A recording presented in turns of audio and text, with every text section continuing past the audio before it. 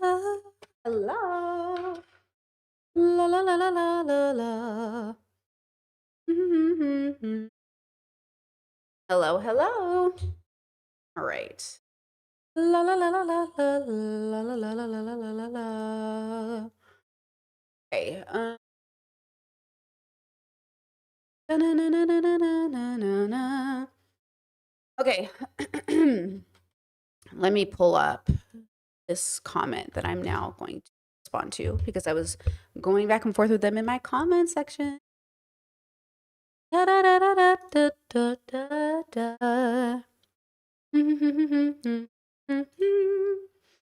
La la la la la la.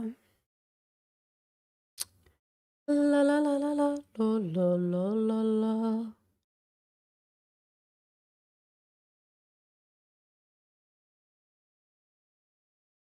I wanna be next to you. La la la la la la. Na na na na na na na na.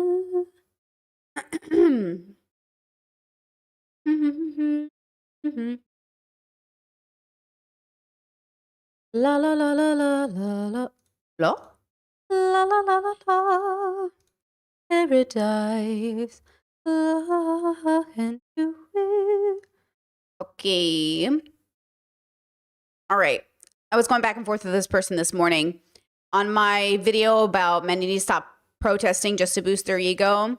It says, girl, what the fuck is the point? Is your point throwing a bomb at criminals is okay if you're 19? First of all, never said that. Your comprehension skills are at a fucking 0 with peace and love, respectfully. Like, comprehension skills at a fucking 0. Thank you.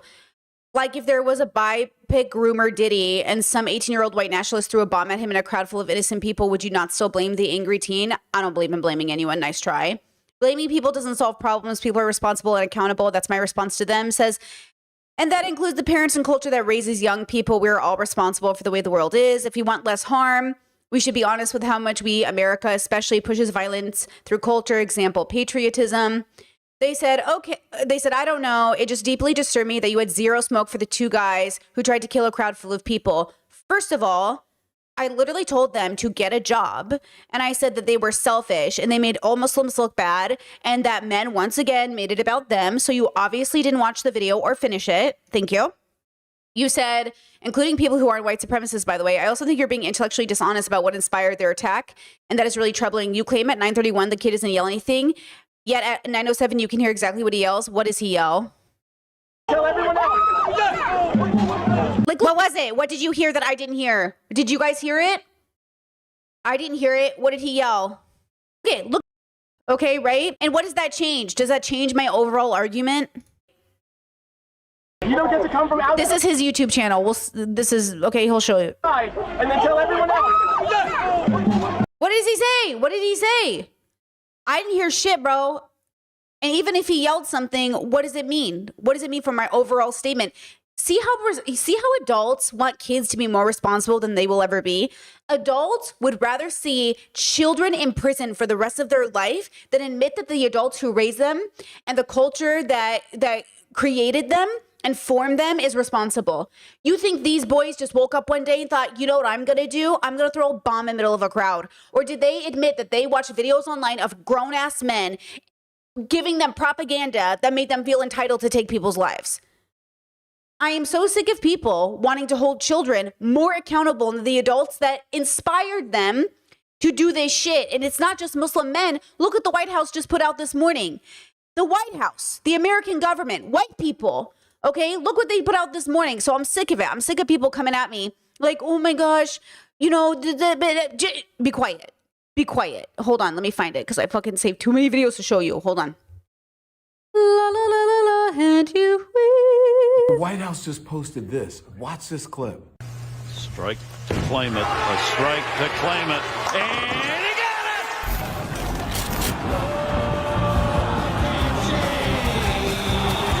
it! The bowling ball says we don't want to stop making nukes. And we're going to get copyrighted because they're using a copyrighted song. I'm going to mute it for a second.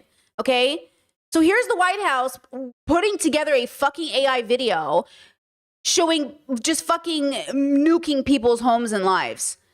And then you have the audacity to say 19-year-old boys who see this rhetoric online aren't going to turn around and fucking try to kill people because that's the bullshit they're taught by adults. Okay? That's the point. The point is adults don't want to be held accountable for the way that they influence children. Okay? The comment continues and says, you can hear exactly what he yells when throwing the bomb. I didn't hear shit.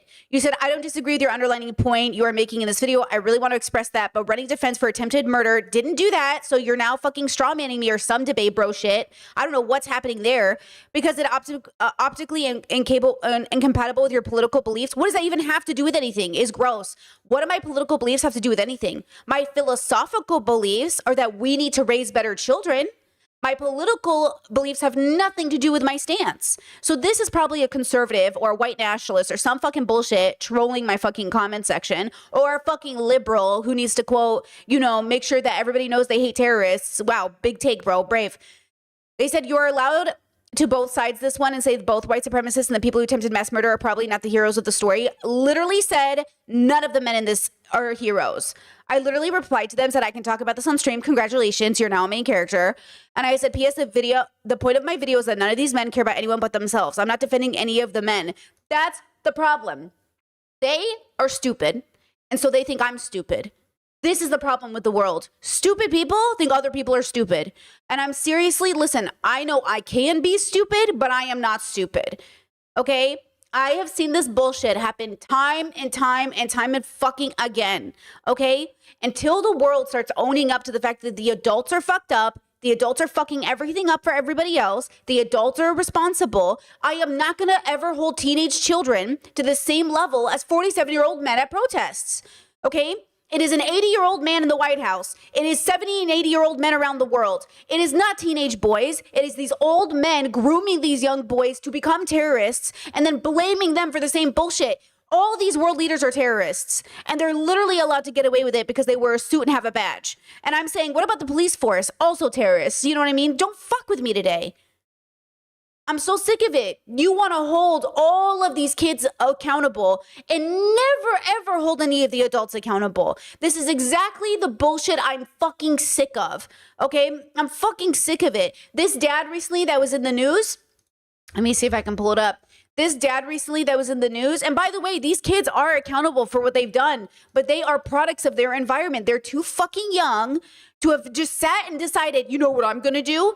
They followed an ideology, they bought into propaganda, heavily based in patriarchy, and then made a fucking decision to feel like a man. That is the adult's problem, okay?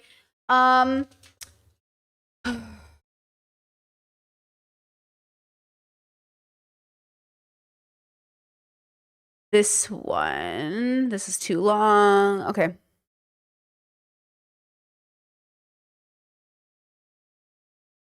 Hello? The Antioch Waffle House shooter's father is going to prison. Travis Reinking killed 4 people and injured 4 others in 2018. His father, Jeffrey, gave him the assault rifle, even though he had a history of mental illness. A judge today sentenced Jeffrey to 18 months in prison. His son is serving multiple life sentences plus 114 years. Okay, so some people, a lot of people in the comment sections were like, why is the father going to jail? I don't get it. What did he do? He gave his son a weapon. Aren't you understanding that you are responsible as an adult? Okay, my dad owned guns my whole life. Never knew where they were. Okay, almost only shot them a couple of times, with him near me. I, to this day, don't even know where my dad keeps his guns. I mean, I'm an adult. I could probably guess. But truly, I'm not sure. Okay, my dad always kept his guns away from his kids. My brother owns guns in his house. He has a safe. Okay, he has them locked up. Okay, like, I grew up in gun culture enough, okay? Kind of like not as much as other people, because again, my dad wasn't out here with a gun. My brother wears a gun on his hip. Okay, my brother lives in the country. He wears a gun to church. Never, ever, ever disregarding safety. I grew up around, or at least was around enough people, couple cowboys, who, yeah, they had guns on them. Okay, never had an accident. Thank goodness, because we as children were also raised very, very strict about guns. Okay, very strict about guns. It's a big deal. It's a big fucking deal. Okay, just like a car is a big fucking deal. It's a killing machine. You have to be responsible when dealing with things that can kill people very easily. Okay? So, you know, who is responsible for teaching their kids gun safety? Parents. Who are responsible for teaching kids car safety? God, I hope your parents. I understand the schools give you, you know, classes, but parents should warn children like you are driving a death machine, right? You know, we're living in a world right now where, and I get it, we all do things we regret 100%, like texting and driving, but we can't even get adults en masse, including my past self, to stop texting and driving, right? How long did it take some of you to stop texting and driving before it finally clicked in your fucking stupid brain? Like, this is probably a bad idea. Even though it sounds obvious to you now, at the time, you were probably like, I'm the exception. I'm actually really good at texting and driving. I'm actually like super responsible with it. And how many of you believe that about yourself right now? Okay, I understand and I am incredibly patient with human beings because I think we're stupid. And I also think we're too damn smart to be being this stupid. We're both things. We're too stupid to be held super accountable, pretty like perfectly accountable. But also, we are too damn smart to be this stupid. Come on now. Come on. So here you are in my comment section, acting like I didn't give any smoke to these teenage boys. You're just mad that I gave the adults more responsibility. You're just upset that I gave the 47-year-old man more responsibility in the situation than the 19-year-old boy. Yeah, congratulations, bro. I will never, never, never treat young people to the same standard. Remember when that happened years ago? Even now, adult men are using younger men as an escape for their bad actions. I see it all the time. Everybody was so mad at me about being so empathetic to younger people. And I was like, they are 10 years younger than us. You're holding them more accountable than you. You're 38, you're 35. What's your excuse? They're 25. They're 25. But the adults want to literally bully children harder than they would ever take responsibility for their actions. And that is why kids are fucked up, because they're looking at you, stupid. They're literally looking at you, stupid. And they're like, well, if adults are doing this and my president is doing this and my military is doing this and my religious groups are doing this, I guess I should do this. So don't blame children when the adults are absolutely responsible for the way we raise our babies. Good morning, everybody. Welcome to the stream. So annoying. Pisses me off, bro. Pisses me off. Adults are so fucking self-righteous. Like, adults are so fucking lazy. You're also fucking lazy to literally look at an 11-year-old and a 12-year-old and a 17-year-old and say, oh, they should have known better. What's your excuse? What's your fucking excuse then? Because you're 35 years old, you're 52 years old, you're 65 years old, and you don't even fucking know how to wipe your ass. So make it make sense, stupid. Make it make sense. I'm going to call adults stupid from now on. I decided. I don't think my father, he needs to hear that a couple more times. I should have said it. I'm so respectful. I'm such a respectful Assyrian daughter. I would never call my parents stupid. But honestly, maybe I should have. Maybe I should have said, you're acting really stupid right now. For an adult, you're being really fucking stupid. Okay? Never. I would have gotten slapped across the face.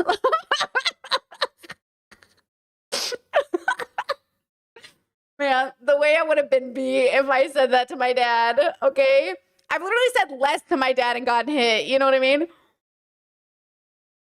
I'm so sick of it. I'm so sick of fucking adults in the room making memes about massacring innocent children at school. You're so fucked up, bro. You're so fucked up. Anyways, I'm fucking sweating bullets right now. My chronic health is at an all-time 10. And you know, the more pain I am, the less patient I have for stupid. Okay, so I took an ibuprofen. You better hope that kicks in or I'm going to yell at everybody in the next 3 seconds. Okay? Nothing makes me more impatient with stupid adults than being in chronic illness, like being in chronic pain. Don't piss me off. Don't piss me off, okay? Ugh. Anyways. To that chatter, I say get a job and stop blaming children for things you can't even figure out in your own life, okay? Those kids are obviously responsible, but also they're not more responsible than the people that indoctrinated them. That's what's so gross about adults too. Like, that's why, guys, with peace and love, we do have a lot of empathy. I know this is so controversial for military soldiers who are dragged into the military at 19, because you really don't understand how much they've been brainwashed by the US government. Like, you do not understand how these boys in high school are targeted by recruiters, targeted and sold a dream of bullshit. And you know who they target? Black and brown kids. They target kids from like areas that are impoverished. They get those white rural kids and they say, you're never going to amount to anything. You're never even going to graduate high school. Let's get you a GED and into the military. Like, you have to understand that, right? Okay? Like, you gotta stop, okay? You gotta stop. You gotta understand why it's so manipulative. And then these boys go and they deeply regret it, but now they can't come back because nobody will embrace them. Yes, there's a path to redemption, but this shit is fucked. This shit is really fucked because if you don't follow orders, they'll paint you, they'll call you a deserter, they'll paint you as the biggest villain in the world. Like, you have to understand, we're social creatures. We get bullied. Okay, we all get bullied. And so even as adults, like, we bully each other, meaning we put each other, like, we pressure people. Me calling you stupid is not bullying you. It's saying a fact. But let me tell you, if I was to bully you, okay, like, it would be unethical. It would be wrong of me to try to bully an adult, but it would be right of me to call it out like I see it. I think you're being incredibly stupid right now and so dangerously disingenuous that you are going to hurt billions of children in the process. And you are not allowed to stand on a moral high ground here. You are not allowed to say, well, Brittany Simon called me stupid. You're lucky. That's the only thing I'm calling you. Okay, I see it. I name it. It is what it is, okay? If you would like me to call you anything but stupid, do not come in my comment section, misunderstand what I have said, when I made it so fucking clear in that video 1,000 times that none of the men in this video care about anybody, okay? And then show up and be more mad at the teenagers than the adults in the crowd, okay? So just to be clear, so you understand, white nationalism and whiteness has killed more people than Muslim terrorism will ever kill.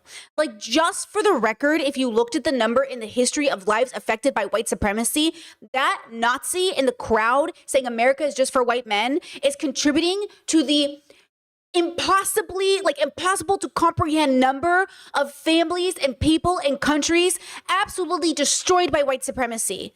Okay? You don't even understand the levels of destruction that white supremacy has caused globally. Like, you can't even comprehend it because they don't teach it to you. So yeah, when I see a bigger threat to Muslim teenagers watching a stupid video online and making a stupid bomb, or a man contributing to a literal movement that has killed trillions of people, yeah, I'm probably going to be on the side of the, you know what I mean? Of neither, by the way, because men suck. But I'm probably going to be more empathetic to the teenagers listening to propaganda than the grown-ass men who had been arrested, been pardoned by the President of the United States, and then spent his time being pardoned pushing white supremacist talking points. He didn't have a change of heart. He didn't have that moment where he was like, you know what? Maybe I should reevaluate my life. Okay, maybe I should do something different. No, he got out of prison, was pardoned by the president, Jake, whatever his name is, Lang, and then came back and was pushing white supremacist talking points, which, by the way, the president is for. Okay? So those two boys, whose lives are officially ruined, were ruined by the grown men who made them believe this is what they should do as men, who made them believe the most righteous thing to do was throw a bomb in a crowd of people. And instead of looking at the source that created this so we can prevent it in more young boys, you're to only focus on the fact that these two boys were there. And by the way, thank goodness no one got hurt. Truly, thank goodness no one got hurt. But it won't matter for these boys' lives. They got hurt. These boys were the victims. That's the irony. Because nobody got hurt and the bomb didn't explode, now the only victims in this are those two boys. Victims of their own fucking stupidity and victims of the adults around them who are fucking stupid. How sad is that, bro? How sad. Two boys threw away their whole fucking future in life because adults told them to. Congratulations, okay? Absolutely stupid. Absolutely stupid, okay? All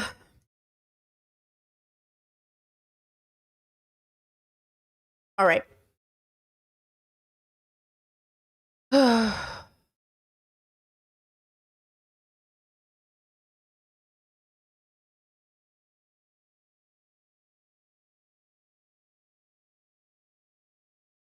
All right, let's read comments and then I'll go to the next topic. Chet said, as an impoverished black autistic woman, it almost got me. So absolutely. Oh, they almost got me too. You know what I mean? And they definitely got 4 of my brothers, all of which have no good stories from the military. Okay, all 4 hated their fucking time in the military. All they have is horror stories. Okay, but I remember walking into a recruiter's office too, because I was like, man, I'm really desperate for some money. Man, I really want some stability. Uh-oh. You know what I mean? Crazy, absolutely insane. Okay. Yeah, Chet said, let's not pretend they aren't going to get the book thrown at them. They're literally going to prison for life. That's it. Their life is over. 18 years old, 19 years old, over. Just absolutely over. So devastating. Marcus with the super chat says, the whole do as I say, not as I do is really annoying when people, when talking to older people. 100%. Thank you, Marcus, for that super chat. No, you're right. Like, that's the worst part, you know? Right now, we're trying to break a generational curse in the family about hitting kids. And it's really hard to get the adults to stop hitting the children. Like, it's really difficult. And I'm like, listen, you can't beat your wife. You shouldn't be able to beat your kid. You know what I mean? Like, why would you, in all of your strength, use that against a child? And I say this as somebody who used to spank my nieces and nephews, who has done that. And I have so much guilt over that. I'm going to have to apologize to them when they're 15 and 16. They can really understand it. Because right now, the kids are also buying into the narrative that, like, oh, the baby's being manipulative. Oh, the kids are being manipulative, because the adults say that. That's why I went so hard on Chat a few months ago when Chat's like, kids are manipulative. Don't say that. Because I grew up in a bubble where adults think babies are manipulative, so they spank them or punish them. Oh, they're playing with me. Oh, they know what they're doing. Oh, they know they're trying to piss me off. Oh, they know they're not eating their food. They know they're doing this. They're babies. They're babies. Be a grown-up, okay? They're babies. And the problem is the children hear that, and so the children go, oh, yeah, they're being manipulative. They're kids. They're learning to survive. It doesn't matter if naturally they are practicing manipulation, like not negative manipulation, but survival manipulation, because they don't have, they're trying to communicate. They're 2. You know what I mean? They're 1 and 2. The babies are trying to figure out how to survive. That's what we do. We're mammals. We're animals. Like, we're literally trying to figure it out, but you don't understand the science. So you think, oh, it's evil. It's not evil. It's survival. They're scared of you. They're trying to figure out how to survive in a scary situation. They're trying to figure out how to survive, or a neutral situation, but they're trying to figure out how to survive. Like, that's what they're supposed to be doing. And you're supposed to be nurturing them into adulthood. Yeah, Chad said they know better. They literally don't. They literally don't understand the full context of the social situation. And so for you as a grown-up to look at a 2-year-old and to be like, they're manipulating me. Oh my God, go to therapy. Just fucking there's no study, no data that shows any benefit to hitting your kids. But billions and billions of people on this planet hit their kids. So again, I am so sick of adults trying to hold children more accountable than themselves. Literally, I'm so tired of it. And if I hear it out of anyone else's mouth, okay, I'm going to yell at you again. Thank you.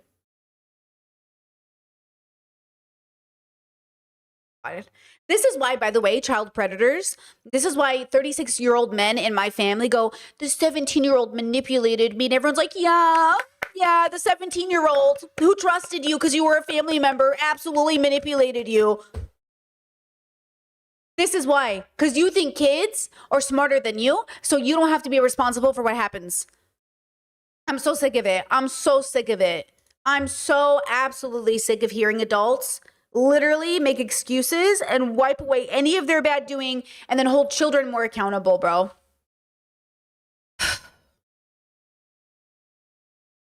So exhausting. So exhausting. Yeah, chat says, and then we wonder why people don't clock being hit in a relationship is wrong. We've been hit since we got here. Literally, it's like you don't understand that we're recreating in so many ways, like the way we were raised and the way, like, okay, so on my secondary channel, my commentary channel, I made that video about like the whole point of like marry guys like your father is you're supposed to marry a guy who treats you the way your father treats your mother. And then some people in my comment section were like, oh my God, I hope I never marry somebody who like my father. And I'm like, but that's good to know too.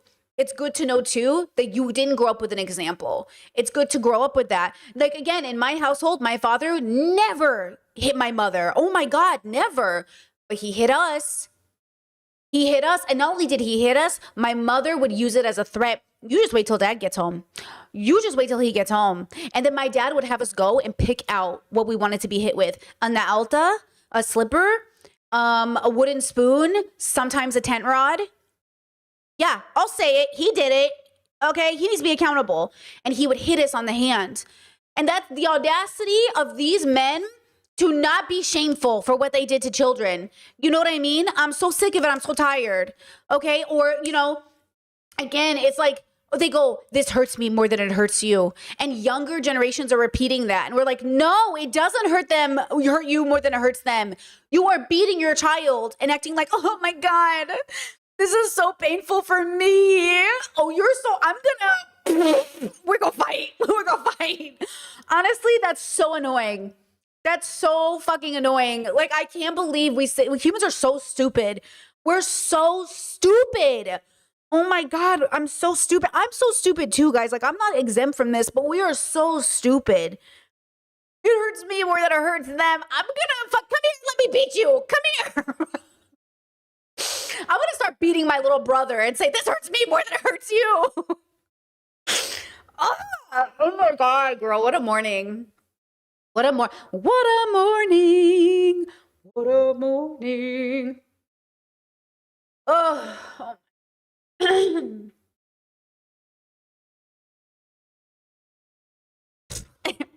It hurts me more than it hurts you. That's crazy. What a crazy thing to say out loud, bro. And they go, oh my God, I can't believe she has BPD. Oh my God, I can't believe she's like fucking doesn't trust people. Oh my God, I can't believe this guy turned out to abuse his girlfriend. Oh my God, I can't believe this guy. Okay, anyways, let's talk about feeding the homeless because my TikTok shared this. Okay, ready? What do you guys think about this? Okay, let me start it over. Hold on, Instagram is so weird. Hello? Okay, when billions are wasted on wars, borders, and cops, people are starving on the streets. Cooking for the homeless is rebellion, not kindness. What do you guys think about this video? I would play the sound, but it's copyrighted. Okay, what do you think? What are our thoughts? Oh, damn, bro.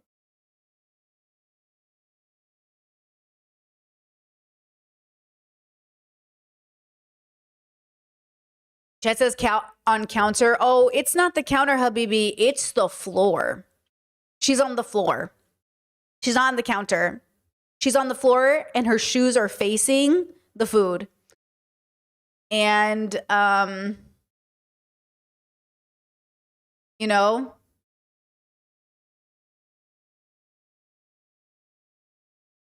there's even some spaghetti hanging over the package and on the floor.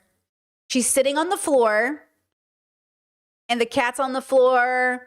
And I'm just going to say to this right now, the reason we don't let Indiana on the counters and the reason we have to wipe down the counters 100 times a day before we cook on them is because Indiana's hair is everywhere. Okay, we have a cat. Her hair is everywhere. If we drop food on the floor, it's dead to us. We're not eating that. It's gone. Oh, well. Okay, I don't care what it is. If you pick it up, it just comes out with a ton of hair. And we sweep and vacuum. It doesn't matter. It's insane the amount of hair animals leave. Okay, so then in the comments, she was kind of like fighting for her life, to be honest. She was really fighting for her life. Let's see. Hold on. Okay.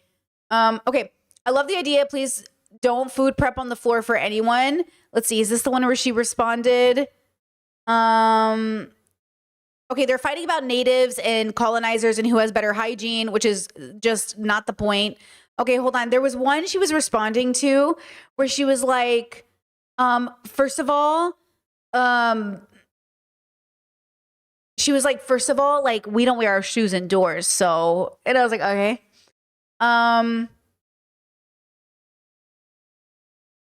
Okay, hold on. This comment says, it's interesting to see people in the comments saying, if I were homeless, I wouldn't care. In response to other people saying, don't meal prep on the floor with food right by your shoes and your pets hovering over the food. And in this back and forth type of thing, with the people receiving the meals like this are kind of being erased in the process. It's also starting to sound as if people are saying homeless people should be grateful for anything given to them, no matter how it was prepared. When I was in a battered woman in children's shelter with my mom as a kid, they used to leave plates out at the counter for us, even if we weren't at dinner time, which meant flies and everything could land on the food. And they expected us to just be grateful that we had a free meal, which is interesting to think about. Even if I only had one thing to offer, I always ask if people want it. I don't give it because they should be grateful. So if in our activism and in a way we show up for others, especially those who might not have as much as us, we should always remember that everyone has a choice, man. It's a beautiful gesture. No one's negating that. We'd love to see it. Absolutely. Thank you for prepping meals and people in these times, especially with these grocery prices. LOL. I think the issue is that people are gross. It doesn't matter. Okay, it's a bigger conversation than it just being about unhoused people. It also is just that people are gross, and how they prep food in their kitchens is just a testament. Like, look, people on Love is Blind, everyone's always letting their cats on the counter. Like, they think it's cute. And maybe it's because I grew up as Syrian, but no animals on the counter and tables. That's where food goes, not animals. You know what I mean? And like, that's why you wipe everything down 100 times.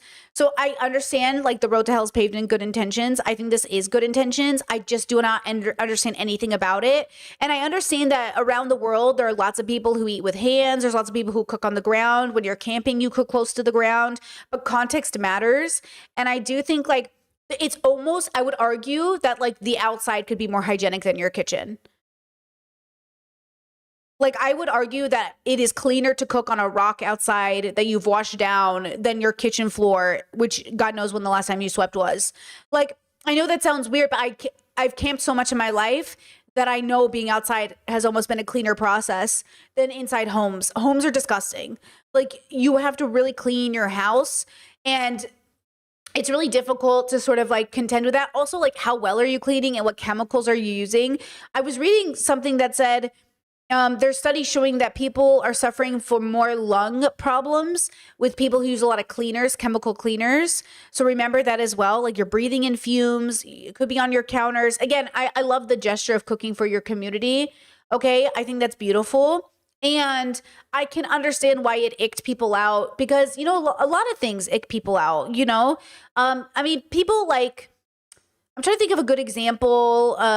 Like, okay, I don't know if you guys are this kind of person, but honestly, we wash our hands so much that like we really are mistreating our skin at this point. But like I am every time I'm cooking, any little thing, I'm like, and then we even have rules about like when we use paper towel versus when we use the kitchen towel, and then the kitchen towel gets washed so often, like, because I don't want to put certain things, like I don't want to carry the bacteria. Like I'm not even the cleanest person in the world. Like I'm not like the most pristine person. And yet even I am probably too much for what I think is the average person.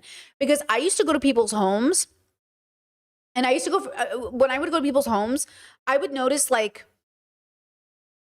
just like a level of unclean that even I was like, am I clean? Like, you know, you look at yourself and you kind of think you're messy. But I realized like we are messy, but we're not like dirty. Like even my sister was like, why is your apartment so clean? I was like, is it?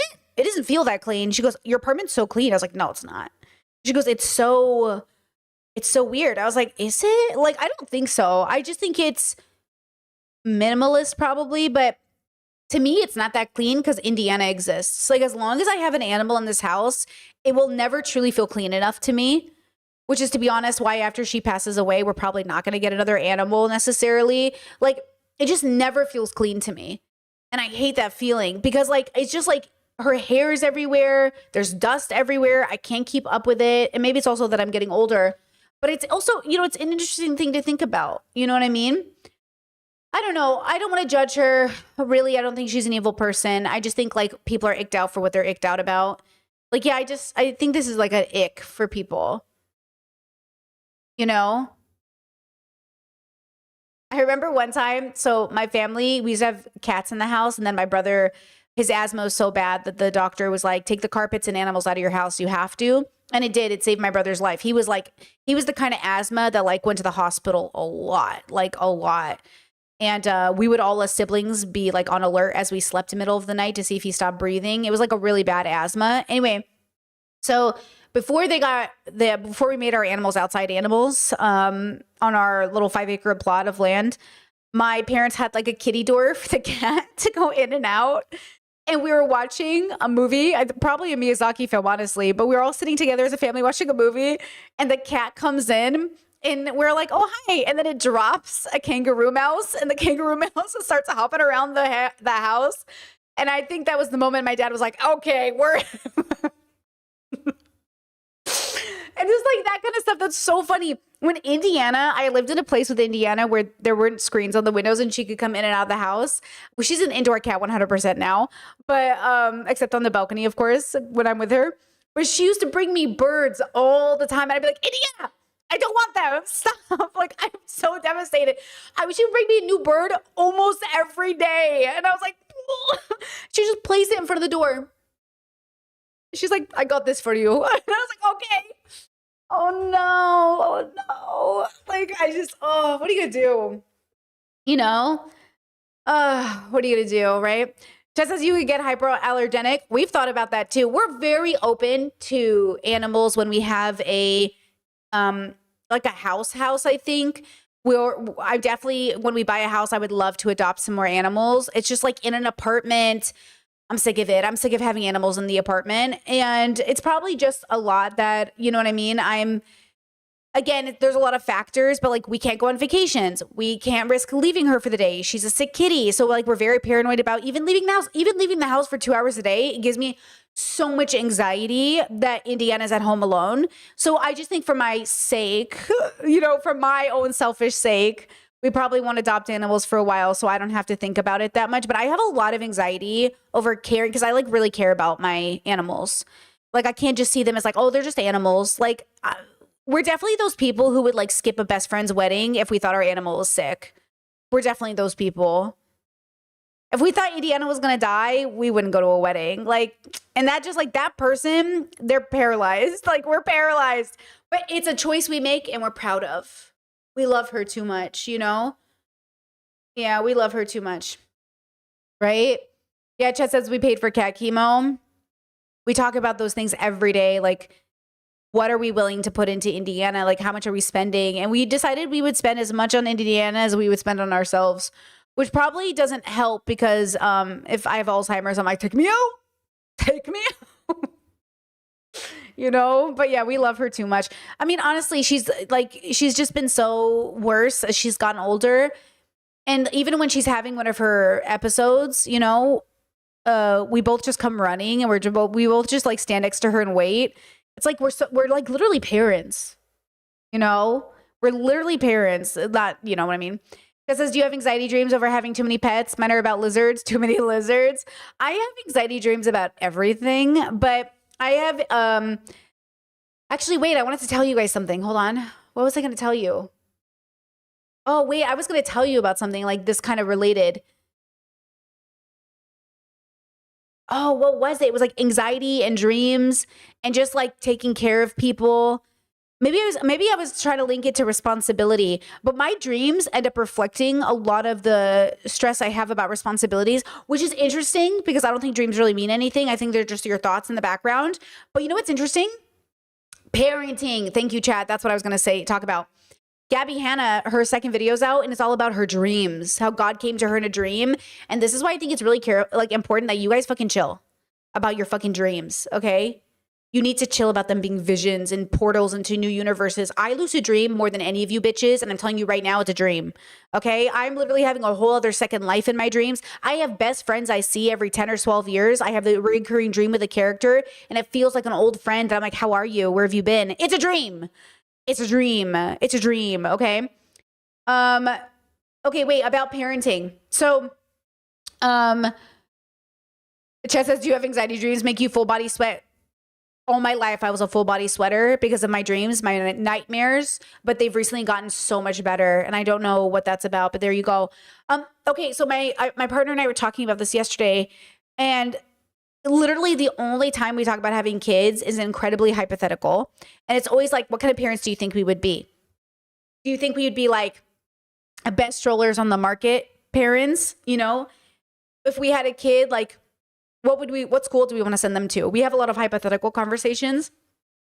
because we're really just learning about ourselves, right? It's really not about the kids.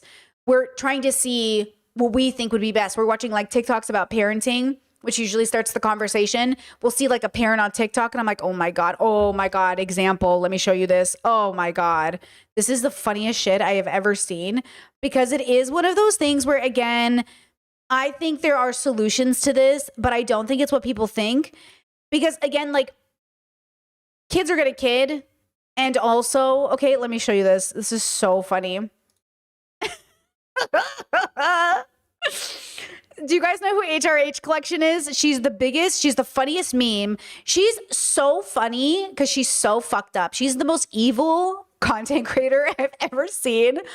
And she's so memeable. She's like Trisha. You love her, you hate her. Because she's so evil, but she's so iconic, but she's so evil. Which, by the way, we're going to talk about that later today, how we made evil sexy. She had a kid, if you guys don't know. And her kid is a tantrumy kid. And just look at this. We're not going to have an ill-mannered child like a jungle mother, like a jealous jungle mother.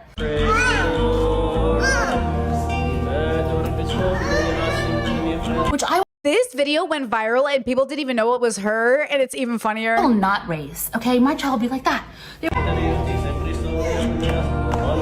Also, what does this woman know about Catholicism? All these fucking fake Catholics. This woman is such a fake bitch. I love her. Bitch, non-derogatory. I can say it, you can't. And no, you don't The men can't say it. have to bring toys everywhere you fucking go.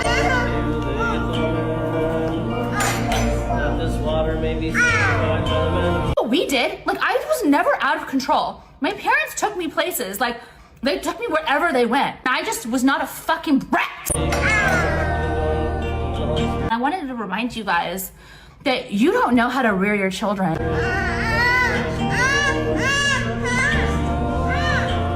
You're not going to have an ill-mannered child. Listen, okay? I'm assuming this is real.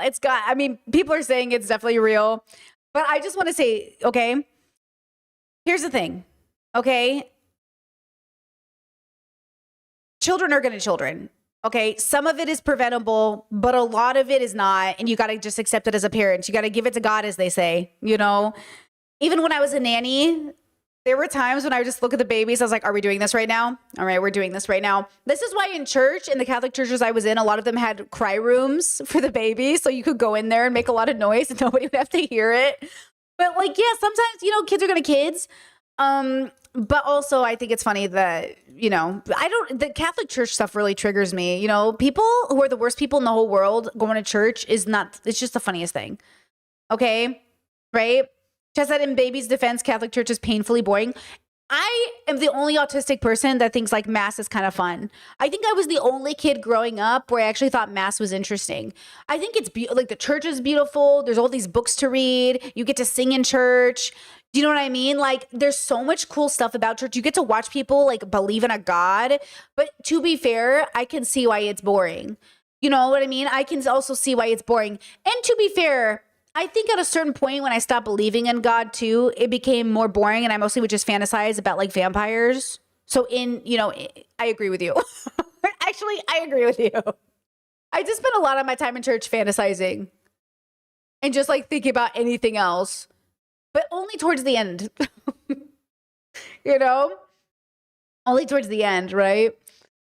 Right? What are you going to do? Okay, let's see. My family wasn't Catholic, but my friend was, and it was so interesting, much more ritualistic than I was used to. Yeah, Catholics love their fucking rituals, bro. They're fucking, Shimad Baba Bruno Rahakucha. I mean, their whole like fucking, they love their little rituals, kneeling and praying and standing and yeah, getting, whatever. They love it, Okay. You know what I really like about Catholic churches? The churches, Croatia. Oh my God, bro. You will see a church that from the outside looks basic as fuck, like beige. And then you'll walk in and you're like, what is that? Like, it's like a goth Jesus kingdom. The art is beautiful. The woodworking is beautiful. The organ is just, oh my God. Like, it's kind of crazy. Like, it's insane. The churches in Croatia, like the most like little tiny looking church.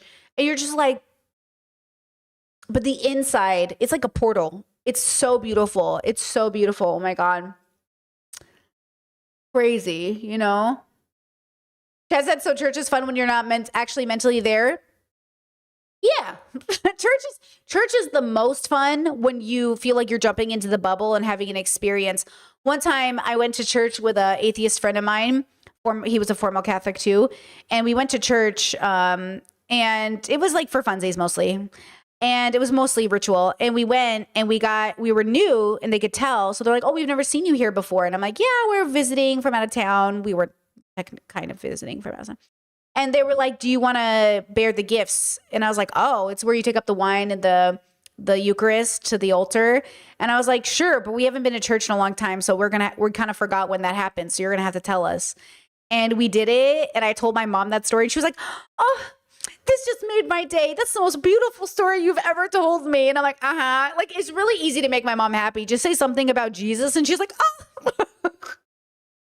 It's also really easy to make my mom mad. Just say something about Jesus. And she's like, don't joke about my Lord Jesus Christ. And I'm like, okay. Okay. You know what I mean? Yes, former Catholic, but Christmas Mass slaps. Christmas Mass was pretty good. It's a longer Mass, you know, depending on which one you go to. Midnight Mass can be like 3 hours, bro. But regular Christmas Mass is like an hour and a half, maybe a little longer, shorter. But Christmas Mass is the decorations. I'm telling you, it's the vibe. If the vibe is good, you're vibing. It's that's what it is. I'm telling you. With the right energy, okay, why do you think people are so desperate that they want to go back to church again? They're looking for a vibe. Palm Sunday was my personal favorite. Oh my God, I did love Palm Sunday too. I loved it. Actually, I think Ash Wednesday was also pretty cool because I liked having the ashes on my forehead. It felt like I was really a part of something. I felt like I was doing something. Like, okay, you know the way white people with no culture really romanticize like Native Americans and stuff, and they get into like blessing people with sage and stuff. Okay, Catholics already had that shit. Like, we have it. We do ashes on our forehead. We do things. So then it felt like I never needed to be envious of natives or anybody else or not think I was anything because Catholics already have ritual. And that's why we vibe. That's why, like, when I dated a guy who had a native dad, he was like, can I bless you? I was like, bro, bring it on. Like, I'm used to this. Bless me. You know what I mean? Like, do it. Like, I love a little blessing, you know, but we have rituals, you know, we have it. We have the costumes, we have the music, we have all of it. But of course, all of it's a made up construct to make us feel like, you know, we have tradition and it's practice.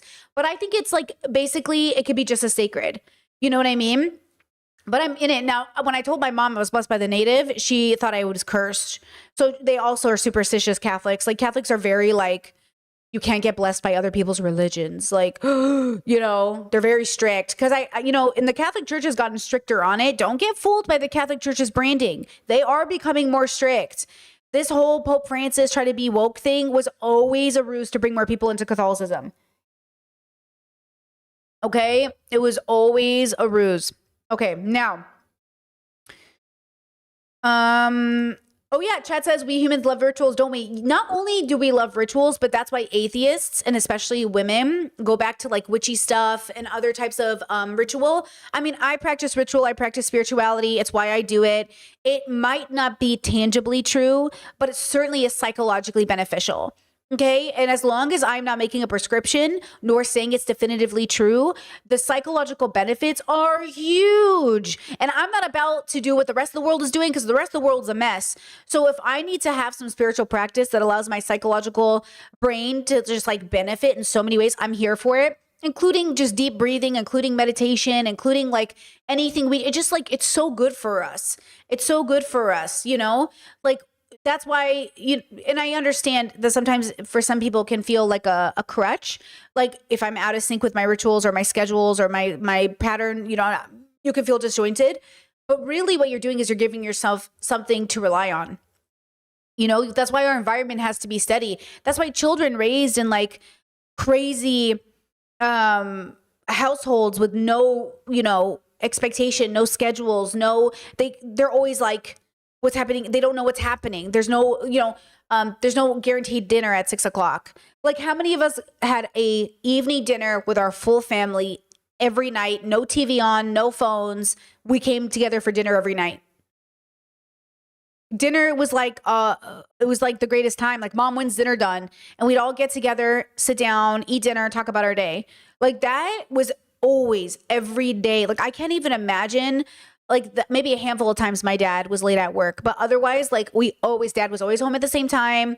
You know, my parents though are both their life is very like ritualed out, very scheduled out, very routined out, you know? Rituals are more like prayer and meditation. Routine is more like consistency in your schedule, but you can sometimes overlap your routine with your ritual. So I have a routine that I add my rituals into, but my routine and my rituals, they coincide in a sense, but they're not the same things for the chat asking.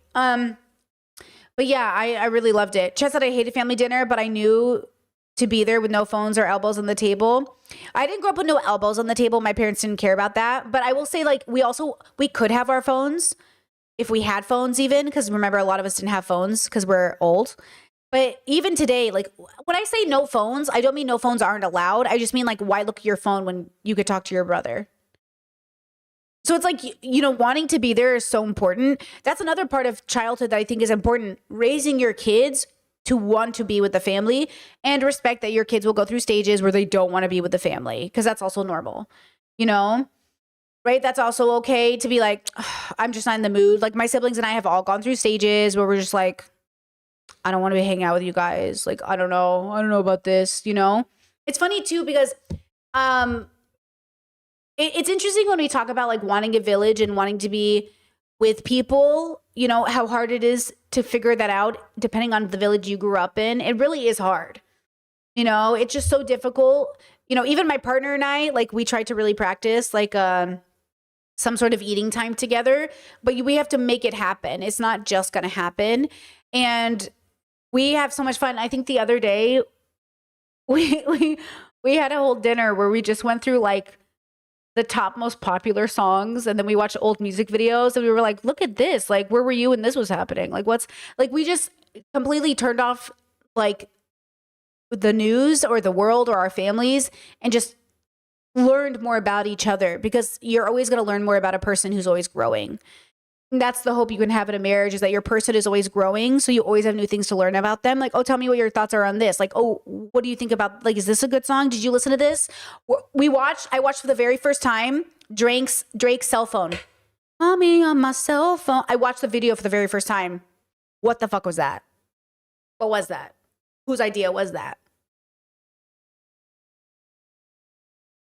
What's happening? What was that video? I felt like a virgin, you know? I felt like a virgin such for the very first time. I was like, and my partner's like, you never saw the video? I was like, I never watched this video. Call me on my cell phone. And I was like, what is this? It was crazy. Okay, I watched Sorry. I watched Sorry.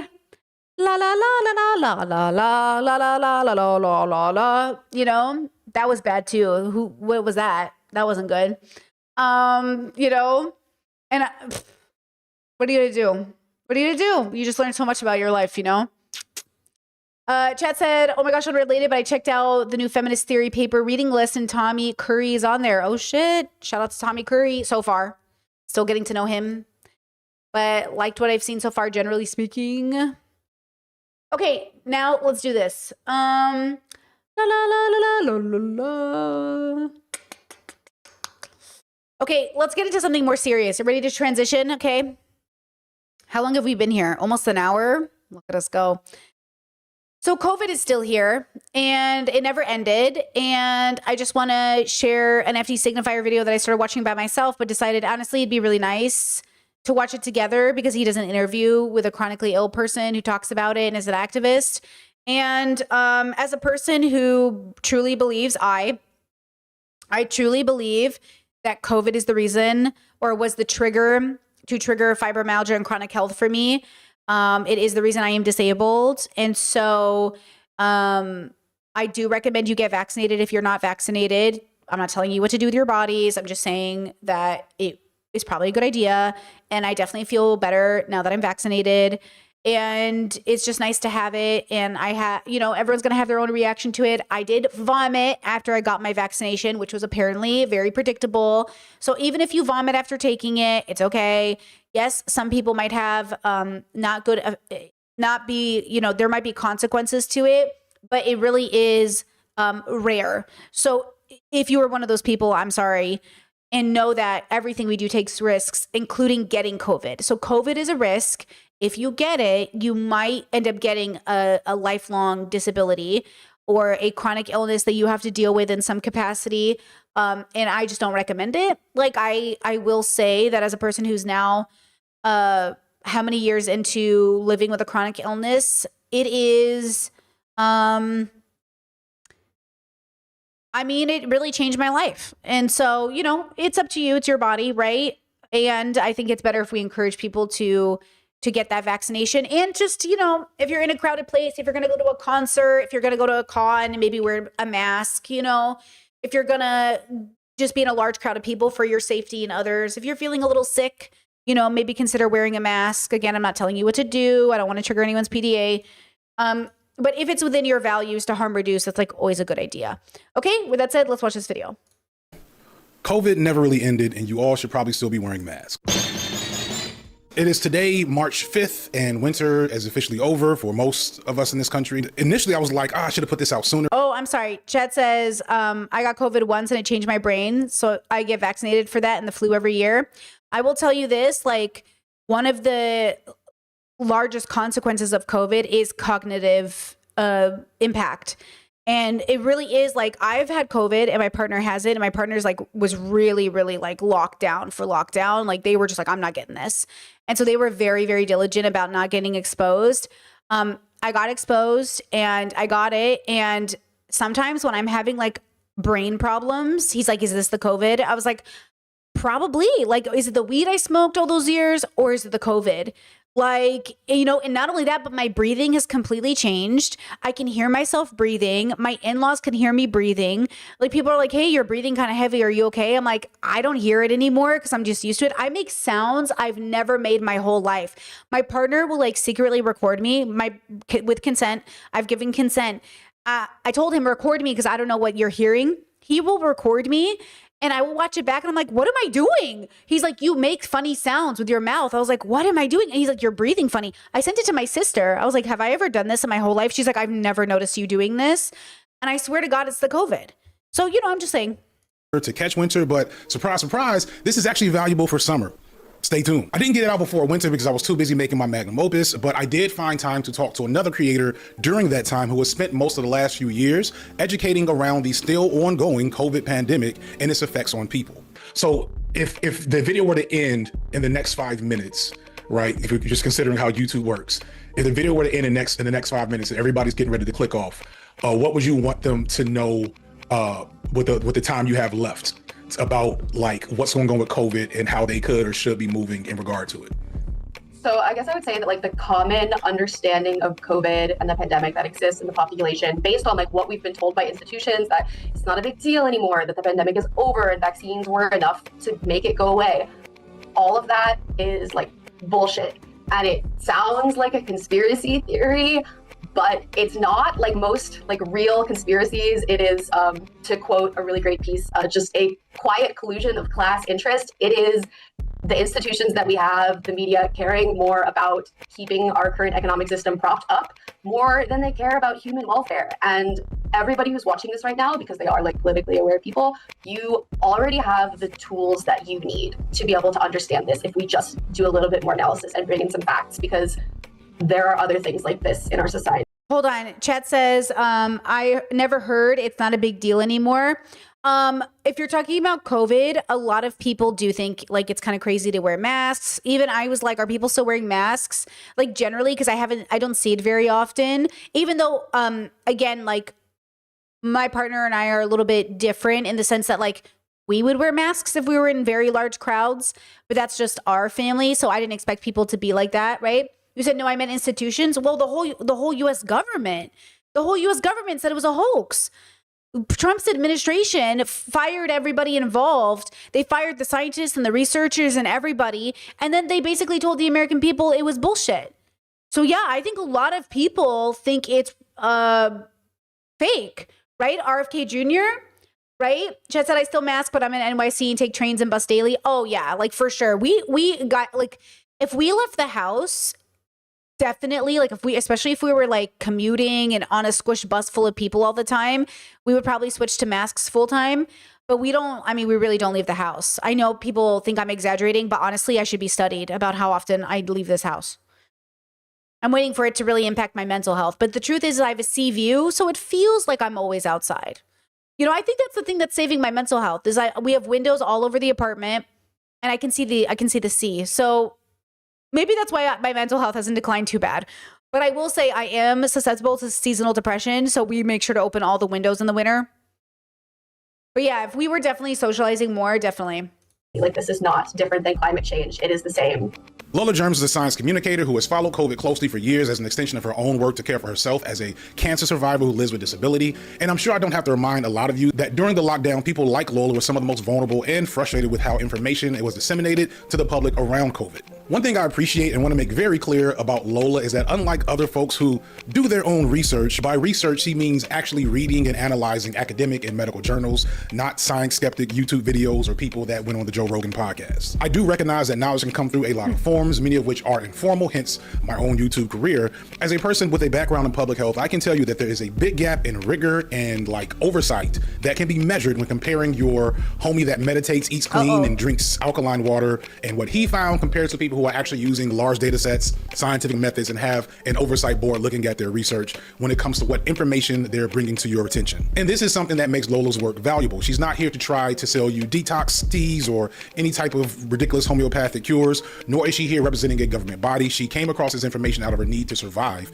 and it's information that all of us, including myself, can put more effort into giving our energy and time to. But let me backtrack a bit to just talk about the ongoing problem of COVID and how it's still affecting everyone, myself included. Since COVID began in 2020, I've only had 2 confirmed COVID infections, one in 2021 and one in 2025. But it's possible I've had more. I really can't call it. None of us can. The research, as I'll get to later, shows that a lot of people are carrying COVID and have had COVID infections that were asymptomatic. COVID infections don't look one way, and just because you don't get sick doesn't mean you're not being affected by the virus. And for me in particular, either because of my willingness to stay vaxxed or general physiology, my infections have never been all that bad. I've only had one day out of the 2 times I've been infected where I really felt like I needed to stay in bed. However, I do know that my first infection in 2021 was soon followed by a significant rise in inflammation in my body that I still deal with to this day, which causes me on again, off again, chronic pain and mild tinnitus. On top of that, some of you that maybe joined me to play Resident Evil recently, you noticed that for a second, I genuinely started to get dizzy because I was playing the game in first person.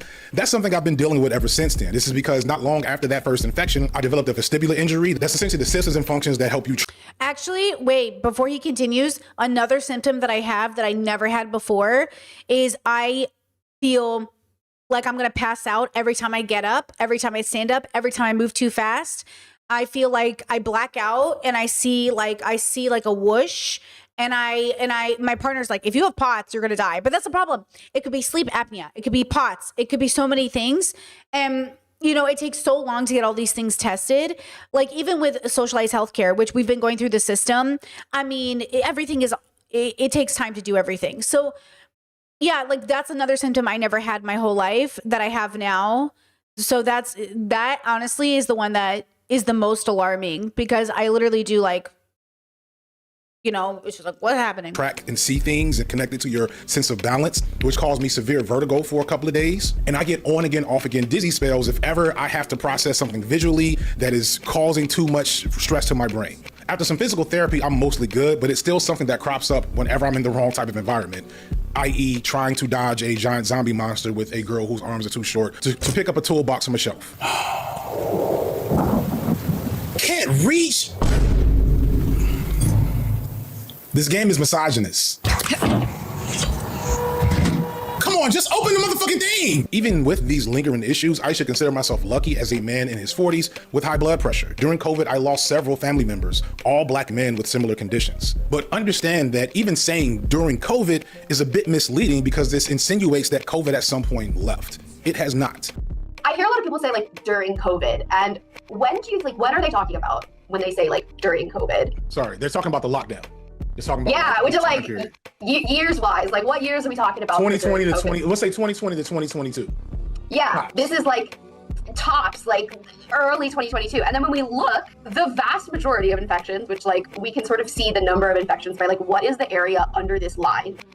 Where do we have the most area under the line? Is it during COVID or is it after COVID? It's definitely after COVID. Yes. the vast majority of Hold on. First of all, they absolutely mean during lockdown. But chat said it's the blood rushing to your head after being sedentary for a while. I get that sometimes. I get it every time. Every single time. When I practice yoga, I get it during yoga. We do this thing in yoga where we go down to the floor and come back up. I get it every single time. That's why it's a red flag. If it was just happening on occasion, I wouldn't have thought about it. Every single time. And that's never happened to me in my life. Never, ever, ever happened to me in my life. So we're going to get that checked out too, to be like, hey, what is this? But it takes a long time to get through this process. Like, you know how it is going to the doctor. the COVID infections that have happened in the United States have been since COVID. 2022. Have been since COVID. The whole like during COVID and after COVID, like it didn't go anywhere. And this wastewater data, like Mike Herger, who does this, he's like compiling a couple sources, but the main source for this data is the CDC's wastewater numbers. Right. But to bring it back to the systemic nature, the CDC, I know this locally because I'm in Atlanta, the CDC has been gutted, and what hasn't been gutted has been mutilated. While COVID-related deaths have dropped significantly since it started, the infections have not. And again, while the actual symptoms of an infection from COVID for most healthy people these days isn't cause for alarm, the underlying damage that COVID seems to ostensibly do to healthy people, as well as the immunocompromised, is a huge issue that is, for the most part, being ignored by everyone, including many of us on the left. And this is especially true now that COVID is no longer seen as a life-threatening illness. But this belies several issues, the first of which is that COVID, as indicated in my own personal experience, has the capacity to do lasting damage. And long COVID is a thing that seems like it will be with us for the foreseeable future. I personally don't know enough about the nature of long COVID to get deep into it. I'd rather you go watch Lola Germ's video on the topic, as she is by far more informed on the topic than I am. But I will point out that most research about long COVID and its possible issues indicate that the likelihood of getting long COVID increases with every COVID infection, whether it's symptomatic or asymptomatic. And the threat of COVID's complex set of debilitating effects puts immunocompromised people and those close to them, such as Lola, into a position where they essentially have to live apart from society, especially since something like masking or mitigation efforts. Pause. Wait. Chat says, do you need lots of salt? Sorry, I just jumped back in the stream. Why? What does that have to do with anything?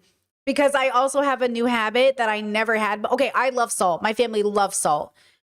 But my salt intake has increased so severely that I'm like, am I dying?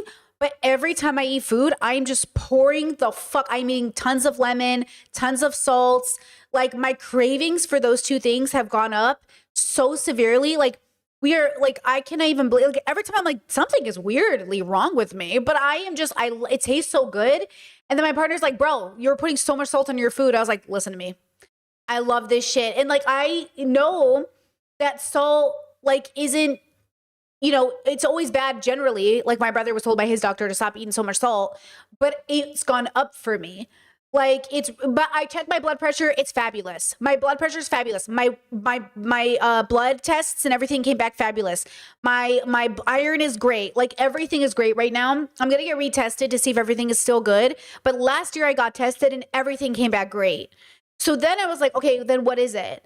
So now I'm wondering like, okay, this is why I say good data is also just eliminating things. That's what you're looking for. That's what most therapy is, most doctor visits are.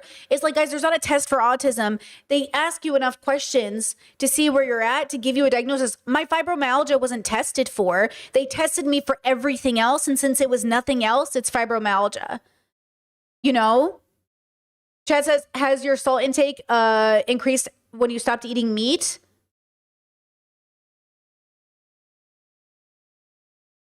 Yeah, I think so. I always love salt. I've always loved it, but I don't think I noticed how much salt I was using maybe until I went plant-based. Maybe there's a correlation, or maybe there's something there. Maybe there is a correlation there. I don't know.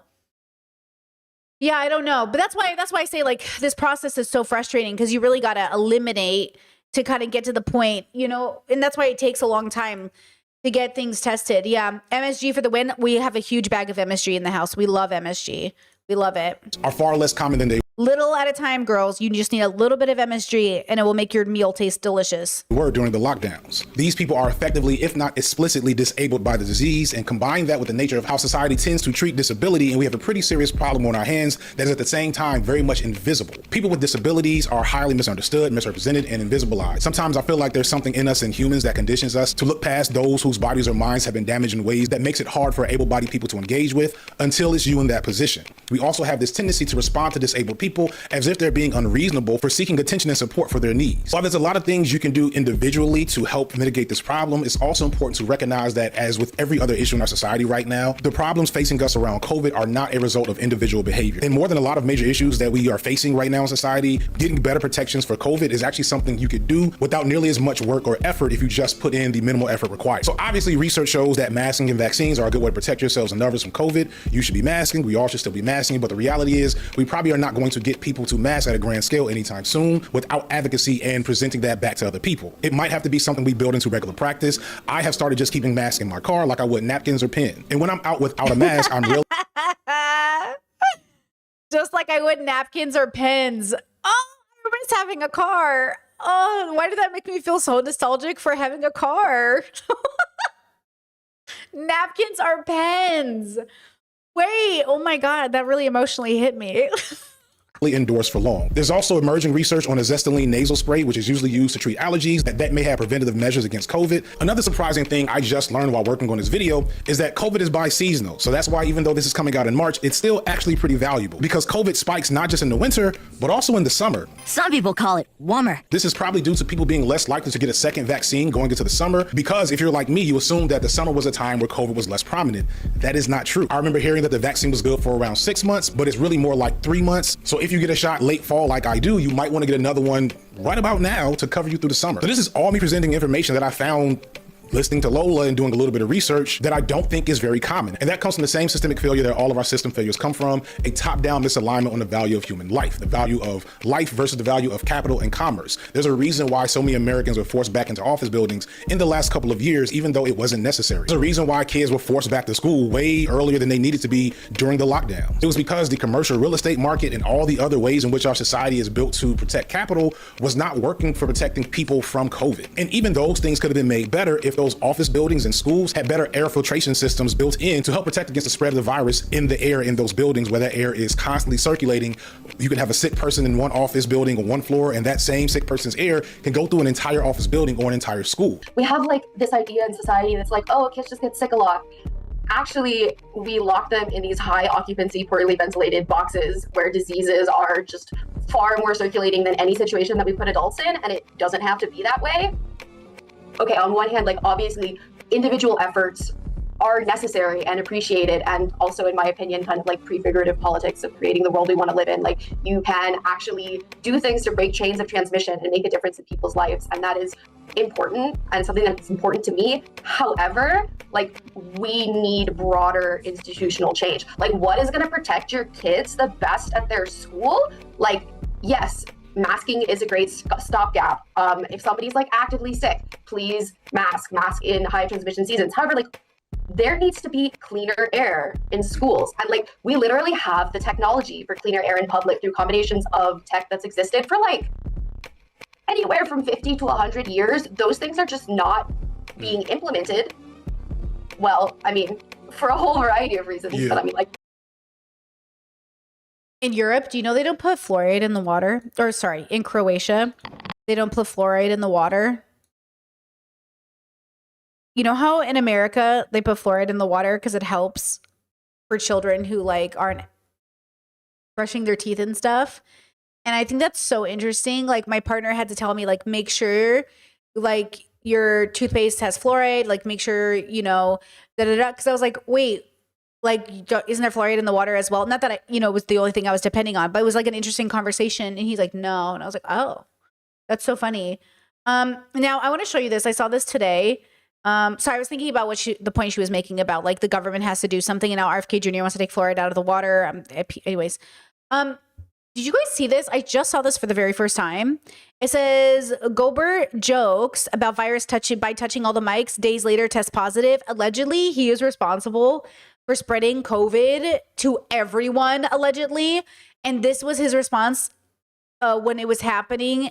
Just so you guys understand people's attitudes, including my own. Like, honestly, when COVID first started, honestly, it triggered my PDA so hard, and it was really, really traumatizing to have to learn how to wear a mask because I have a suffocation related trigger for my assault. And I eventually got through it, but it took me a really long time. So I understand, I do, from a psychological perspective, how hard COVID was. And so I don't take it for granted when people say like, oh, it was easy, just mask up. Like, it sounds easy until like you understand like how claustrophobic like people were in masks or how weird it was. And when I eventually got to the point where I could wear masks, there was also the community who was like, why are you wearing a mask? That's so stupid. So here I was working so hard to learn how to wear a mask, and it was really triggering. So it made my leftist friends made me feel like I wasn't taking it as seriously. And I get it, because I think I wasn't taking it that seriously. And then it was like, okay, I'm going to learn how to wear a mask. And then it was like so triggering. And then it was like my conservative people, my family, was like, oh my God, your mask is so stupid. And I was like, you're all so stupid. And like, there's just no support. So that's why I say, like, if you wait for your community to do shit, you're not going to learn. And so I just had to decide myself that I cared enough about this to do something about it. Because if I kept relying on my community to encourage me, I just would have been fucked both ways. You know what I mean? Okay, check this out. He stands up to go, and then he turns back around and touches all the microphones with his hands. Days later, gets COVID. Days later, a whole bunch of his teammates get COVID. Oops. Yeah. Also, I just have lost some shocking. Fuck! I just lost my timestamp on the video. No. Hold on. Let me try to find it again. La, la, la, la, la, la, la, la, la, la. I think it's over here. La, la, la, la, la, la, la, la. Like, yes, masking is a great stopgap. If somebody's like actively sick, please mask in high transmission. No. Chat said COVID is airborne, so I don't think it was the touching, but it's the messaging, right? It's the messaging. That's what it is. It's like the disregard. It's like the entitlement. Seasons. However, like, there needs to be cleaner air in schools. And like, okay, so we need to hear this. For a whole variety of reasons. Yeah. But I mean, like, people don't realize. We can't even get kids free lunches. They're definitely. No, yeah, exactly. But investing in filtration systems that keep the virus out of the air is something we can actually get done by organizing your workplace or going to your local school board and demanding that they invest in those things for those children or for their workers. This is what I mean when I say this is something that's a little bit easier than the things that we're also being challenged with in the world right now. Because as a citizen, as a worker at a workplace, you can confront and demand certain concessions to the people that are in power over those institutions. You can organize your fellow workers or organize parents at your school. You can show up at a school board meeting. I've even made attempts with my own children at their school to get everybody to mask more, especially after holiday situations where I know more and more people are going to be coming back into the school with infection. On top of this, of course, you should be educating yourself more thoroughly on the issue as well as your peers. If not for the homie Bellamy staying on my ass about this topic, I probably Wait, he said Bellamy, and I laughed because I thought he meant from One Piece. He has a friend named Bellamy? have not the issue as well as your peers. If not for the homie Bellamy staying on Wait, does he have a homie named Bellamy? That's great. my ass about this topic, I probably would have not thought too deeply about it myself in the last couple of years. This is a major key about any social change. It comes from communal work, not call out videos. I'm not saying don't address the issue aggressively or seek accountability from folks in power for lacking on the issue, but real change comes from close connections, not causal punishment. It comes from caring about the things that other people are going through as if it might be something you go through, not the satisfaction of knowing that you were right about a topic, that you had a good take. Speaking of good takes though, one of the earliest videos to ring the alarm on COVID's effects on the brain was Neurotransmissions, a health and science channel that was examining the effects of COVID and many other things on the brain years ago.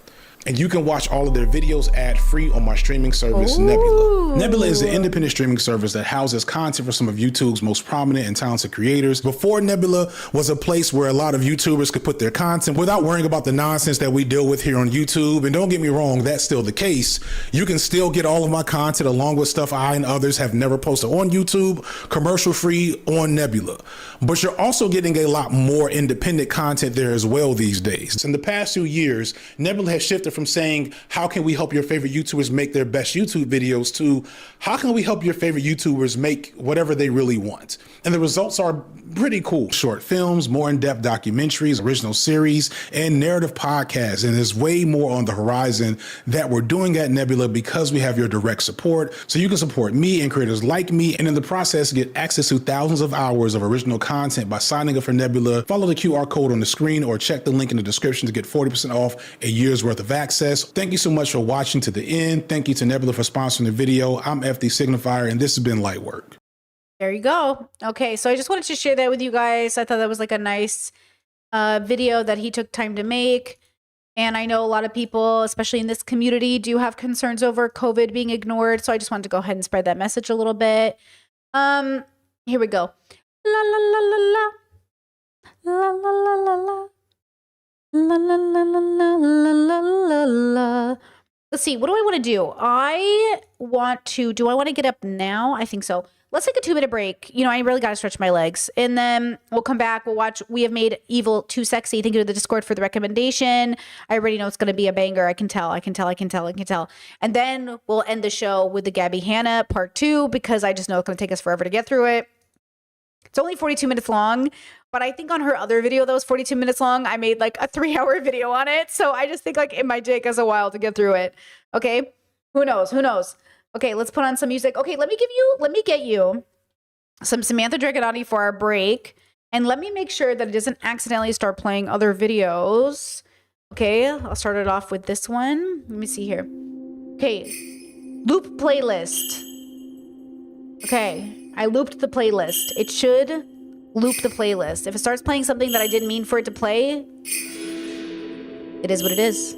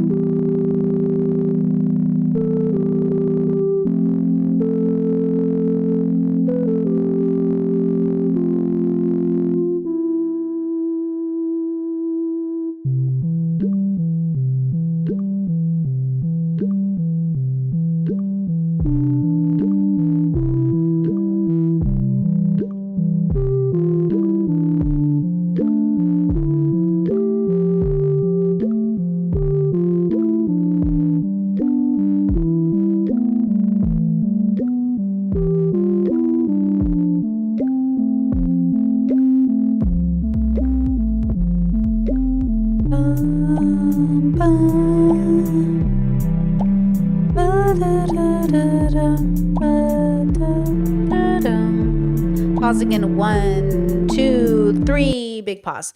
All right, Samantha Dragotti, links in the description for music.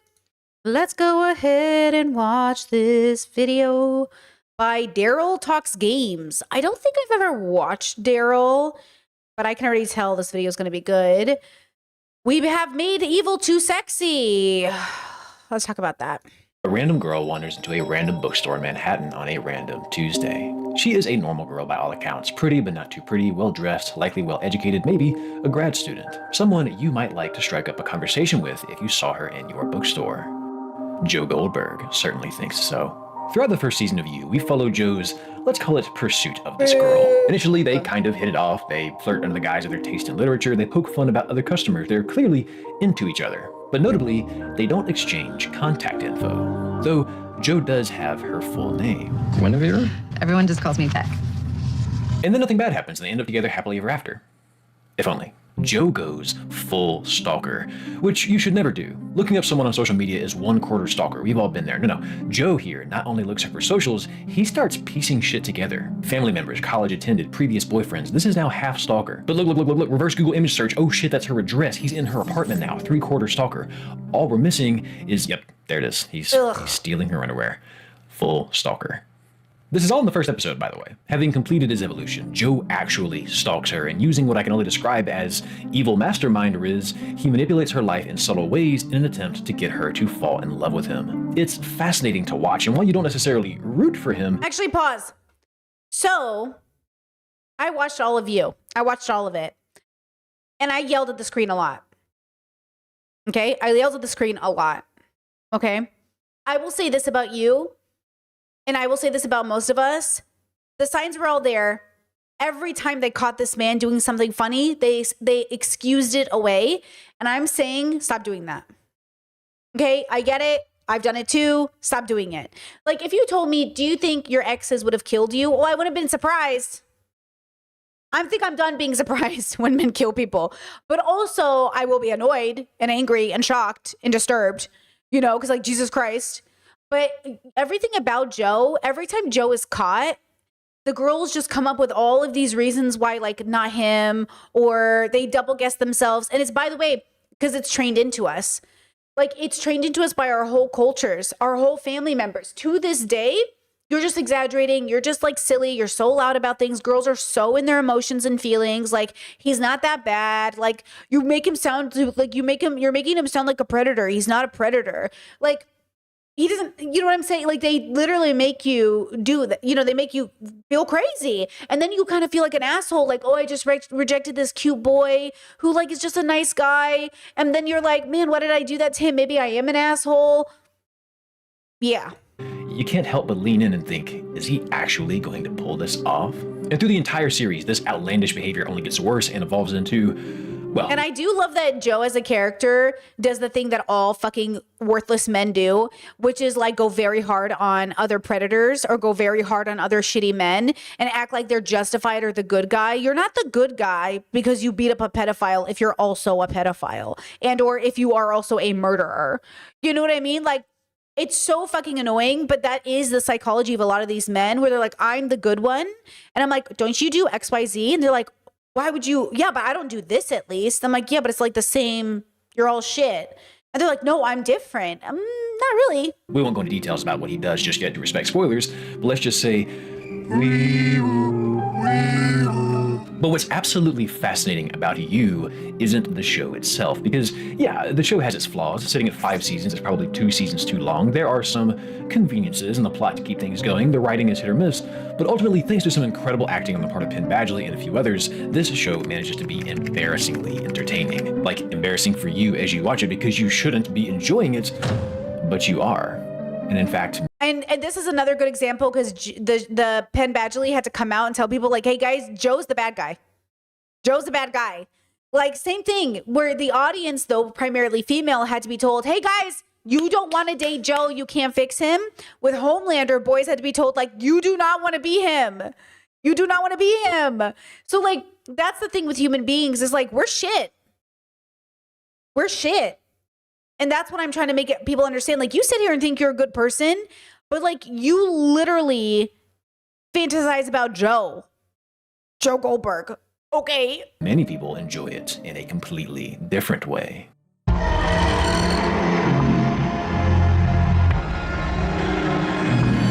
This is what we are here to discuss today.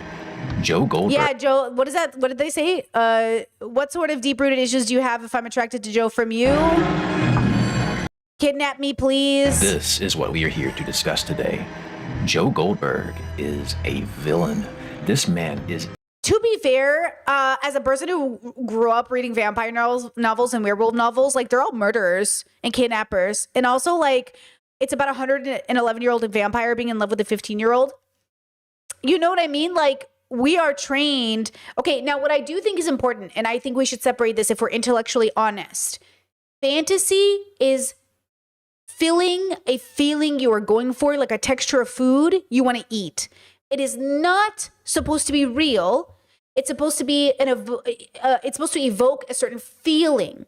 Okay. And as a person who's done role play, as a person who's done a lot of fantasy work, as a person who's read a lot of literotica, it's not the story, it's not the details. You wouldn't want it to come true. It's the way you feel when you play into the role play that makes it nice. It's not literal and it's not real. If it was real, it would ruin the fantasy. Like seducing a priest or having a priest, you know, that is a fantasy. It is, if it was real, it'd be gross. Okay. And so again, you need to separate. We need to be able to separate the fantasy of the feeling, like watching an anime and a boy thinking like, okay, when boys fantasize, when they watch anime, the fight scenes, the muscles, like, oh shit, like, whoa, whoa, whoa, whoa, whoa. That's fantasy. You're fantasizing. You know, you might not be orgasming at the end, but most people aren't anyways. It's a fantasy. Okay. And it's fun, but it has no bearing on real life. Okay. A fantasy is a very important exploration into imagination. It's adult imagination. It's very important. But if your fantasy becomes a reality, you're losing touch with reality. That's not good. Indefensibly evil. And if you've seen the show, you will co-sign that statement. He is scum of the earth, a parasite, a stain that can't be bleached out of the people he interacts with, and yet we watch him. We root for him. Many of us lust over him because of these things. Would it be, wait, what did that say? Hold on. We root for him. Many of us lust over. Would it be so politically incorrect to confess that I definitely would fall for Joe? Well, I think it's just such a testament to how fucked up we are. Yeah, I think it's so true. We watched my friend when she was here. We watched that the serial killer documentary fantasy drama that was like not that good. About the guy who had like 100 bodies in his house. I don't remember his name. Gil something. Anyways, we watched that one, and honestly, like, even though the actor who plays him is so incredibly attractive, I was vomiting the whole time. I was like disgusted. Now, I understood that people, no, not Jane Wayne Gacy. No, the other one. People, the one who wore masks. Well, I guess they all kind of wear masks sometimes, but the one who was like dressing like a woman and like would be like a girl. No, not Ted Bundy. Another one. Yeah, but Ted Bundy did get fan mail. A lot of these people get fan mail. Okay, but that's what I think is so interesting about people. Like, that's what I'm trying to say about people. We think we're good, but there's something about our brains that, like, Ed Gein. Thank you, chat. Ed Gein. It was Ed Gein. I was just gross. You know what I mean? I was just like annoyed the whole time with him. But I think probably because of where I'm at in life as well, I'm so sick of watching men fucking rape people and just like, you know, just fuck bodies and kill people and skin people. Like, I'm so fucking over it. Even with Dexter, I never really liked Dexter. Let's be real. The only person we really like from Dexter is the one detective who knew what was up. Everybody else in Dexter kind of sucks. I never even liked Dexter. I liked the people who saw through Dexter. Because Dexter's bullshit. He's bullshit. Okay, he's the fantasy of I can kill, but I only kill in the name of justice. Like, girl, get off your high horse. Okay? So when we watch shows like this, the perspective you're coming from really, really matters. And I think that's what's so interesting about people. is we really get put into different categories, and that should be the red flag in your life. Thank goodness nobody in my life thinks Joe is attractive or thinks Ed Gein is attractive. Because honestly, if I had those people in my life, I would have to sit them down and be like, I love you. That's really fucked up. Like, I love you. We need to talk about this for real. Because it's very different. Now, I do think it is very different than the vampire fantasy, because the vampires, those serial killers, are also mythical beasts, and there's some sort of like taming the beast that I think plays so well into our psychology, hence Beauty and the Beast. But I think the taming of the beast is like a woman's version of like taming the like the spunky girl, because men have that too. Men love the fantasy of taking the girl who's like, you know, rude and ill-mannered and like a boy, and love turning her into like a really feminine woman. You know, there's that perspective. So again, like this fantasy, I think is universal. It's on all gender expressions, but I think what also is the problem is that it often is like not deconstructed. I mean, I've known so many grown men who love the pedestal women and say they're beautiful and independent, but also say like, where would they be without me? And I have to fund them, and they're pretty little young things, and all of these gross ways that men talk about women. You know what I mean? So I think we should be having larger conversations about our ability to comprehend media. And I think like we are stupid. I think we're stupid. Like we're smart, but we're so stupid. And I think like we're not introspective. We're not extrospective. I don't mean stupid derogatory. I mean stupid factually. We think we're so smart, but how can we be smart if we're also making these decisions unless we're just deeply cruel? But I think what we are is ignorant and naive, and we allow ourselves to keep being this way because it's too hard to face ourselves, right? Because the real question is, why is this type of media content being made in the first place? I think it's interesting. I think the content is interesting. I think it's interesting because it's fun to play with your imagination and process like, what would this world be like? That's why we loved Brave New World, or we love 1989, or we love, because it is a reflection of the world. I mean, it's not that far off from reality. It is our reality. Like, the life is stranger than fiction, right? So I don't think it's wrong that it exists. I think it's wrong the way we process it. And I think some of it is wrong. Like, there's definitely a lot of content that exists that I'm like, this didn't need to exist, but that needs to be deconstructed.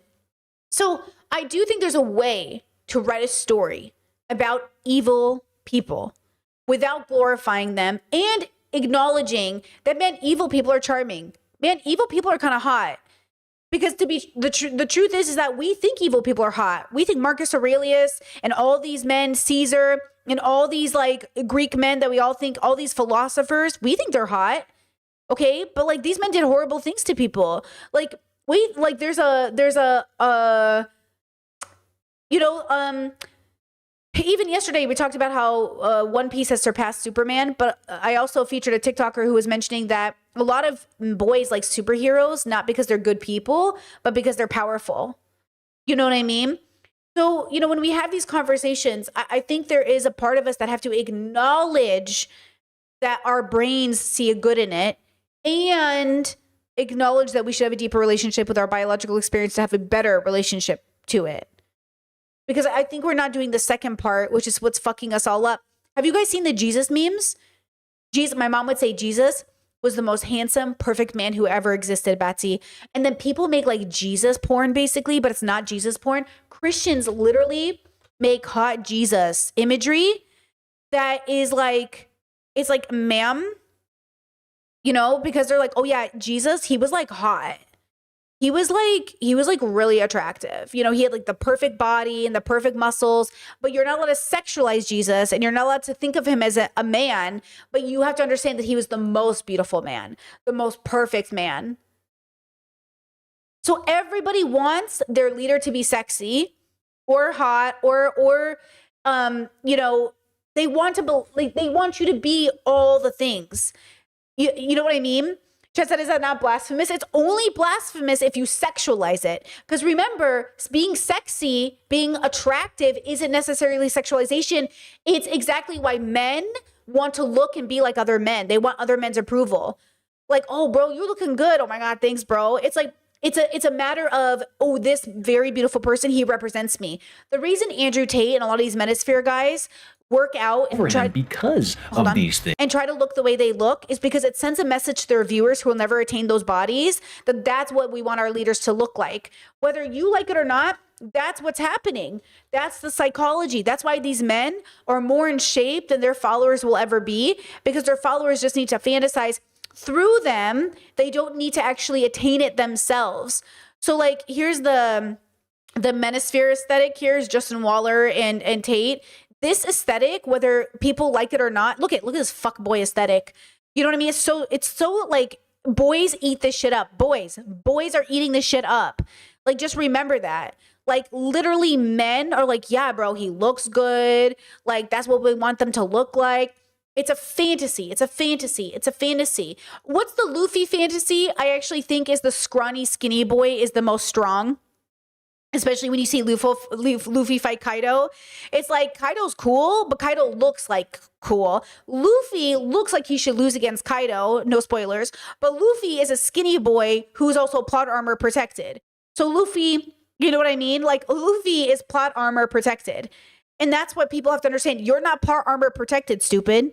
You're not Luffy. You're not Goku. You're not Naruto. You're not those people, stupid. So boys watch this and they go, yeah, bro, I can be a skinny guy and kick ass. My leaders are this beautiful. So if you're not handsome, you have to be charismatic. If you're not, or you have to be funny. If you're not funny, because that's why you can be funny and ugly. Because if you're ugly, but at least you're funny, cool. If you're charismatic, cool. If you're in shape and look good, then you can be other things. It's a whole thing. Okay? Right? Chad said, this is why with media literacy, you have to know who's making the content and why, because some people when making the content are coming from a specific place, 100%. And like, you have to know the cultural references and the in jokes and like, okay, I came across, I tried to explain lore to my partner yesterday and I couldn't get them to see it. They're like, I don't get it. I don't get it. Are you like, he was like, are you just kind of being mean? I was like, no, I promise you I'm not being mean. I'm not trying to be mean. No. And they're like, and he was just like, he's like, I don't get it. I just don't get it. Okay, I'm going to show it to you. Does anybody get this? Does anybody get this? Okay.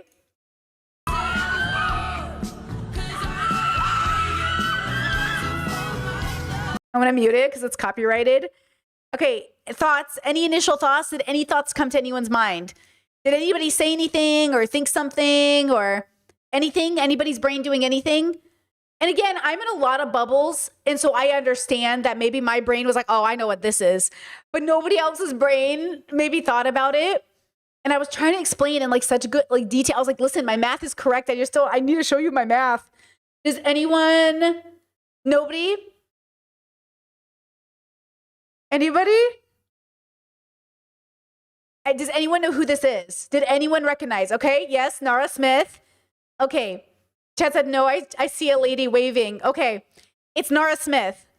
And the moment I saw it, I was like, now Nara. I was like, Nara, what is this?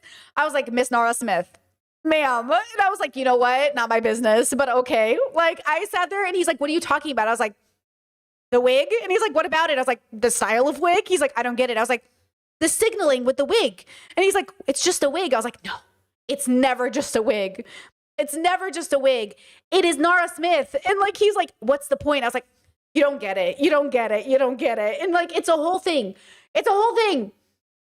And it's like, when you know her background and who she is and what like things symbolize, you're like, uh-oh, wait a second. Now look, maybe I'm reading into it. Maybe I'm wrong, but the whole comment section was like, and everyone's like, wait, why is the comment section being so mean? Right? What does the wig mean? It's like, look, okay. And like, again, explaining it sounds crazy. Explaining it sounds like I'm in a conspiracy theory bubble, but there's this whole thing about wigs, guys. Hard wig, soft life, conservative signaling, trad wife signaling, the Republican hairdo. Like, there's so many layers to this that, look, maybe we're reading into it. Maybe we're reading into it. Or maybe Nara Smith, with all of her, big following, with all of her positioning, with all of her scrutiny, keeps making decisions that make the rest of us go like, look, fashion is a signal. You signal with fashion. Okay. And remember, Nara Smith, if you guys don't know the lore, was recently criticized for showcasing black hairstyles in her content because her audience, who's white, did not like what they saw. Her audience thought she was trolling when she did her hair like this. This is an amazing black hairstylist, an artist who did her hair this day and showed, like, I saw it and I was like, this is the Nara Smith that I think is cool. This is the coolest Nara Smith I've ever seen. And the audience that she has curated was like, Nara, this is so stupid. This is ugly. Why would your hair look like this? And I said, this is what I'm saying. And I was like, how did they, isn't that like, listen, I know this might be overstepping, but I'm in a lot of bubbles. And there's just so much we signal with our style. Like the way we look, just, you know what I mean? It's very specific. So again, when I saw her walk out with that look that she decided to come out with, I was like, oh, yeah. Also, her decision to have like 5 kids before 25 is like, okay. Yeah.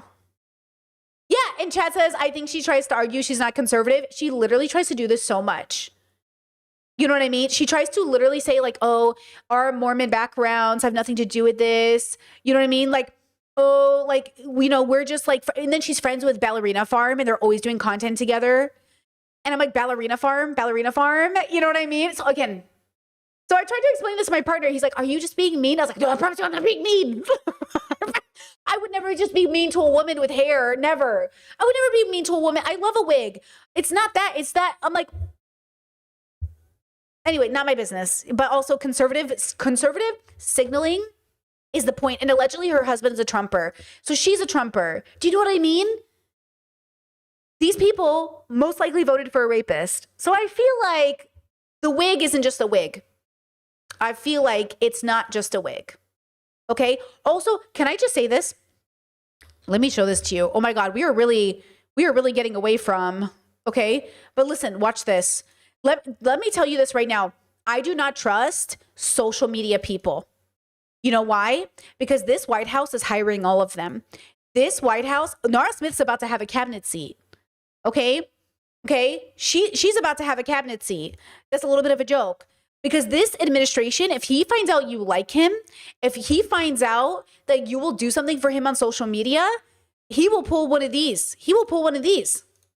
You got to come up. Come here. Come on. You got to come. Mr. Trump, we need more factories like this thriving all over the country. And I know he's going to be the one to bring that here to us. I know God is with us. I know he wants us on the right side of history. And everyone here has to do their part. And God's got us. Trump's got us. God bless. Love you, Kentucky. And I just want to say, I'm going to make a prediction that you will be, in the not too distant future, running for political office. Okay? And you have my complete and total endorsement, okay? No, that's what we want. He's an incredible guy.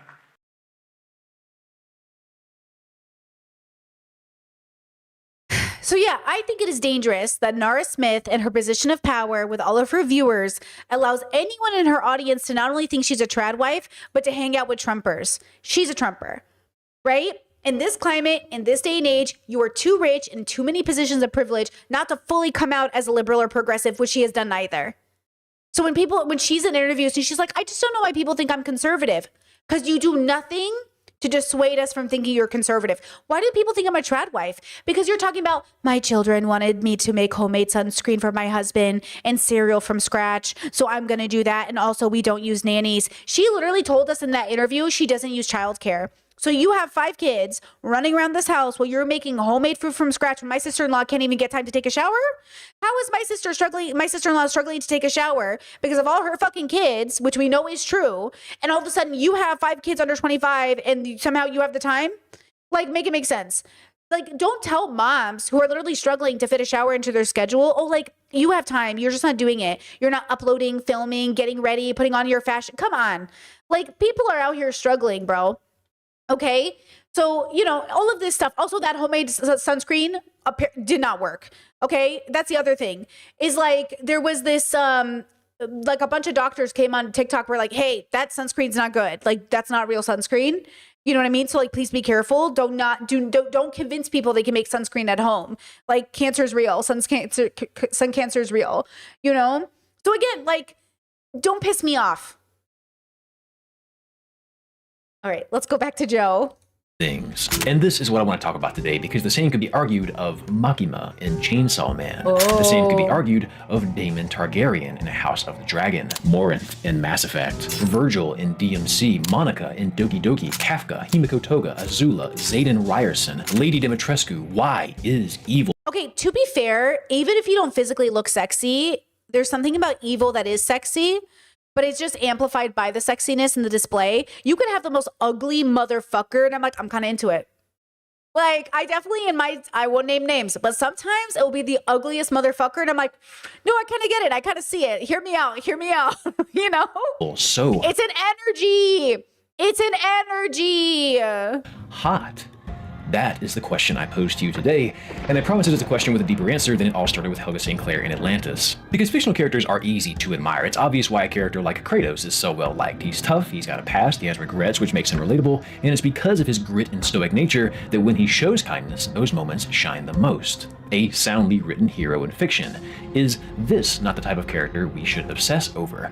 Why does Joe Goldberg perhaps get just as many flowers simply because Penn Badgley is good looking? Or is it that simple? Why have literal serial killers garnered fervid cult followings while Hollywood has always struggled to make folks truly love Superman? Why are villains these days so much more attractive than maybe they once were? Why do we often more easily forgive characters if they're attractive? What does it say about us if we do? I'm here to give my best answer to these questions. I've got some psych research, I've got some counterexamples, I've got several hear me outs and I can fix hers lined up to deeply analyze, and hopefully we can have some fun reaching a conclusion in the process. So if you'd like to get comfy and grab some popcorn, that would be perfect. While you do that, I'll knock out my sponsor read, and then we'll get salacious and giggle about hot villains. Do you remember the Pit of 100 Trials in Paper Mario? If you never played it, it was this super grueling gauntlet that invited you to not just fight the main battles, but to really flex your strategic chops against increasingly tough enemies. It was totally optional, of course, but super rewarding if you ever decided to take it on. It reminds me of the Training Grounds, a new feature Boot.dev has devised that lets you grind infinite coding challenges before you move on to— Listen, in my fantasies,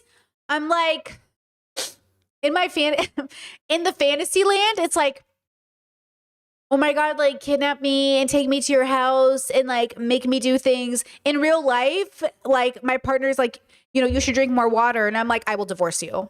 Okay. So like, everybody slow down about the differences between reality and fantasy. Don't tell me what to do. In real life, don't even tell me to drink water. Okay. In the fantasy land, it's like, oh my God, like, I don't know what to do. Okay, it's called a fantasy for a reason. It's only fun when it's not real. It's less fun when it's real. When it's real, now it's not fun. See how I'm not having fun anymore? And now I'm going to be a bitch. Because you ruined it for me. That's why men are stupid. When men are like, well, if women are fantasizing about this, they must want me to do it in real life. Hi, you're stupid. your next course. But I'm getting ahead of myself.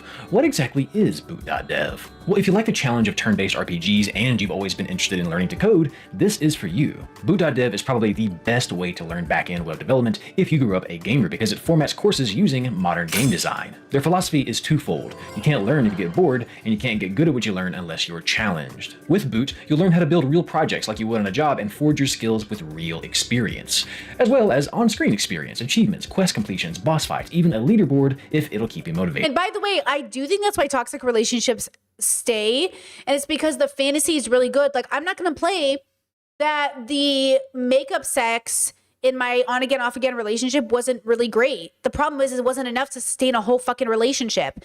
Chaz says fast forward. I don't fast forward through ads as a good member of my community that says he put on all this work to make this video. He got sponsored. I'm watching his content for free. Reaction channels already are called slop channels, and I'm trying to make my channel better by not fast forwarding through people's sponsorships just to say, like, hey, I don't mean to like take away a view from your video. So, you know, just like a nice community gesture, right? If this is something you're interested in, go take the demo. It's free, and all content is free to watch and read in guest mode if you'd like to see what you're up against. Maybe this is for you. Maybe this could be the start of your career. The Pit of 100 Trials starts on the first floor. Will you rise to the challenge? If you're in, be sure to use my code DarylTalksGames at checkout to get 25% off your entire first year of the annual plan. Link in the description, QR code on screen. You can do this. A massive thanks to Boot.dev for once again sponsoring the show. Now, let's get back to business. I want you to watch this very closely. Did you see that? That word was on the screen for 6 frames. In this video, running 60 frames per second, that's a tenth of a second, 100 I have it on 0.12 milliseconds. That is how fast your brain can see a stranger's face and make a judgment about it. And this is critical to consider when we meet a stranger in fiction. When you see Aerith's face for the first time, there is a strong possibility that those big green eyes, the flowing hair, the soft skin blossoms into several unrelated character traits. Perhaps you infer, based completely on appearance, that she is kind and considerate. Heck, if you met someone this attractive in reality, you might do the same thing. This is due to something called the halo effect, which is when one nice trait about a stranger, because we don't know much about them, sort of fills in all the blanks and bleeds into your expectations of them. The halo effect has evidence across cultures. One study found that jurors were less likely to find an attractive person guilty of a crime. Others found that attractive people are typically rated as having more positive personality traits and higher intelligence. Studies in educational settings find that teachers tend to have higher expectations of students they found more attractive. Attractive students get better grades if they're in person and not taking classes online where the teacher never sees them. These are all real studies. And it's for these reasons. Okay, chat says because the kidnapping court fantasy is probably being deeply desired by someone's devotion to have you and not necessarily the abuse. No, my deep fantasy of being kidnapped was having all my power taken away from me so I wouldn't have to make another decision in my life, because I've always had to make every decision in my life and be blamed for all of the responsibility given to me in my life, which is why typically in BDSM dungeons, top CEOs and / high earning men are often submissives because they don't want to make another goddamn decision. Yeah. Taurus life, baby. Taurus life. I played a submissive at the dungeon because I was a badass in real life and I was tired. Okay? Take me home, kidnap me, tie me up, and tell me when to pee, because I don't want to make one more decision. If you know, you know. Reasons that a person is simply being... But yes, the other one is also possible for other people. But you know, if you know, you know. nice to look at on screen is massively important to their part in the story. And on a subconscious level, I think we all understand this. At its simplest form, a character's appearance is how the audience can make a quick judgment. Oh, by the way, though, in my 30s, I'm not there anymore. So now I'm not there anymore in my 30s. It's gone, but I needed it in my 20s. My 20s, I needed a space, but I don't need it in my 30s anymore. So fun fact, you know, I'm just in a different era of my life.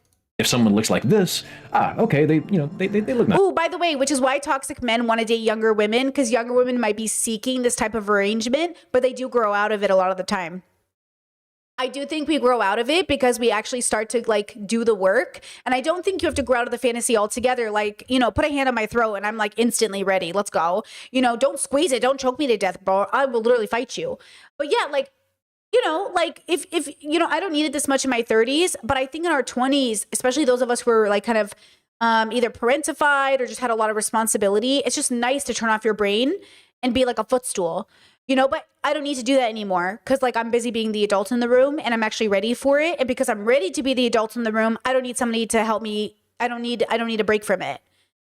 That's why I think a lot of men are actually bottoms or submissives, but they think they have to play the role of the person in charge because they think somehow it will actually make them feel like they have less responsibility instead of just like owning the fact that you don't want to do this. Like a lot of men, you know, they'll say, oh, I have to make all the choices in a family. I have to make all these decisions. Everyone's relying on me. You know, you don't have to.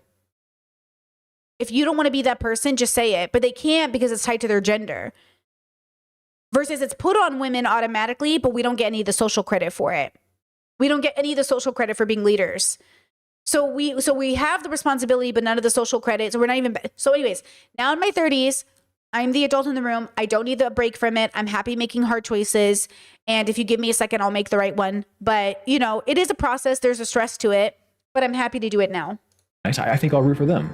If someone looks like this, that's sinister. I would not trust. Hear me out. I'm just kidding. Them around my kids. Ariel is skinny and glimmering. Ursula is obese. Whoa! Okay, first of all, Ursula, one of the sexiest motherfuckers. Give me an Ursula fantasy. Pin me down, mommy. That's what I'm saying. Hear me out, girl. Tentacles? Hear me out. You know, big, squeeze me, suffocate me. Make me forget my name. You know what I mean? Please. Obese and sickly. Luke is young and starry-eyed. Palpatine is an ashy old raisin. Is the classic evil wears black, good wears white. Stories aren't just told through dialogue and blocking. Because we only get so much time to spend with these characters and so much dialogue, how they look should also communicate something critical about them. Auron in Final Fantasy X, for example, is very mysterious early on, and to express that, you not only get his cryptic dialogue, but you also note that strange mannerism of leaving his arm inside his coat and hanging his hand out the front.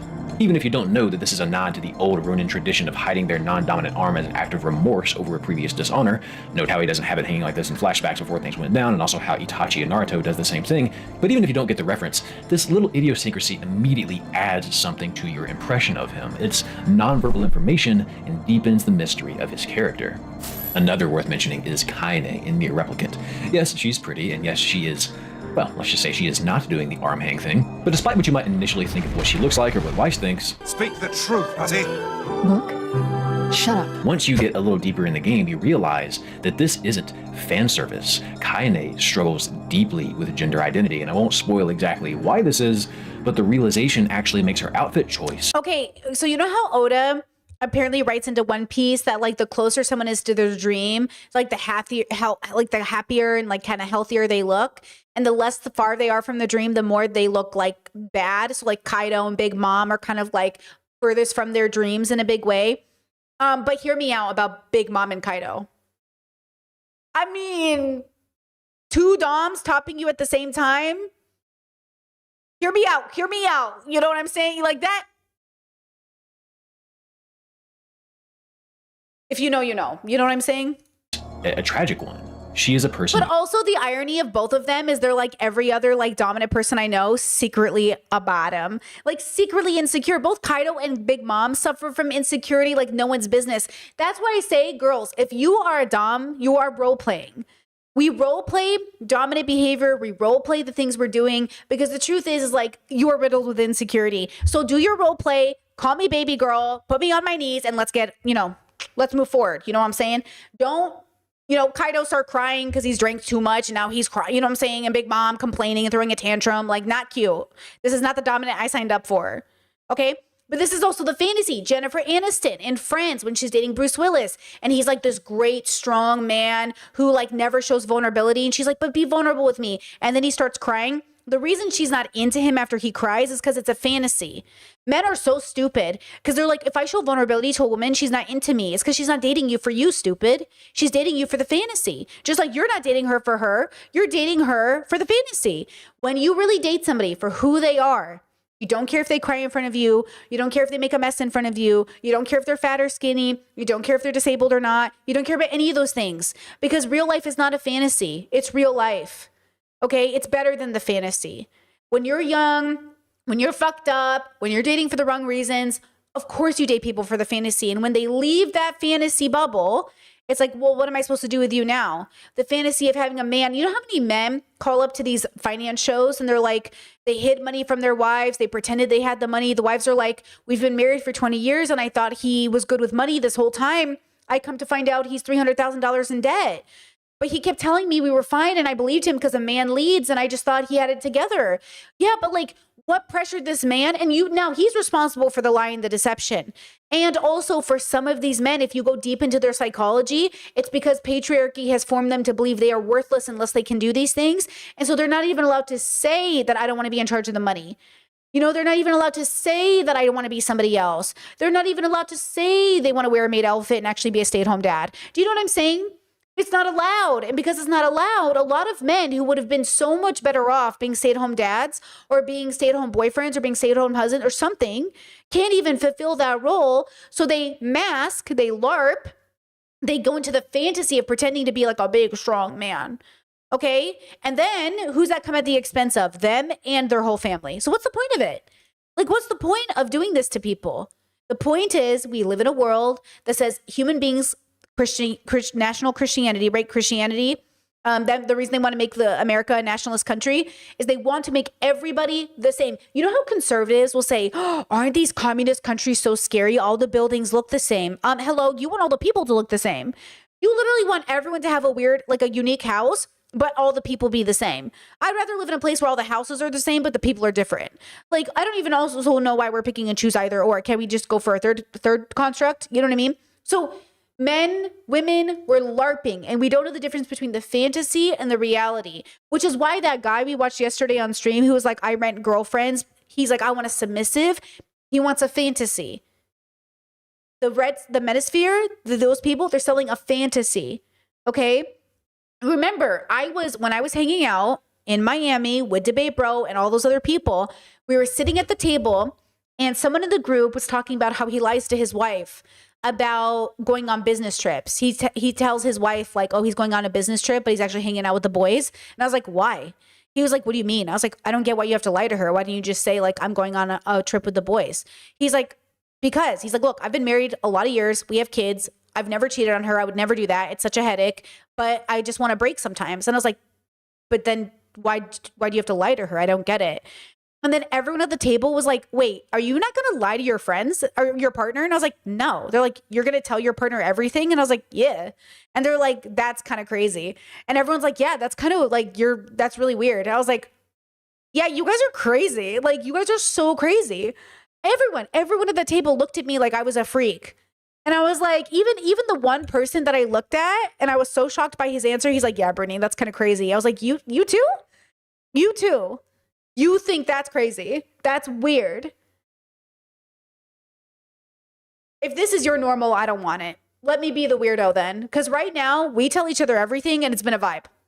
Okay, I'm years in, okay, and we're vibing, right? Who desperately wants to be seen as feminine, and without her saying one word about it, you consider her appearance and it all becomes painfully clear.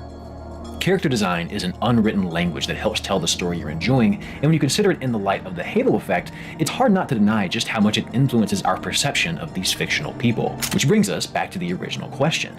Why make a villain so damn sensuous? And I think the answer, like the answer to Kai, ew, don't touch her, you freak! Oh, I hate him. Ew, boo. His outfit can sometimes simply be because the point is to make us judge too quickly. I think it is meant to challenge you. Like, can you tell a bad guy from a good guy? Because America apparently can't. This is Ellen. Richard meets her on a train and is quickly smitten by her. She's beautiful in a way that you really don't expect people from the 1940s to be.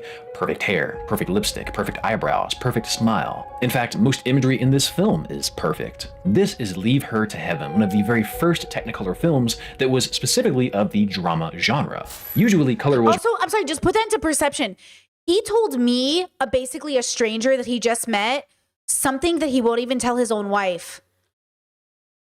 Think about the context of that. A grown man, he hated me too. He used to say like, oh, I hate you. I was like, you can't hate me that much. You're telling me all your secrets. What do you mean you hate me? You just openly told a stranger that you allegedly hate, right?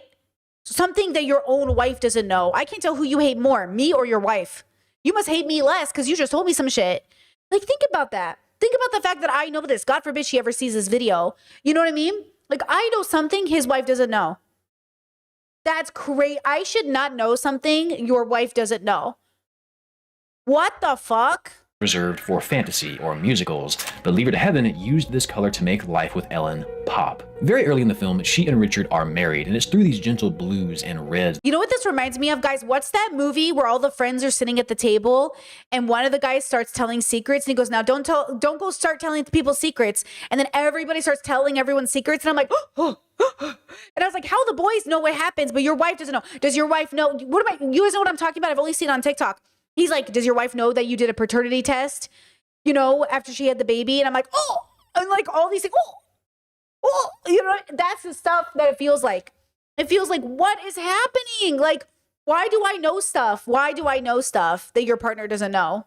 To bring out the hue in Ellen's lips and eyes, and the warm fireplace lighting of their home, and the sweeping sunlit landscapes that we experienced their time together. I think I can feel safe in saying the job is permanent. Thank you, sir. I always does my best. All of these things serve the purpose of framing the portrait of a woman that is too perfect. Your first impression is that she's lovely, but as the narrative goes on, you can't ignore cracks in the canvas, like how she watches Richard sleep, how she reacts when Richard surprises her by inviting her family over for the weekend, how her loving gaze in moments of frustration mutates into a frigid, inhumane stare.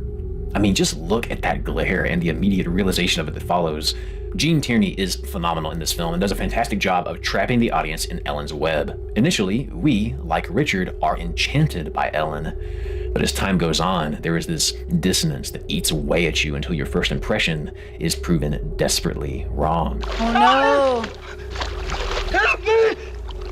And this is probably the single greatest reason that a villain would be physically appealing. To subvert expectations and use the halo effect and all of those time-honored and unwritten character design rules and then use them against. Okay, that's the myth though of the, that's the thing with humanizing the villain. It's very important we humanize why people get to where they're at and to acknowledge that like at some point you're responsible for your actions. People using Doflamingo, his quote about kids who know war are different than kids who don't, is so ironic, as this man like literally is a part of a, basically like a weapons cartel that experiments on children, and he enslaves like a whole population. So if you've never seen One Piece and you see this quote, you're thinking he's like a good guy. And you're like, oh my God, he cares about children impacted by war. And they're showing you like pictures of kids in Gaza. And I'm like, this man he would imprison your children. He would literally kidnap them, turn them into toys, and or send them off to an island to be experimented on. Like, this is the problem, is that you can have people that are, yes, like have traumatic pasts, but what you do with that matters. It really does matter. And when we talk about, you can empathize with a villain in the sense that you can understand how they got there for the goal of preventing it in younger babies, not for making this person change. This person's done, right? He's over. The point is how do we avoid creating more of them, right? And that's what we're doing. We're doing it. America does it. America has to understand, white America has to understand that like you keep picking fights with everybody. And if you stopped picking fights with everybody, everybody would eventually stop hating you. But because you keep picking fights with everybody, they're going to hate you forever, bro. It's going to be like 1,000 years. We're already 300 years in. You know what I mean? They're going to keep hating you. And so that's the problem. You know what I mean?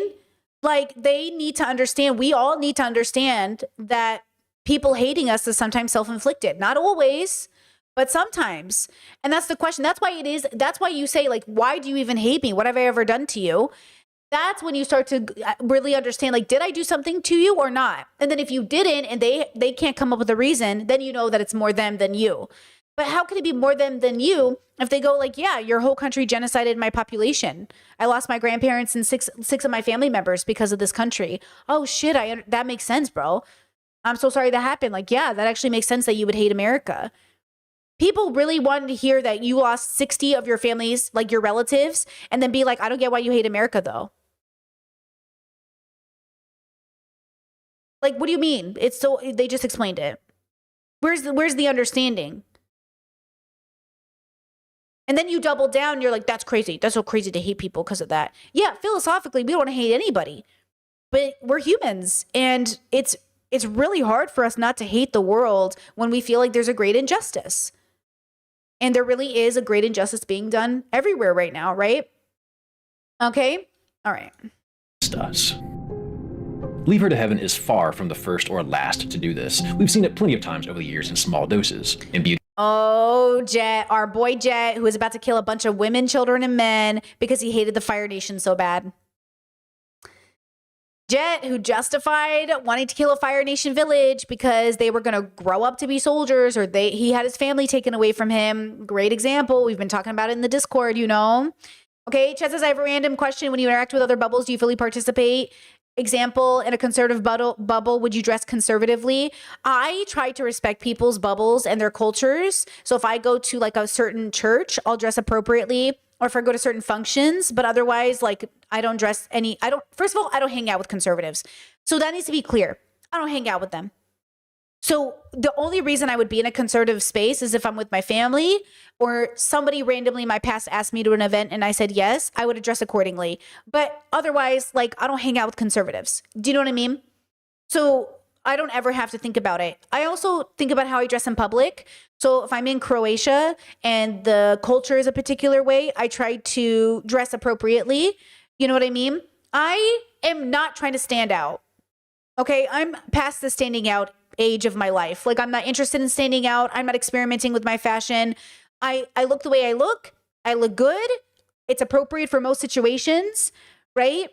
But like, most of the time, most of the way that I dress is appropriate for 99% of occasions, give or take, right? Even if I was more exaggerated, it would still be appropriate. It's not like I'm going out without a bra on anymore. In Seattle, I used to go out naked all the time. I don't do that anymore unless I'm in a naked town. Then I am naked. I've been naked in public a lot in my life. To be fair, only in places where it's normal to be naked. So, I try to dress for the occasion. I try to dress for the vibe. Same thing with anything else I'm doing in anything of my life. And that's how I think people should be. I think people should recognize when they are the minority in a position out of respect, not out of force. I will do it out of respect. I will not do it if you force me to. If you force me to, now I'm rebelling. But if it's out of courtesy, I'm fine with it. But then you must do the same when you come into my home. Okay, we must do this for each other. And that's the dilemma. We stop. We do it for one side, but they don't do it for us, right? Chad said, I'm going to visit my conservative family. Sometimes I feel I shouldn't let them control me, but in all honesty, I should respect. You don't have to go. That's the other thing. You don't have to go. If you would like to see your family and they have a rule, then follow the rule. Or you could tell your family, hey, I'm going to break a generational curse and I'm going to say, I shouldn't have to do this coming to your home. But that's really about your values. If it's their home, I'm happy to oblige. If it's not their home, I'm not going to do it. Right? But I also just read the context for what it is. And I think that's the difference between a villain and a good guy. A good guy reads the fucking room. A villain does whatever they fucking want. Okay? Read the room. Make peace. Bring people together. Share food. Share drink. Hug each other. Make peace. But people don't do that because, for all sorts of reasons. In The Beast, Gaston is this gorgeous hunk of a man that the whole town is in love with, and the Beast is, well, a beast. He's an asshole, though. The Beast is an asshole. Yes, he was transformed as a child, which my Discord recently had a discussion about, or maybe not recently, but did. Okay, yes, he was transformed as a child, which is crazy, by the way. He was like 12. How old was he, Discord? This old lady came to his house and said, this 12-year-old brat is acting out of turn. I'm going to make him a beast. This old lady's crazy. This old lady's kind of crazy. She turned a little kid for being a brat into a beast. And then he raised himself in a castle. And then everyone's like, why is he so grumpy? I don't know. Maybe because he was like turned at 12 years old. That's kind of crazy. You know what I mean? Like, that's kind of crazy. But also, Belle should not be falling in love with this little boy. You know what I mean? Because he's got an attitude. The lesson is, of course, that someone's real worth is who they are on the inside, and that kindness wears many faces. In the long run, Gaston shows his true colors, as does Beast, effectively going against our initial judgment, which is the point and only possible. Well, okay, but to be fair, she read him like a book when she first met him. He only changed after being exposed to like a decent person and / because he was in love, which is the wrong message to send because it is a fix him message. You cannot fix these people. You do not fix people. Caretakers, therapists, parents, nobody fixes anything. People give you tools and it's your decision to use the tool or not use the tool. None of us fix each other. You cannot be fixed. You can only be changed. And you change when you're ready to. If these two look like they do.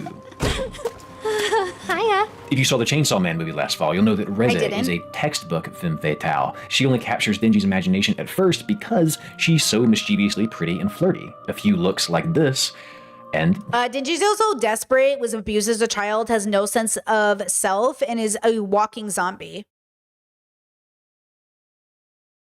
He's in love. Perhaps so are we. Which, of course, plays right into... No. Belle and the Beast are similar ages now, but when the Beast first turned into the Beast, he was a child, right? And then, then he became an adult, then they met. Discord said, ways the moral of the story, Belle and the Beast can fix him. No, the moral of the story is don't judge a book by its cover. And I guess that people can change. But the underlining message is that she can fix him. The real message we get from it is like, we can fix him, which is the problem, right? Her plan and leads to, well, we'll come back to that later. Snape in Harry Potter is a tremendous character to reference here. In Sorcerer's Stone, when Harry sees him for the first Love me some Snape. All of us felt bad when we learned about what happened to him. And also at the same time, like, everyone's kind of an asshole in that story, right? first time, he's described as having greasy black hair, a hooked nose, and sallow skin. And in the movies, this description is pretty closely followed. Not to say that Alan Rickman was ugly, but, you know, he's no Glenn Powell. Okay, first of all, hear me out. Love him. Love him in any movie he's ever in. Absolutely my kind of man right here. My kind of man right here, Snape. Not Snape the character, the actor Alan Rickman. God rest his soul, because he is now passed. But I love an Alan Rickman. I love I love his face. I love everything about him. Just like, that's what I mean. I don't really believe in ugly. Like, I think ugly is a myth, but I also think people are ugly. I think it's both. I think you're ugly, but I also think, like, when you're in love, like, what does ugly mean? Does ugly mean? Like, does ugly exist? No. Glance, he fits the shoes of a villain perfectly, and you and Harry can't help but think he's involved in most wrongdoings in the first few books. But again, as time goes on, Yes, Sense and Sensibility, yes. he transforms from an old creepy weirdo into something else. Helena Bonham Carter in this, Helena Bonham Carter, first of all, 10 out of 10.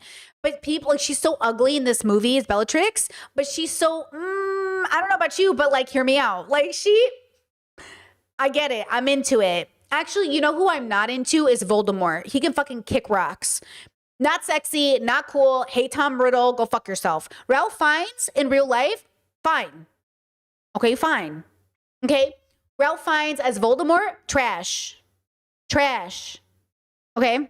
His sinister acts turn out to be for a greater purpose. Snape wiggles into your heart and becomes this gut-wrenching character that you just feel the most emotions for, partially because you initially misjudged him, just like everyone else. But I opened this section with a film from the 40s to show that this is nothing new. This is not some trope that Hollywood and the anime industry and fiction writers and developers have recently... Oh, well, Chad said, I didn't like Snape even after the backstory, no excuse to bully children. Well, I didn't like Snape the adult. I like Snape the kid. That's the problem. We forget people grow up. We forget, I don't think anyone loved Snape the adult. We love Snape the child who was neglected and abused, and we fault society because no one intervened, right? And that's what we do when we're dating. We're not in love with our partners who are abusive. We're in love with the version of them when they were a kid, and we're like, oh man, like they were just a baby. We're not in love with kids, but you know, we're in love with the fact that like this is just a baby, you know? And like that's why that trend that was going around on TikTok was kind of dangerous in a sense, because it was like, this isn't the person I'm fighting for. It's this person. And it was like a little kid. It was the kid version of them. I think that's the thing that we have to remember that's so hard. Listen, nothing kept me in a toxic relationship more than, this guy, tangent, this guy came on my video and was like, oh, so you're at fault too. That ex you dated who didn't pay child support, you knew it was happening. Homie, I was 12 years younger than this guy in my early fucking 20s. I learned as I dated him over a period of 2 years how fucked up it was. He didn't tell me on day one. He hid it from me. His kids had to tell me. I didn't know these things, and I'm the only reason some of those kids got any time with their dad because I told him he had to own up to what he was doing and spend time with his kids. His kid came and spent the summer with him because I made it happen. Like, I'm the only reason, and maybe that was the bad thing to do because his dad was a piece of shit, but I kept thinking in my young, naive brain, oh, I need to make this family come back together because these kids want it. These kids are telling me I want to spend time with my dad. Okay. Like, I'll make it happen. As the new girlfriend, I will try to fix this family's damage. Okay, obviously, that was not my responsibility, but I kept thinking about it. I would hang out with his mom, his brother, his sister-in-law. Like, I would hang out with their family. So, reminder, when we're dating these people, I'm also dating their families. You guys act like, I'm sorry, are you just dating? Oh my God, pause. Are you guys just dating people? Are you not dating their families? Oh my God, I didn't even think about that. Are you guys just dating people? Do you not have like 6 different people's voices in your ear about, oh my God, thank you for dating our son. You're the best thing that ever happened to him. Thank you so much for doing the work you're doing. You're just so great for him. Am I the only one who ever got that feedback from families? You know what I mean? Don't you understand? Does that make it more clear why I stay in these relationships? You've got the mom telling you you're the greatest thing. You've got all the families telling you, you know what I mean? Like, oh my God. And then even his friends, some people's friends were like, I can't believe you're dating him. He's kind of a loser. Like, you're too good for him. His friends would tell me that. His friends would be like, he's kind of gross. I was like, oh my God. Do you know what I'm saying? Like, I don't know. So again, when we have these conversations, I forget how much of a picture I paint for people. But yeah, when I'm hanging out with people, when I'm dating people, I'm never just dating them. I've always met families. The family's parents love me. Never dated somebody whose parents didn't love me. Never. Okay? So again, when we have these conversations, you know what I mean? It is. Yeah, I never thought that maybe you guys aren't meeting people's families. Yeah, you go to get-togethers, meet family, friends, go to a house event with like 30 people and meet everybody. Oh, I didn't think about maybe some people don't have those experiences. Well, there you go.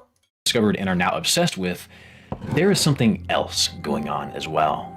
My wife recently started watching a show called Dawson's Creek, this old high school drama. Recently? What a classic. Rest in peace, Vanderbeek. That sucks. Loved this show growing up. A show from the late 90s. I asked how it was, and she said it was fine, but the refreshing part is how normal everyone looks. No one really looks like supermodels. They're all just normal people. Crooked teeth and perfect faces. Hell, the kid that's sleeping with his teacher, spoilers, looks like this. Horrible. Horrible. And that's not to say he's fugly, but, you know, he's no KJ Apa. First of all, what do you No. Do you think he's ugly? He was the sexy one. And spoilers, What? Looks like this. When we were kids, he was the sexy one. They think he's ugly? That is so funny. Oh my God, the way girls, oh my God, the way we were all obsessed. And that's not to say he's fugly, but, you know, he's no That KJ is Apa in so Riverdale 20 years funny. later in the exact same plot point and the exact same genre of TV. When you compare these casts, Dawson's Creek is filled with actors that look like people, Riverdale is full of people that look like actors. And this is a thing that many of us, and maybe even you, are starting to become aware of. There aren't exactly ugly actors anymore. Everyone is beautiful, even if they don't really need to be. I call this the Aunt May effect. Here is Aunt May when we were kids, this is Aunt May now. Marissa Tomei. Oh, I love her. Why did they make her hot? So that Iron Man could flirt with her? So hard for me to believe that she's someone's aunt. And I guess I'm okay with actors being more attractive across the board if their appearance kind of doesn't matter to the plot, but if we loop back to earlier examples, again, a character's visage is still part of that unwritten language. This is I've never hated a white man so much in my life. one reason a lot of people are upset with the casting choice for Snape in the new Harry Potter. This man is gorgeous. I'm supposed to see that face and think he's untrustworthy and dangerous? Also, as an aside, if the intent by the directors is to give us that impression because he's black, that is, that is a choice. But I'm sure it'll be fine. It's Harry Potter. That franchise has never had any controversy before. Have you noticed that Disney villains used to be sickly and green and purple? Okay, hold on. Hear me out. Whoa, hear me out. Listen. Listen. Hear me out. This is a feminist king right here, baby. This is an egalitarian king right here, baby. All muscles, all brains. Hear me out. Hear me out. Okay, he's the only one who truly respected Mulan. Listen. And sinister looking now. Listen. You guys have no imagination. You don't see it. You don't see it in Hades. Listen. They're almost indistinguishable from other Ew, characters. boo, Don't get me boo. wrong, it feels like often this is because the plot demands that their identity as the villain be kept secret so it can be a big reveal later. But I mean, I'm supposed to root against Michael B. Jordan's. Hear me? That's what I'm saying. Like, also, what is a bad guy really? What is a bad guy really? abs? I'm supposed to buy that this decrepit thing dangling from its own bones in 101 Dalmatians started out as. Hear me out though. Would you not want her to step on you a little bit? Did nobody, not even a little bit, like step on you, blow smoke in your face, use you as an ashtray, have you stick out your tongue? You know what I'm saying? Nobody? No. Okay. Emma Stone? I know Monica systematically gaslit you and her friends, which led to their untimely demise. But if you consider that she's a pretty girl, Daemon Targaryen has a ton of blood on his hands and is toxic to his brother and grooms his own underage niece. But have you considered that he's Matt Smith? And herein lies one of the... Okay, Matt Smith isn't even, not my type. Listen, Matt Smith, not even as Doctor Who. Not even as Doctor Who. biggest roots in this garden weed. When everyone is alluring, everyone becomes redeemable, even if that is not the intended message. Maybe a character being ugly is critical to you dismissing them. Maybe a character being attractive shouldn't be something that is handed out without intent. And to be fair, again, sometimes them being bad and hot is the point, like with Joe, which we will come back to. But when you add a halo to everyone on screen, it can distract from their horns. My point is simply this. If nowadays the tool of appearance is being cast aside for blanket applied beauty, what does that do to our impression of these people when in the past, appearance has been critical to their character? What does it do to our expectations of them when the halo effect is always in play? If Snape had been described as sharp-jawed, muscular, and sporting a twinkle in his eye, that would echo into your entire perception and expectation of the character. Okay, but this is why I say what you look like can tell me your story. Because I think it's sometimes true. I think we are stereotypes, but not always, which is why you can't just hold on to a stereotype. Yes, you can't judge a book by its cover, but you can kind of judge a book by its cover because the marketing teams make sure that books have a certain cover to tell you what's inside the book. But you can't always guess the contents of a book, so you do have to read it to really know. And at the same time, like, you can kind of judge a book by its cover. Like, you can kind of do that. But again, you have to have the wisdom to do it. Most people are too stupid to do it. Most of us are very bad at judgment. We're very bad at discernment. So when we do see someone, we're bad at categorization. Like, we're bad at knowing what we see, even though some of us sometimes can look at a person and be like, oh yeah, I know what's happening here. And we're right.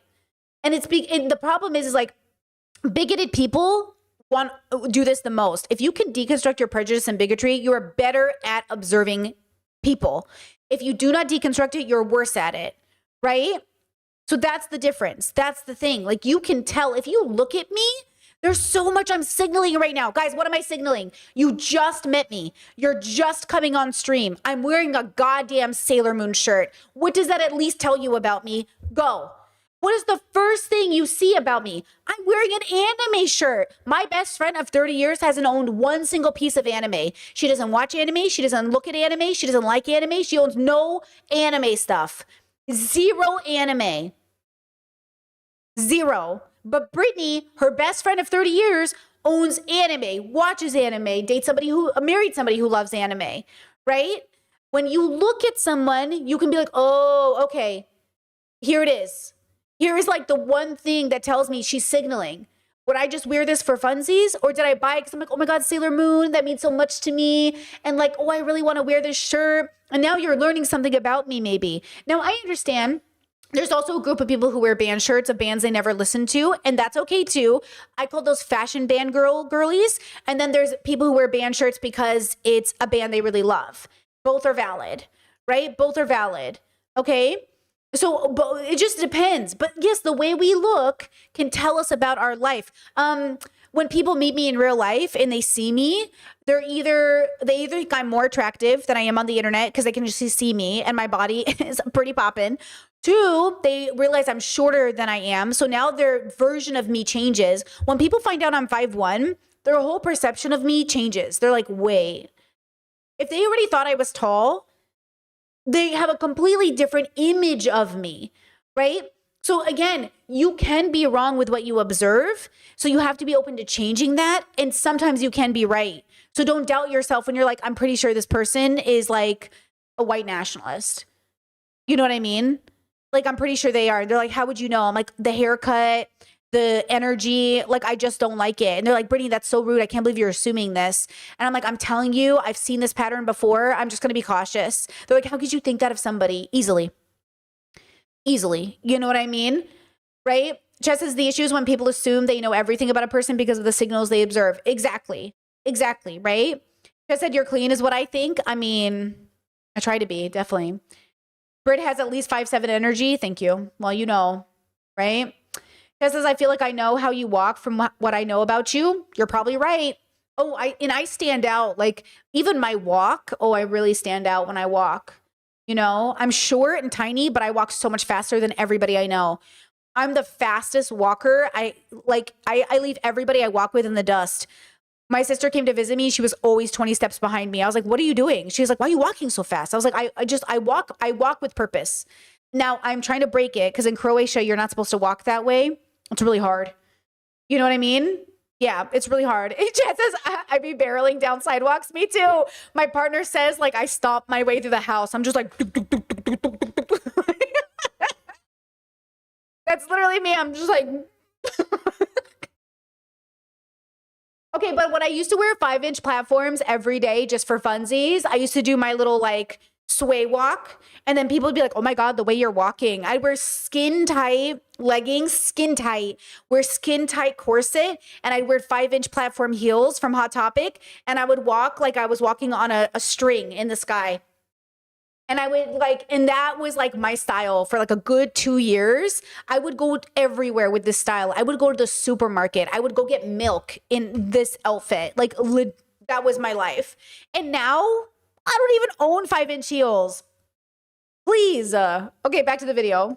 for the rest of the series. Every time you're supposed to empathize with Harry's suspicion, there's a possibility that instead you'd be defending him, just as you might defend Ellen when she's a little sus, or Damon when he chokes his wife, or Makima when she uses her disturbing power, or Joe when he goes off the deep end for the 4th time this season. Now, we do need to add something acidic to cut the sweetness of this video. The script is long due for a counter-argument or 5. Many of you might be screaming, yeah, but these are fictional characters. We don't forgive real people for such horrible acts just because they're charming. And to that I'd say, who is we? Many people still love middle-aged actors despite them dating like 18-year-old girls. We still watch and cheer for professional athletes who have criminal records, as long as they're wearing the right colors. Society has a knack for making up excuses for people we admire and find alluring, even if they're a literal serial killer. Margaret Good, one of Never liked Ted Bundy. I think he's gross. Ted Bundy's lawyers, said that when he I don't like serial killers. That's a big thing for me. Never liked serial killers. Never thought they were attractive. I didn't like Joe. I don't think Joe's attractive. I also think he's too skinny, and I'm not into his body type or anything generally, and then his attitude makes it worse. I do not like serial killers. I do not think they're interesting whatsoever. was on trial, ladies would show up at court and pass her handwritten notes to give him. And I'm not even judging you really if you like, you know what I mean? We all go through stages, but yeah, this has never been my stage. Sure does mesh well with the findings I mentioned earlier about the halo effect and good-looking folks having a better shot in court. With all of his charisma and good looks, even on death row, Bundy still had women pining after him. Dr. Catherine Ramsland, a professor of forensic psychology at DeSales University, points out that his type of confidence and charisma attracts some types who like the edginess of a person who can plan and carry out violent acts. In their minds, they thought, he might kill other women, but he'd be good to me. Well, that's very normal. That's what I'm saying. We date the toxic guy thinking, but to me, he's nice. That's why the grumpy, like, guy who negs women, but like he's nice to her, it works. That because you think, oh, I'm special. That's why, guys, trust me, I know this book because I've read it 1,000 times. When those girls messaged me and they were like, Brittany, he really respects you. He really likes you. I'm like, okay, of course he does. I'm nice. I would have eaten it up in my 20s though. If I was 21, I would have thought I was special because, oh, he really likes me. And now that I was in my 30s, I was like, I know what this is. Don't we all know what this is? And those women were in their 30s. So I kind of expected them to understand what was happening because, you know what I mean? Like, that's what I expected from these women. I was like, yeah, guys, it doesn't mean anything. And that's why he has to date 17-year-olds and 19-year-olds and 21-year-olds because the girls in their 30s should know better. But then some of them don't. But then that's what I learned. I did learn that. Now, I made the mistake of, again, not doing my due diligence and not researching and all the other stuff. I should have just done that, you know. But also, okay, and you know what's the problem? Guys, I'm so paranoid about that situation that I feel like anybody that talks to me might be the next version.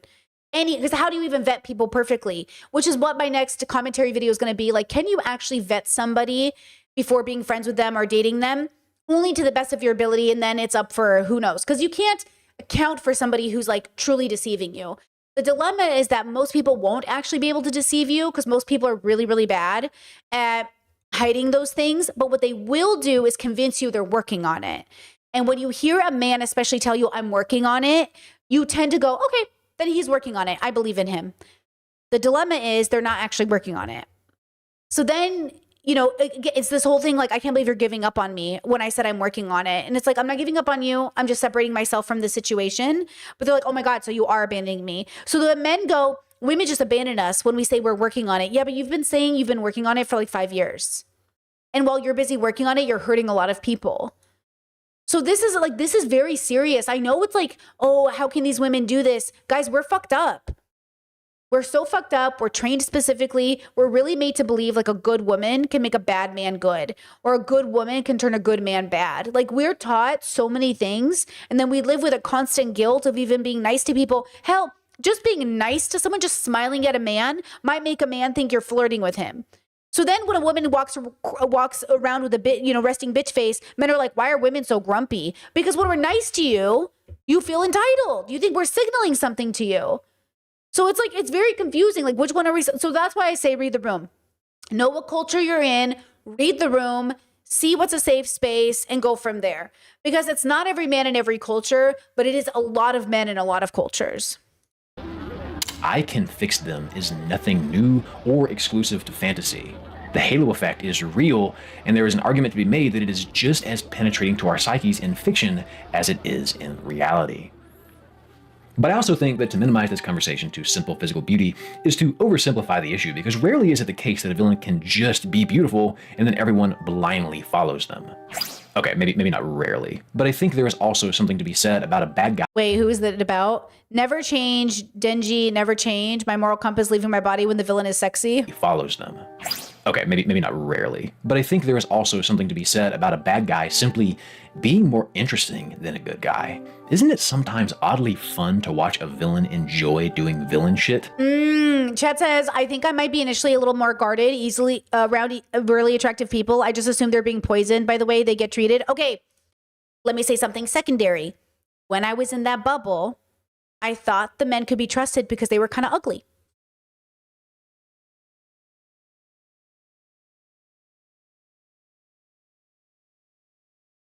I also have a bias against very, very attractive people. I assume they're evil.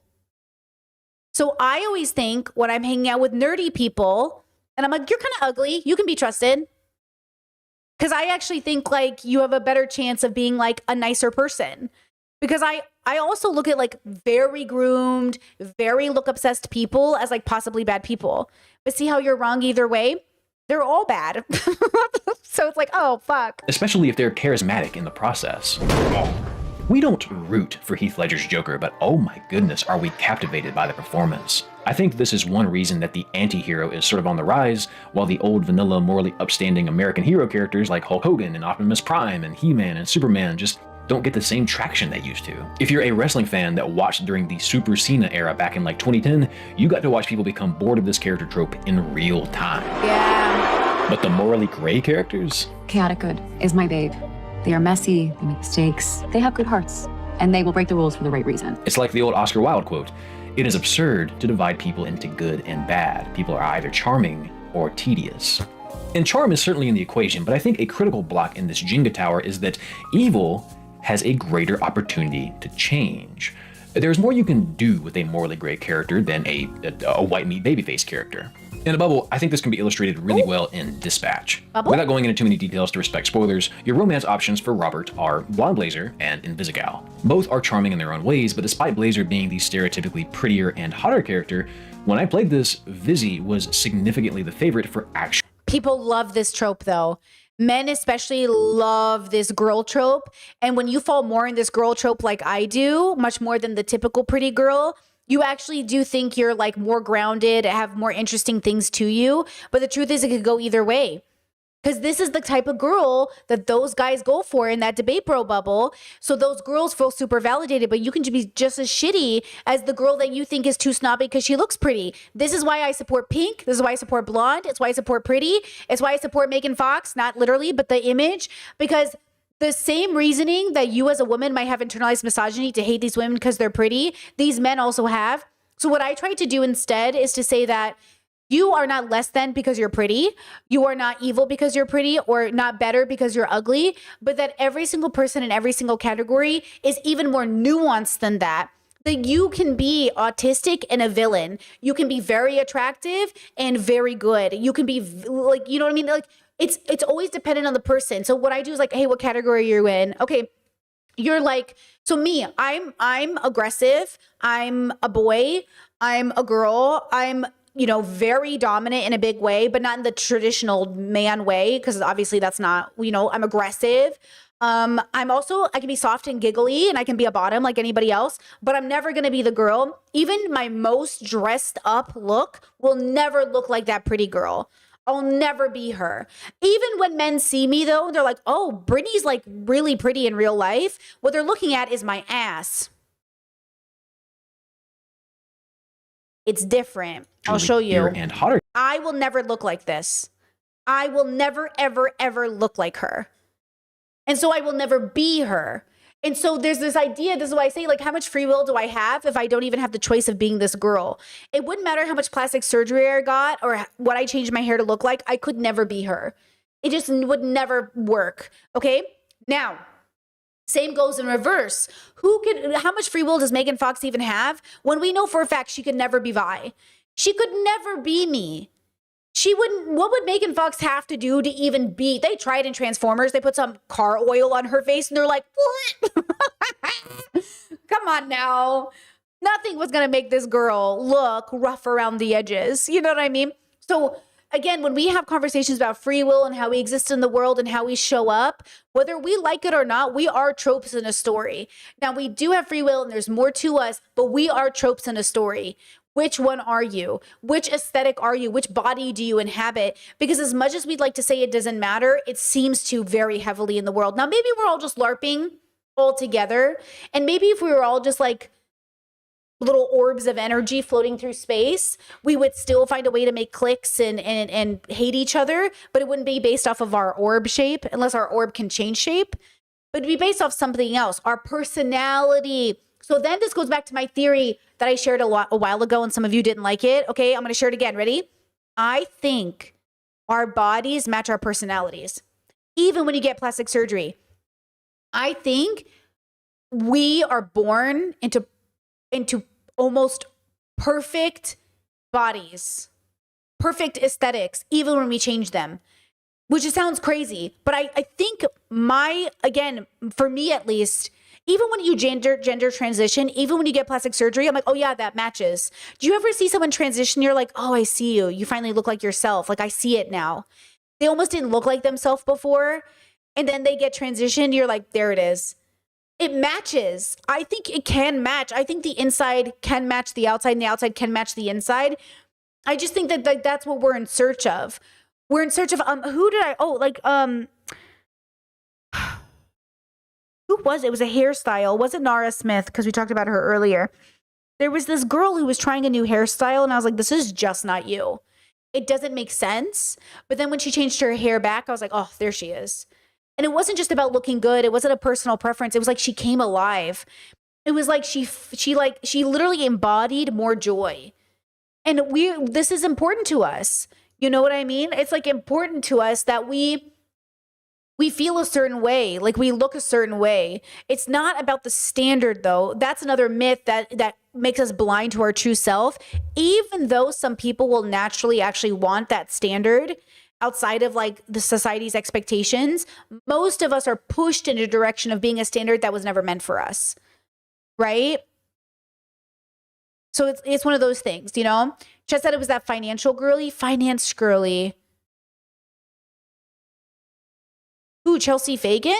No, Chelsea still needs to do her hair. No, it was somebody who had like a very, almost like they significantly changed their hair. And I was just like, what is this? And then they changed it back or something. And I was like, oh, that's good. I don't know who it was, but it definitely wasn't Chelsea. Okay, let's keep going. Character. When I played this, Vizzy was significantly the favorite for actually getting picked. And I think this is due entirely to the start of Chapter 4. Now, to the simple fact that Invisigal has more room to grow.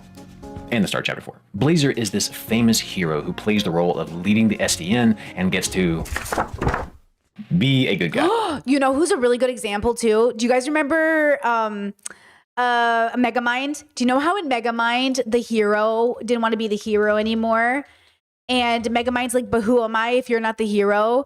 And that the hero fakes his own death and becomes like a bum. But it's kind of like, it makes sense. But, you know, because of the way he looks, people are like, you have to be this thing. He's like, I don't wanna. He didn't actually even have a choice. And that's kind of plays into it that I think is so funny. Or like, you know what I mean? There's something to this. I'm telling you, there's something to this. But Invisigal has secrets. She is clearly a former villain. This is explained very early on. And as the plot progresses, you get to watch her gain confidence. You argue with her. She makes mistakes and is convinced she is not meant to be a hero, which you get to help her see isn't true. It's in the fucking stars. Fuck the stars. You want to save her from all this. She has potential for character growth, making her much more interesting, relatable, human, and engaging. Blazer stays pretty much the same. And it's not to say that she's poorly written at all. I've played both routes, I know the twist, but Vizzy needs fixing in some regard, and that... Okay, so when I was a kid, I used to think like, oh my gosh, I wish there was something interesting about me when I was like 15. Not understanding like, you're already a weirdo. Don't you see that you're already a weirdo? And then I used to think like, oh, this was romantic. Like having a guy or a girl really see that there's something more about me, and that if they really got to know me, they'd be like, oh my gosh. And then not understanding that as I got older, obviously I grew up because you're a fucking kid. You grow up and you realize like, oh, like this is a fantasy I understood from shows. This is a fantasy that I understood from media. This is the thing that I don't need. I don't need someone else to see me for me to be valuable. I need to see myself. And that's what really that faux self-love they're selling you is. Philosophical understanding with self is actually what you're seeking, but you keep trying to seek it through others because psychologically we do need, in a very important way, validation from our community. We need to be seen by our community. So there's some part of that that's really, really important and really, really valuable. And on a deeper level, it really is about you seeing yourself. It's so important that you see who you are in the story, that you understand who you are. And then sometimes, honestly, I wish in many ways I could have been when I was younger, or not younger, but when I was heading into my 30s, I used to think, man, I really wish I could have just been that wholesome girl with no fucking baggage and no fucking regrets who reached all the way to 35 with absolutely like a clean slate. But I'm not. So I have a past. And yes, you can cancel me for it. But like, it is what it is. Okay. I fucked around. I found out. And like, it is what it is. Because like, I was out here trying to live. Okay. But that means that we have stories that are going to make people be like, oh, I can't believe you did that. I know, me neither, girl. Thank you. I have to live with it. How do you think I feel? But also that's the point is like we romanticize the idea of being this fucked up character, but we don't understand it comes with the baggage and the responsibility of doing fucked up things. So then you get into your head as you get older. You're like, oh, shit. Like here I was just trying to make a story for myself to be someone interesting. And in the process of it, now I have to live with the responsibility and the baggage of doing things that I wish I hadn't done. Fuck, you know? Makes for a character that is going to be a full saga to interact with. She's very much like Chuck Bass, who is not the rapist on episode 1. Loved Chuck Bass. Loved this show. Oh my God, my bestie and I love this show. Horrible people. Love Chuck Bass. Rapist, first episode. Rapist, first episode. Main character of Gossip Girl in season 1, but boy, you can make the argument that by the end of the show that he really is. In the first season, he does many, many terrible things. He tries to sexually assault someone, sleeps around, hires sex workers regularly, is a chronic asshole, goes after his best friend's girl, and then after the fallout, compares her to a horse. You held a certain fascination when you were beautiful and untouched. But now you're like one of the Arabians my father used to own. Rode hard and put away wet. God damn. You learn that Chuck Bass was severely abandoned as a child. Okay, his dad is a bad man. Okay, you don't understand his childhood trauma. But despite these heinous and sometimes hilariously savage acts, as the show goes on, he really tries to be a good person. You learn more about his relationship with his father and how this broke him, how he himself understands how horrible he has been to the people around him, and how because of— Wait, do you guys know who that is? How he himself— This girl here, this actress, she's the little girl in The Grinch. She's the little girl in The Grinch. She grew up to be a musician in real life and an actress for this show. Understands how horrible he has been to the people around him and how he also tries to rape her character in the first season, and she plays the little sibling of Penn Badgley, who plays Joe on You. Because of these deep regrets, he feels he doesn't deserve the love that Blair wants to give him, culminating in some of the most heart-shattering— Yes, Cindy Lou. Yes, it's Cindy Lou. See? Cindy Lou. The Cindy Lou ever seen. Chat says, I've never seen The Grinch. You can leave now. You're banned. I'm just kidding. You've never seen The Grinch. I've seen the nothing makes me laugh out loud more than Jim Carrey as the Grinch. You've never seen The Grinch? Oh my God. You got to have a Grinch watch party with your friends. You got to do it. Oh my God. Jim Carrey's body in The Grinch, his body language, his jokes are so funny. He's so funny. Oh my God. Despite it being fucking Gossip Girl. But what happened to me? He transforms from this entitled brat into a confident, well-spoken young man that you simply cannot help but root for, again, like Vizzy, because you want to see him overcome his darkness.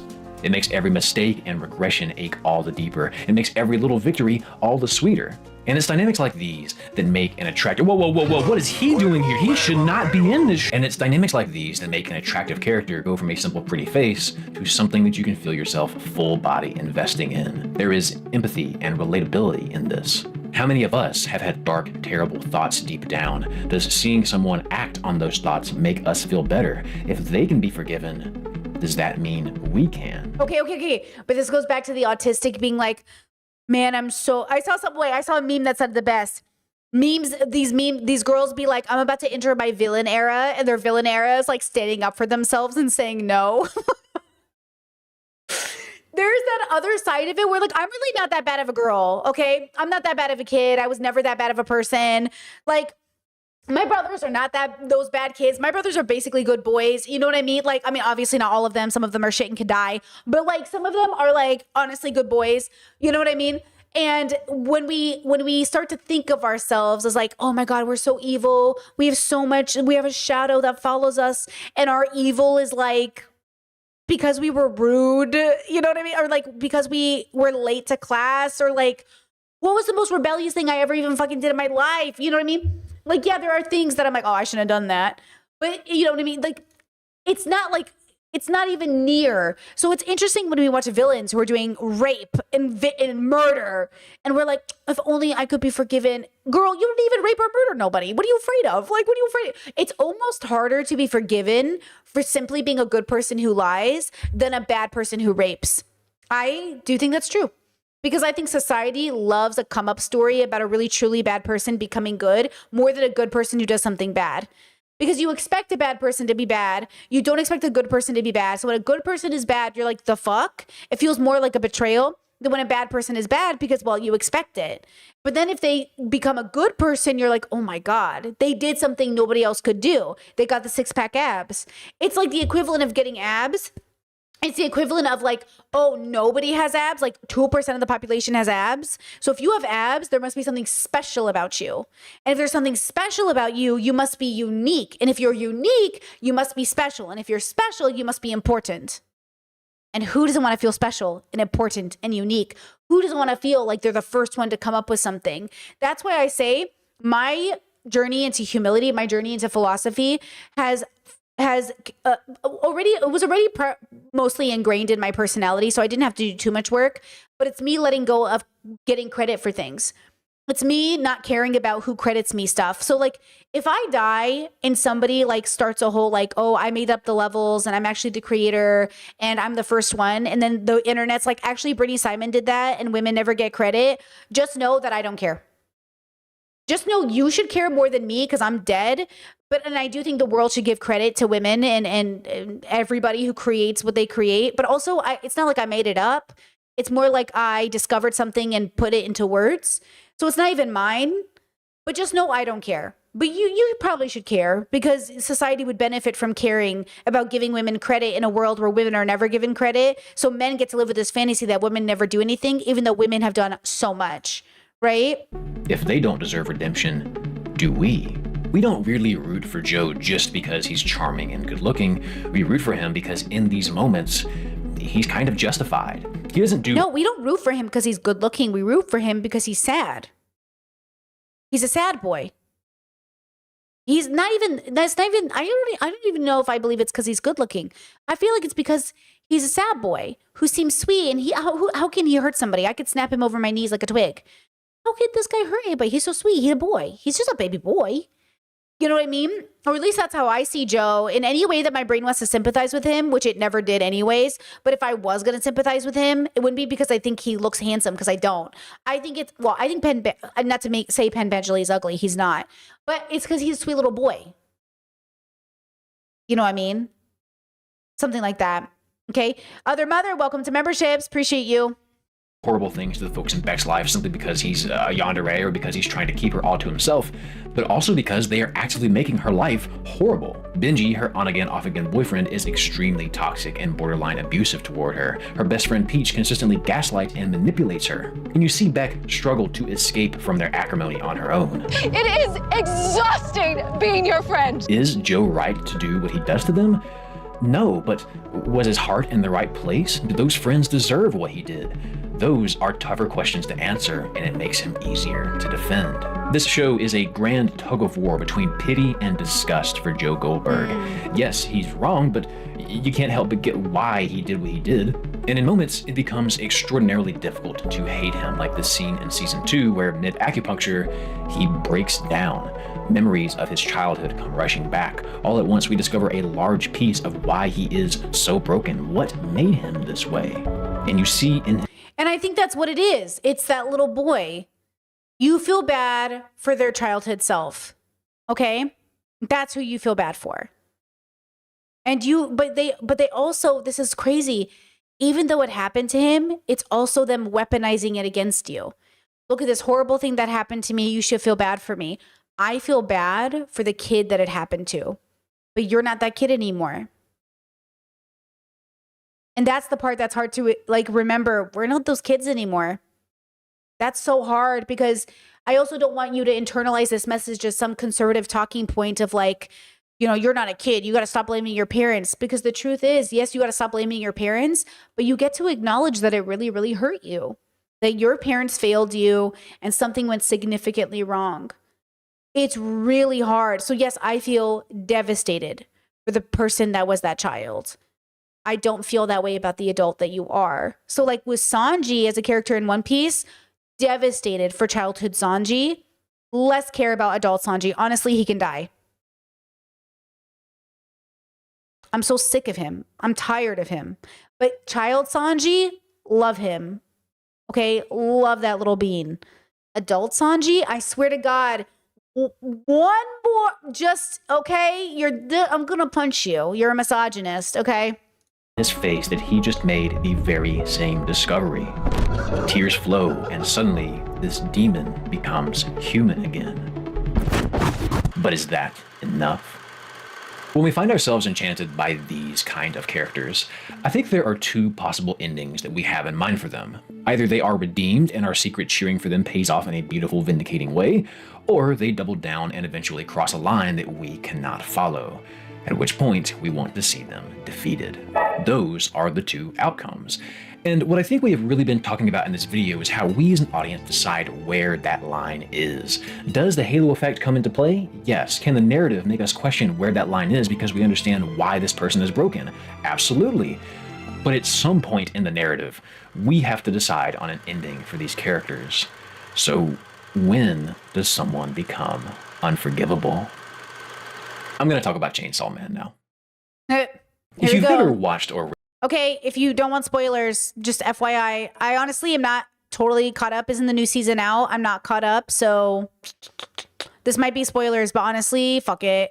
Actually, fun fact, I like Chainsaw Massacre the least. I don't like Genji. I think he's kind of pathetic. And I wonder if a part of me is because I've only seen for the first season, right? So I don't know what happens. But even in the first season, I'm just like, it's giving, you know who he kind of reminds me of? Gypsy Rose. It's like, was there nothing else you could do? Like, I know your childhood sucked, but like, is there nothing else you could have done? Did you have no other options? And then people take advantage of them because they're so vulnerable. But also, like, did we not have any other options but what we did? You know what I mean? It just feels like that. Read this series, Denji is our lead, but then he dies, but then he comes back as Chainsaw Man because his demon dog agreed to lend him part of his heart and his powers so long as Denji pursues his dreams. It is not a normal story, play along. Early on, Denji meets Makima, a kind-hearted, soft-spoken girl who gives him a place. Well, okay, chat says that's the point of Denji. He's traumatized and abused and he had no other options. No, he had the illusion of no other options. Options are an illusion, as is having no options. It's not real. You always have more options. But because your brain doesn't know what they are, you don't have any more options. This is what I'm trying to say to you philosophically. You only have the options available to you, but there are more options. You have to unlock them. You have to unlock them. Every villain of every story, Trump, everybody else, you know, Trump, that's why his brain is the way it is. He doesn't believe he has any other options. Putin has no other options, right? The world won't give it to them either. They cannot all of the sudden become good people because the world will never accept them. And to be a good person would mean to unlock something in their brain that would have to accept that the world will kill them or jail them forever. It is impossible for us to accept, but it is true that humans' brains will do everything possible to protect themselves at the expense of even everybody, including the person that they're trying to protect. Like, yes, you're trying to protect yourself, but then you have to decide, and this is what I'm trying to point out with the introspection, extrospection. You have to decide if you're going to figure this out because you really want to. Are you going to have an embodied experience where you radically change as a person, that you also accept the way the world will treat you as a reality of that change? Because the truth is, if tomorrow Trump decided to denounce, change the world, do everything in his power to make the world a better place, people would still want him to pay for what he did, right? So his brain won't let him do it. And I'm saying it's not the fault of the world for wanting him to take accountability. It's his inability to introspect and accept that he deserves to take accountability. He has to take accountability to truly be a good person. But he won't do that because the fear of the backlash is too strong. Okay? This is Trump as a trope, not Trump as like a person, because I don't know him, right? So this is the dilemma. When are you even allowed to have a choice? Let's say you're born into a position of privilege and you abandon it. Let's say I tomorrow started doing mukbangs on stream and said, I'm not going to talk about Palestine or Lebanon or any atrocity in the world ever again. You won't let me, right? I'll be a sellout. I'll be a traitor. I'll be a bad person. I'm not allowed to change my career to be a cosplayer, right? I can't do it. I'm not allowed. Now, it's good that I don't want to because I couldn't do it anyways. But if I wanted to, I couldn't. I would have to leave the internet forever and go pursue something else in my life. I would have to abandon this platform because I wouldn't be able to show up here without people making whole video posts about me or comments like, Brittany, I miss the old you. This feels so weird. The old you would never see this happen. I don't get what you're doing. So you do know what I'm saying?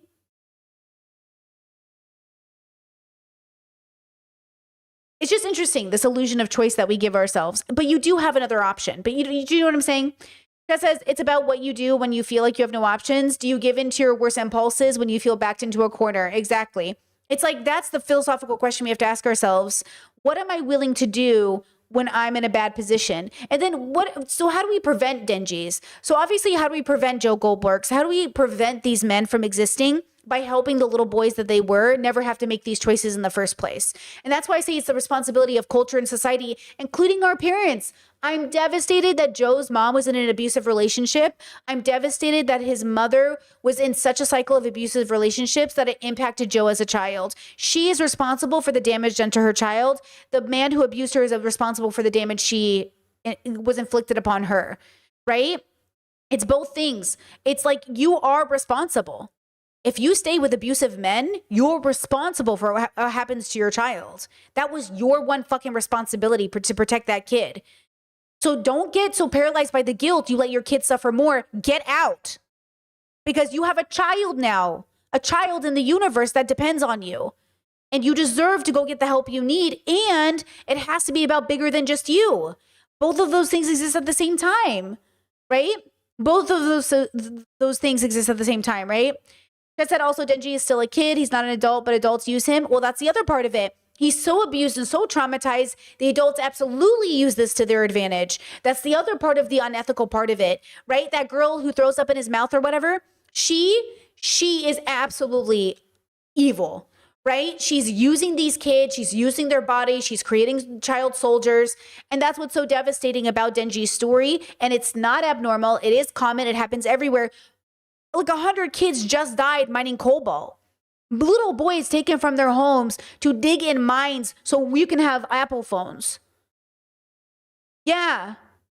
Just a reminder that sometimes the world feels more sorry for a man who was created on a notepad, okay, a fictional character in anime. You feel more bad about Denji than the real children around the world that are suffering Denji's story 100 times worse. And that's the point of art. It should make you actually do something in real life. But when you cope and you go into the art so much that you're actually not taking what you learned from the art to inspire you to do better for the world, that's the problem. It's like you need to understand this. Like if you watch One Piece, I hope you finish One Piece and go clean up some streets or become an activist or feed people or be better to the people in your life or go apologize to people. I hope you don't just watch One Piece and go, well, that was fun, turns off TV. I hope you sit there and go, yo, I should do something. I should do something for my community. You know, I saw this guy do this thing, and I don't even care if it's performative because I don't know. Because the fact is, he physically did it. So at this point, I do not care. Let me show you if I can find it really fast. I saw this yesterday, and I was like, oh, that's a really nice gesture. Yeah. There was avoiding. This is New York, and he's showing you how the snow has impacted people. This little spot right here. See, like there's no crossing there, so you gotta go this way and around it. After shoveling several corners, I noticed that some would get flooded with water, making things even worse. When water has nowhere to go, it creates an even bigger problem than just the snow. So, when I found a big puddle, I used Google Street View to find the nearest drain. I love drains. I love city infrastructure, and drains might be my favorite. The biggest impact I can make in a slushy New York is to find where the water wants to go, clear a path, and let the drain do its job. See that? Small fix, huge difference. All it took was 15 minutes. And yeah, it isn't my job to do this. But for these small, hyper-local fixes, I truly believe a bottom-up approach works best. I saw a problem, I fixed it. And it made life easier for hundreds of people. If you know a flooded corner, drop it in the comments. We can all help each other out, one drain at a time. Really love that messaging. Really love it. I think that's a great point. I think it's like little things like that's why I say, yes, we need systems to change. We need governments to do something, but I'm not going to blame. I mean, I'm not going to wait. I read the word blame. Okay, I'm not going to wait. I'm not going to wait for the government to figure it out, but also a reminder that like this is conservative mentality to wait for the government to figure it out. You know that, right? When I was raised as a conservative, they would say, oh, well, if we help people, they'll take advantage of us. Okay. Let them. And they go, what do you mean? I was like, if we help out our community, you're saying don't help out the community because people will take advantage of you. And he's like, yeah. And I was like, okay. So the government shouldn't help out the community because people will take advantage of the government, right? Yeah. And I'm like, okay. So like same as a progressive, if you go around not cleaning up the streets because you're like, well, that's somebody else's job, but that's why we pay taxes. Okay. But is that your local neighborhood where you know for a fact it's going to be hard to get contractors out there to do anything about it? Well, in that case, just do it. Just do it. If you see a log in your street and no one's coming to clean it up, get 5 guys in the neighborhood, 7 girls in the neighborhood to come and pick it up. Who cares? Get some people to come in the neighborhood and clean it up. What are you waiting for? Now, some jobs obviously need a professional, but like there are some jobs we could just do as a neighborhood. You know what I mean? But it's kind of difficult when nobody, like if this mentality isn't a thing that happens. And I understand it could be performative. You could be doing it for views, but I mean, views are not views. The snow got moved. So it's nice. You don't have to do this exact thing, but just start thinking, what are some ways I can give back? What if I'm on a walk in my neighborhood and I see something, how do I change it? Like, maybe I clean it up. Maybe I fix it. You know what I mean? Like, what's something you can do? You don't have to do the same thing. We all have our strengths. What's something you could do? To live, friends to bunk with, a salary, and a job fighting devils. And he is infatuated with her. And, you know, we kind of are too. Again, she fits that charming first impression we've talked so much about. Yes, she is horrifyingly powerful and intimidating in moments, and she is, well, let's just say not afraid to motivate with her charm, but she's ultimately a force for good. Her goals of eliminating...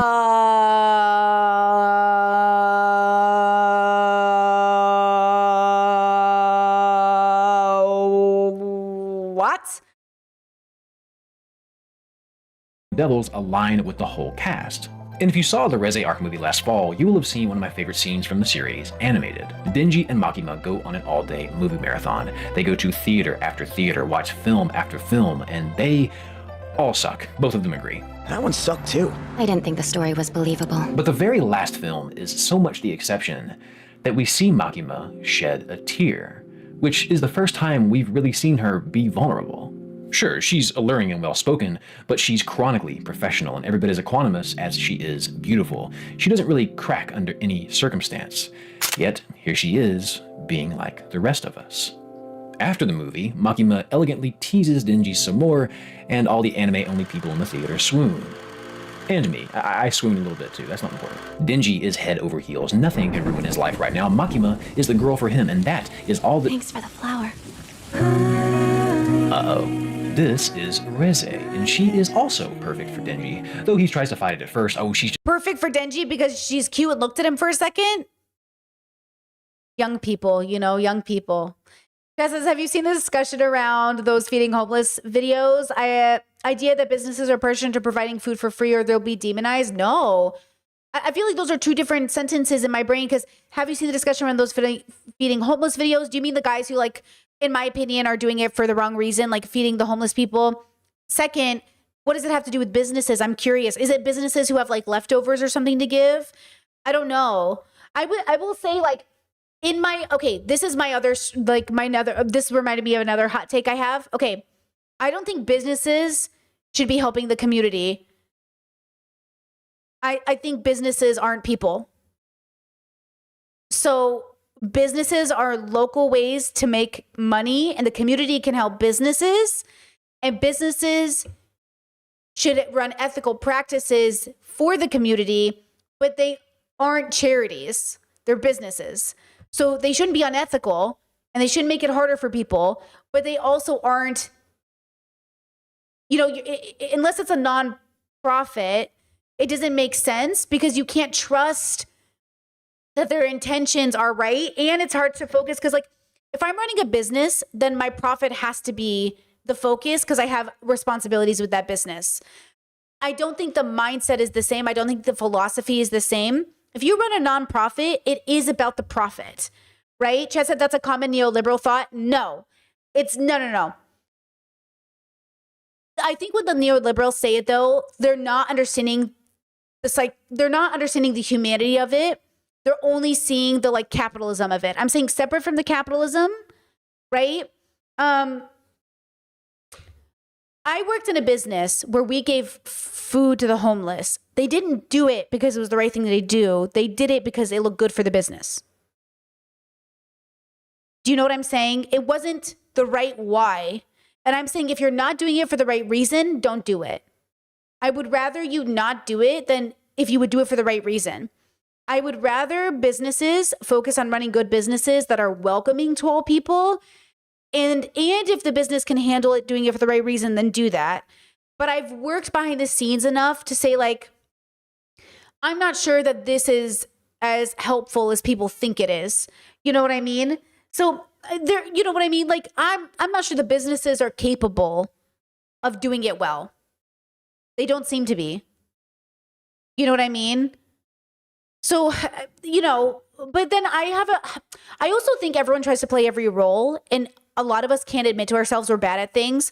I think this runs into the perfectionist idea. Like, you guys suck at stuff. You have to know you suck at something, but yet you really want to try to send this myth to yourself that you're good at everything.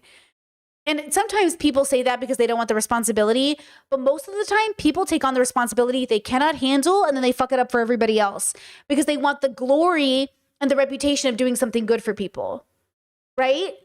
So I'm just saying, like, I don't know. I think there's something to be said about humans suck, and you keep trying to make it so they don't suck, but they can't. They suck until they don't suck. So you know what I'm saying? There's no fix to humanity. You can't, unless you believe in eugenics and you want to eugenicize us all the way to a better species, you can't. Human beings suck. You suck.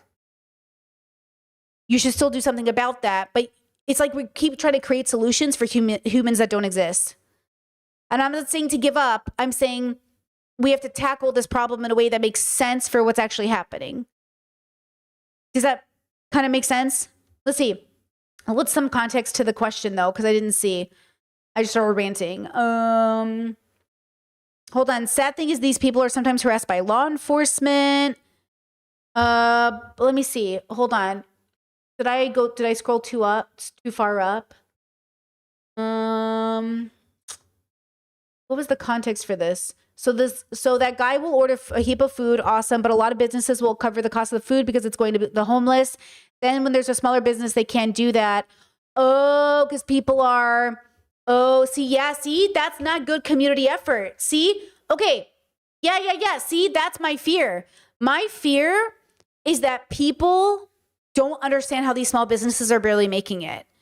And giving away food. Okay, I watched this really wholesome video that I thought was really cute, and it's a restaurant run by disabled people, and it's like a pretty cool concept, give people jobs.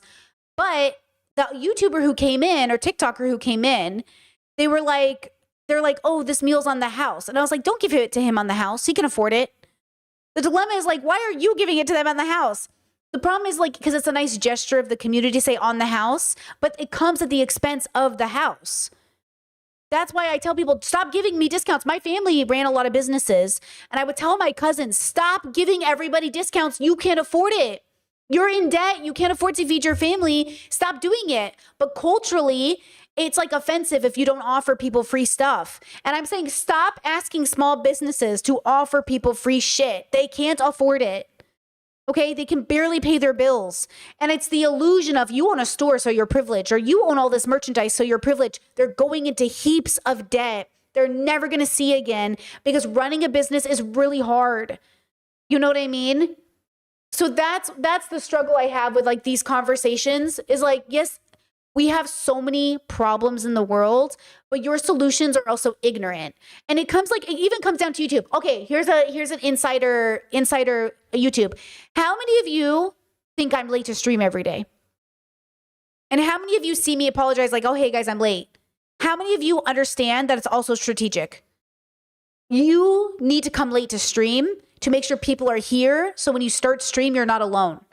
Every streamer start stream to make sure people show up. That's why H3 is always an hour late. That's why everyone's always an hour late. That's why Fresh and Fit don't even start till they have 50,000 likes, because you cannot start a live stream with nobody there. YouTube punishes you. Everything punishes you. So you have to start the stream, wait a few minutes after the point of starting to start because it brings people in. It's just a part of the culture. That's why everyone does it. But we're not lying to you. We really are late to stream, but we're late to stream because we know it's better for the algorithm if we're a little late. But if we tell you we'll be late, then you won't show up, and then all of a sudden nobody's here and the algorithm's like, oh, no one's watching you.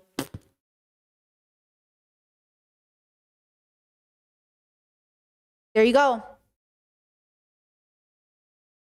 Just so fun to be around, and unlike Makima, she is bubbly and silly and looks at Denji like this.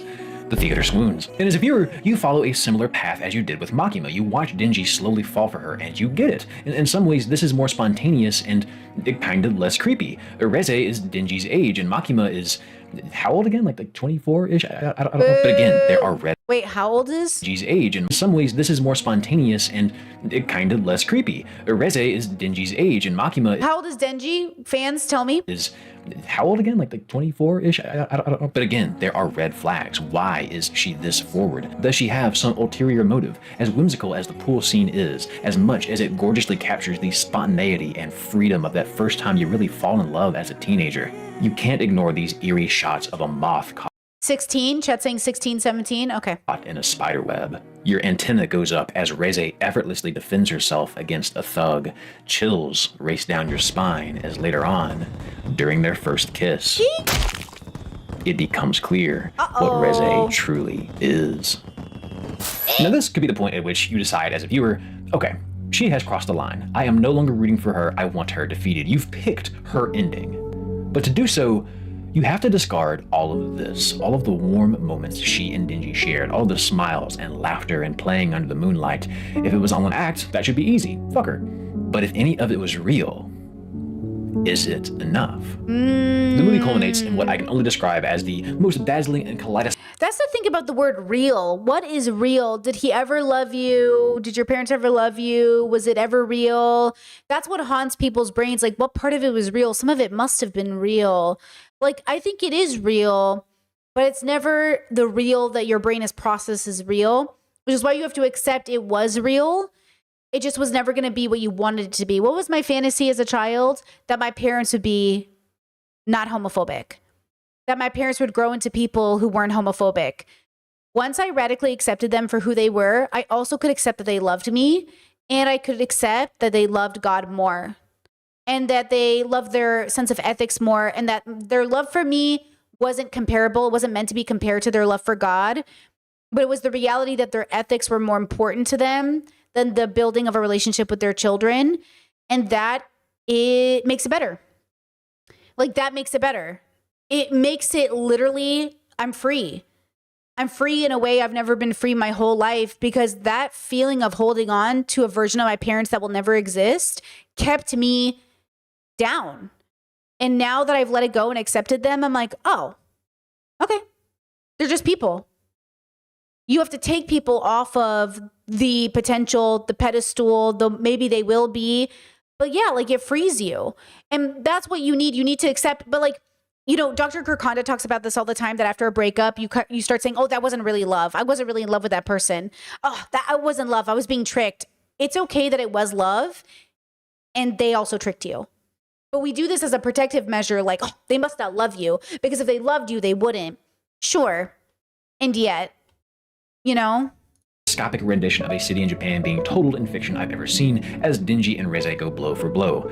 Kinda. Reze kicks his ass the whole time. He really just stayed alive. But ultimately, he outsmarts her, dragging her into the water where she can't explode anymore. Is this season 2 or is this a movie? Until they both I thought he said pass it was out. a movie.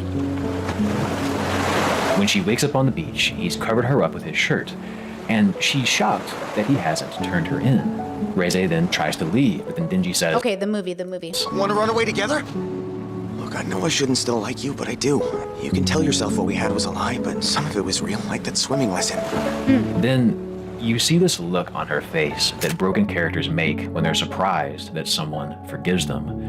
The look that we all desperately want for these morally gray anti-heroes to know that they can leave all the darkness behind, perhaps to prove to us that we are worthy of the same grace we want to give. Definitely. And though Reze doesn't agree to run away with Denji here, she does in the final scene of the film. She doesn't board her train. She doesn't run away. She doesn't ignore Denji's plea to meet him at the cafe. A walk becomes a run, as all at once she realizes that running away with him is everything she could possibly want.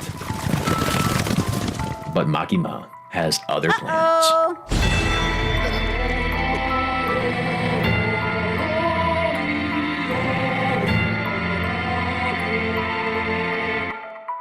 It's always a great twist when a hero becomes a villain or vice versa, but the alleyway scene is a brilliant piece of cinema because in that moment, we get a double turn. By Reze deciding to go with Denji, she goes from this cruel femme fatale back to our first impression of her. Why didn't she kill Denji when they first met? Why did she wait so long? Was she the one actually caught in his web? All of these things come swelling to the surface as she is redeemed and yet tragically, instantly ended by Makima. So, okay, here's the thing.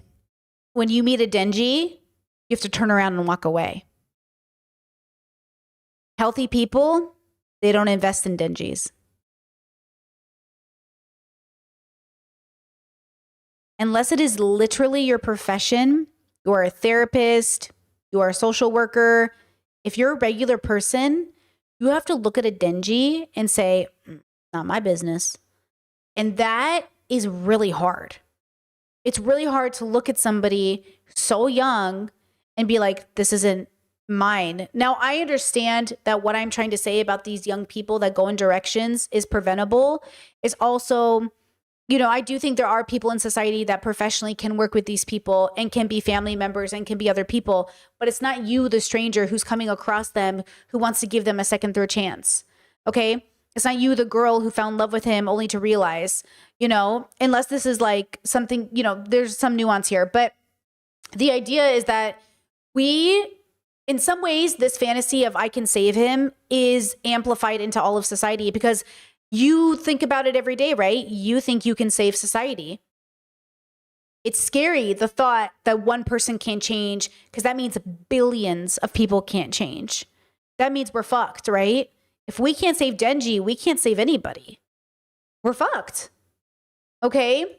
Like, you have to understand, those boys who are kidnapped by these militia groups and turned into, like, you know, slave labor to mine cobalt, you can't just take them and put them into a regular high school again. You have to integrate them into a better life. Children who get adopted out at young ages, who go from foster home to foster home, they can't just be adopted out. There's a process. Okay? And yet there's definitely some room for these people to have second, third, fourth, fifth chances. But we're human beings, and so we don't have as much free will as we think. And so we're also a product of our environments, and so we're also a product of our life. So the issue with, like, I can save him, okay? I can save him, her, them, okay? Is like, we believe this about individuals, because we want to believe it about the world.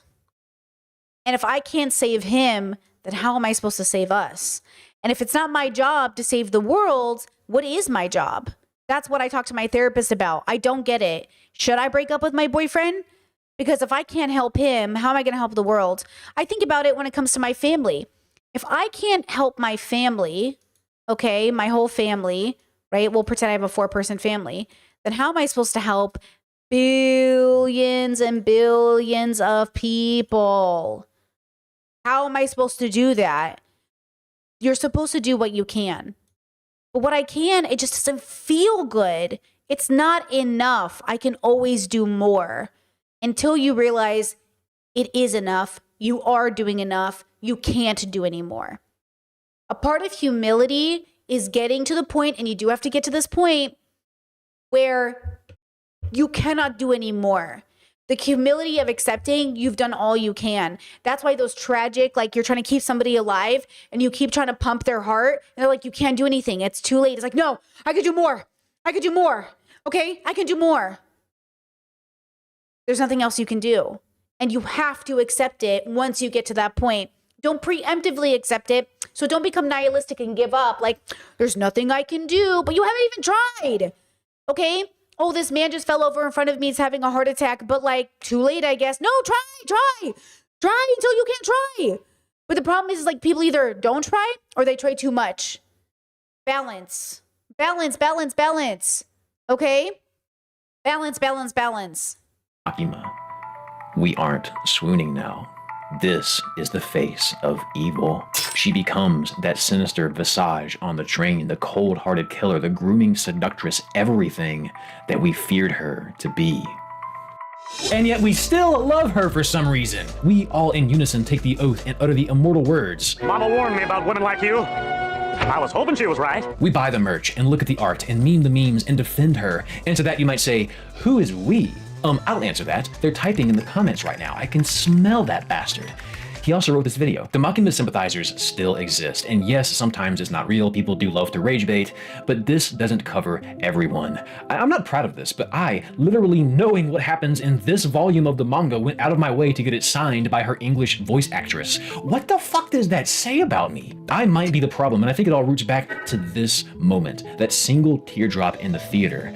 There's more to her story, right? She killed Reize not because Reize had a change of heart, but because Reize tried to kill Denji and is a dangerous fugitive, right? Makima is so fascinating and mysterious, and even once you learn about her true motivations in the manga, you can't really blame her intentions as much as you do her methods. It's fun to watch. Okay.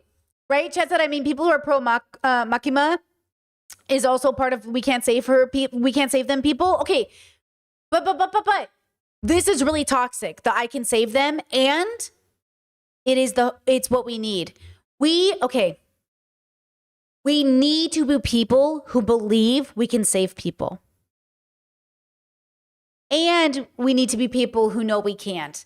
We need to be both at the same time. We need to walk with this contradiction.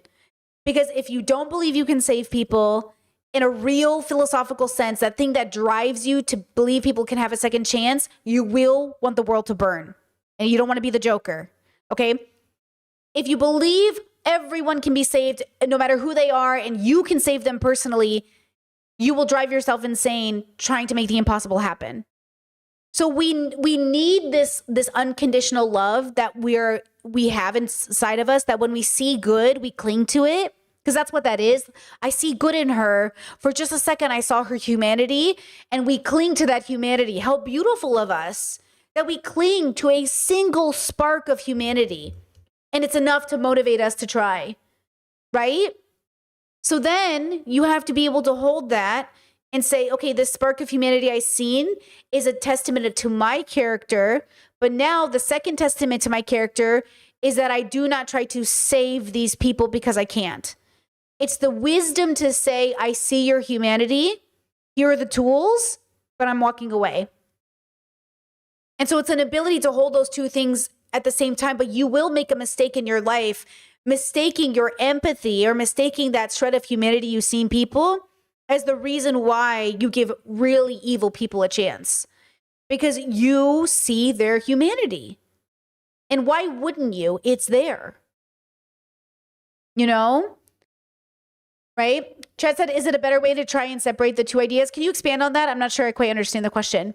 Chad says, let's see.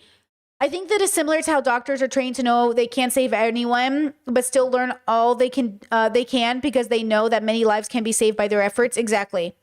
Exactly. You have no control of your outcome, but actions can change it. Exactly. I have no control over it. That's why you can raise your kids to the best of your ability and they could still end up a rapist. That doesn't mean you do not take your time to raise your kids well. Okay? It doesn't mean you give up on trying to raise your kids because they're going to be who they're going to be anyways. Like, oh, there's, it's not up to me. Yes, but every single thing that you do from the moment they are conceived forward, heck, before they're even conceived, can change the trajectory of that child's life so significantly. And that's why I say, like, people keep saying it's the elites and the billionaires. And though I think from a system perspective, that's true. Ultimately, the system is a reflection of us as a whole, and we suck. But I don't think you should give up on that. I think you should accept that human beings suck and we can be better. We can be less bad every day. We can have a deeper relationship with our biological experience. We can change the world for the better. Holy fuck, we're so capable. But until you recognize that it's not just the system, that the system is a symptom of us, it's a real big struggle. We cannot wait around for the Straw Hat Gang to come save us, bro. Okay?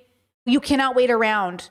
You have to start really putting something together that says, I'm going to try my best, and accept that sometimes a bigger, badder force will come in and you won't have a chance. Those two things can be true as well. Like, truly in real life, what is Palestine supposed to do? You know what I mean? Like, what are they supposed to do? They're at the mercy of the world, which is why stronger people should be protecting them, not killing them. Which is why the United States is complicit in a genocide. We say we're so strong and powerful, but what did we do with our power? We committed a genocide. America the beautiful, America the great, I guess. The strong should protect the weak. And we should want the weak to be strong. But see, even in America, we don't want the weak to get strong. We want them to stay weak so we can control them. And that's gross. But not even that it's gross, we believe it as individual people. If you think people should have their student loans forgiven, you are a person who thinks people should suffer. You are a person who thinks those people deserve the pain they feel because they took out a loan. You don't think people deserve to start again, right? And I'm saying everyone deserves to start again, but when they start again, we should also give them the tools they need. I don't want to see people suffer. I don't think I'm better than you because I know how to pay my rent and you don't. I think in many ways I'm more responsible than some people, but most people I'm not more responsible. I took it upon myself to figure it out with the help of my community. Because you know what they're thinking of when I talk to? They're thinking of their really abusive boyfriends who sit on the couch all day and make them pay their rent. And you do feel better than those men, don't you? Sure, but what I really feel better about is the fact that I'm independent and I can pay my own rent. More than feeling better than my ex-boyfriend, I just feel better being free. And that's what I want for people more than that. Anything. I want you to feel free and better because you're free instead of better than because you're better than people. It's not about people. It's about you.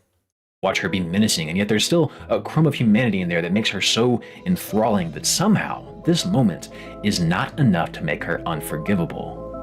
For some of us, of course. But like Joe and like so many other irredeemable bad guys, I think it says more about the people still defending them than it does about how they are written. The zeitgeist right now is unquestionably a love for sympathetic villains, but that is a dangerous ledge to dance along. And I don't think anything illustrates this better than the way You ends. So yeah, I'm going to tell you about a few moments from the last season, and it is by all definitions a major spoiler. But also, like, come on, just let me tell you. It will not. Season 5 spoilers for you ahead pretty much for the rest of the video.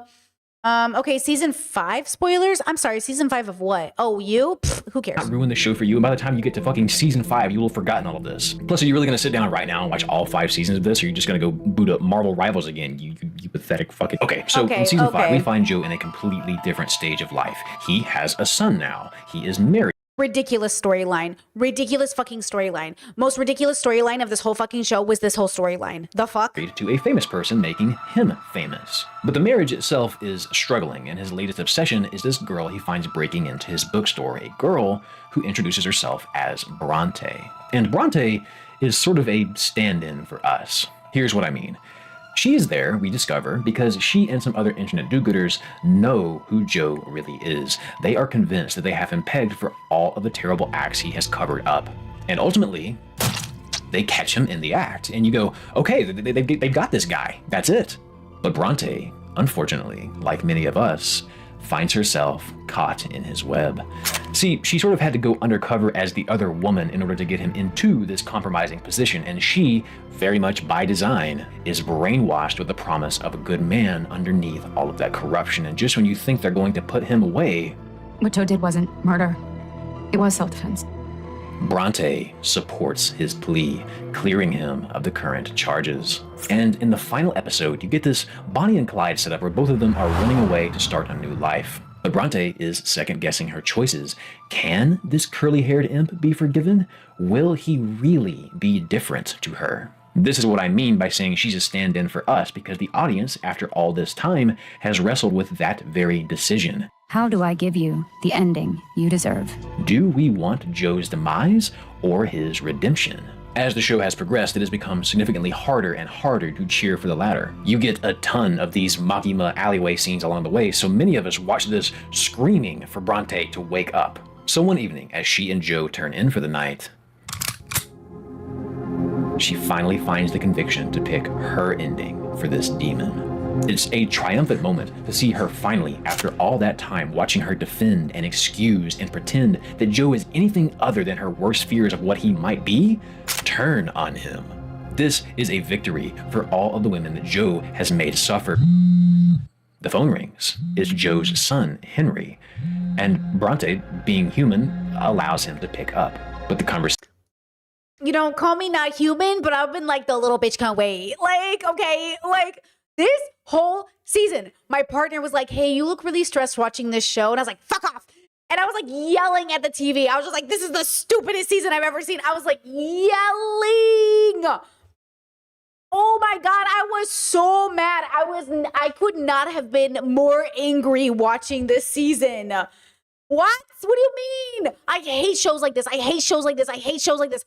I hate shows where there's like, hey, there's a creepy sound coming from the basement. I'm gonna go explore it alone. Hi, hello? You never seen a horror film before? You fucking idiot? Like, what the fuck? Like, I swear to God, I feel like, wouldn't our generation be so much better at horror films? But I feel like, no, apparently not. What do you mean, Bronte? Conversation is brief. Do you remember when you used to tell me there were no monsters in my room? Yeah. Yeah, of course. You lied. It was you. You're the monster. The damage is done. Joe's sins catch up to him. The final nail in his coffin is his son, of all people on the planet, giving up. My God, is this the Babe Bro's whole life right now? Imagine your son coming to the internet just to tell everyone you're the worst father that ever existed, and you're the reason your life is so fucked up. Because that's what happened. Oh, shit. Oh, shit. Oh, shit. That's crazy. On him. Joe is alone in the universe. This is not what he wanted or intended when Beck walked in his bookstore all those years ago. How could it come to this? He's not a bad guy. He just, all he ever wanted was love. I'm releasing the parallels. I'm releasing the parallels. Is he truly unlovable? This is deluded. You're not the fucking victim. And he's not. It's probably the most important line in the series. I love this scene because it's Joe's one final attempt at doing what he's so effortlessly done for 5 seasons. Trick you and the people around him into thinking that he can somehow be justified for all the blood on his hands. And seeing Bronte, our stand-in for the story, have conviction about Joe's fate is wildly cathartic. And I think it's no coincidence that Denji follows a similar path to Bronte. After all, even once Makima has done her worst, once Denji is wise to it all, he admits that he still likes her and recognizes that that is a problem. He's like some of us, perhaps, willing to forgive well past the point we should. But There is a strange innocence in being so willing to forgive, isn't there? When I was a child, my mother took me to Baptist church every single Sunday, and while I don't really do that anymore, I still sometimes think back to an interaction we had one Sunday. I asked her, "Mom, if the Bible says to pray for your enemies, shouldn't I pray for the devil?" And with a very conflicted and disturbed face, she told me no. And to this day, she still hasn't given me a convincing reason why not. I still wanted to pray for Satan. Maybe if he and God could work it out, then, we could close hell and then all of us could go to heaven. The hypocrisy stung, eventually became unignorable, and at 9 years old, I had my first profound thought. Is my grace greater than that of the God who allegedly made me? And that's a deep fucking question for a kid, right? Like, I was obviously overlooking the fact that maybe Satan didn't want to be forgiven, and I'm surprised that I didn't get struck by lightning that day. Smite me, almighty smiter! But I think that question speaks to the heart of our discussion today, because while the intent on my part was pure, it was likely also very short-sighted. Is Denji admirable or pathetic for his ability to see the halo for the horns? Are we insane for feeling something akin to sorrow when the devil himself cries for what he has become? To have affection for the beast? And while it is tempting to assert that the answer... It's funny because anytime I showed empathy or sympathy for the Lucifer character, my dad would say that's a part of the trick. A part of the trick of Lucifer is making you feel bad for him. And I was like, yeah, I see that. And I think the truth is I shouldn't feel bad for neither the Abrahamic God nor Satan. I think both of them are men who are trying to waste my time. Lies in the intent of that affection. Perhaps it lies in the object. Perhaps the distinction simply resides in the difference between wanting to see the human in spite of the evil and being seduced by the evil itself. In the closing moments of Joe's journey, we find him rotting in jail, internally lamenting his loneliness. But then, wouldn't you know it, some fan mail arrives. Oh, and in the final words of the series, we hear him think to himself, "Why am I in a cage when these crazies write me all the depraved things they want me to do to them? Maybe we have a problem as a society. Maybe we should fix what's broken within us." Maybe the problem isn't me. Maybe it's you. Literally, Joe lectures us at the end. To be fair, I think it's both. I think Joe's the problem, and I think we're the problem. So, joke's on you. It's all of us. Oh my sweet goodness, this video was a juggernaut to write. Thank you so much for watching. This is my attempt at actually writing about non-video game things a little bit more regularly, so I hope this was okay. I spared you the section where I talked about wrestling fans turning on John Cena because they got tired of this type of character and the eventual overdue heel turn, and also how this plays into the new Superman movie and how it's a response to society that really only wants anti-heroes, and I didn't want this to be like 2 hours long. If you're an Eye Patch Wolf fan, pester the fuck out of John to get him to... Wait, thanks Discord for recommending this video. I'll go ahead and link it. Well, Chatter, what are you talking about? You said, I don't think it's pathetic. I think it's pathetic if you keep getting tricked. What are you talking about? What's the context for that comment? I want in on this conversation because I don't think it's pathetic. I think it's pathetic if you keep getting tricked. What are we talking about? I want in on this convo. What are you guys talking about? Show me, tell me, show me, tell me. I want to know. I want to know. I want to know.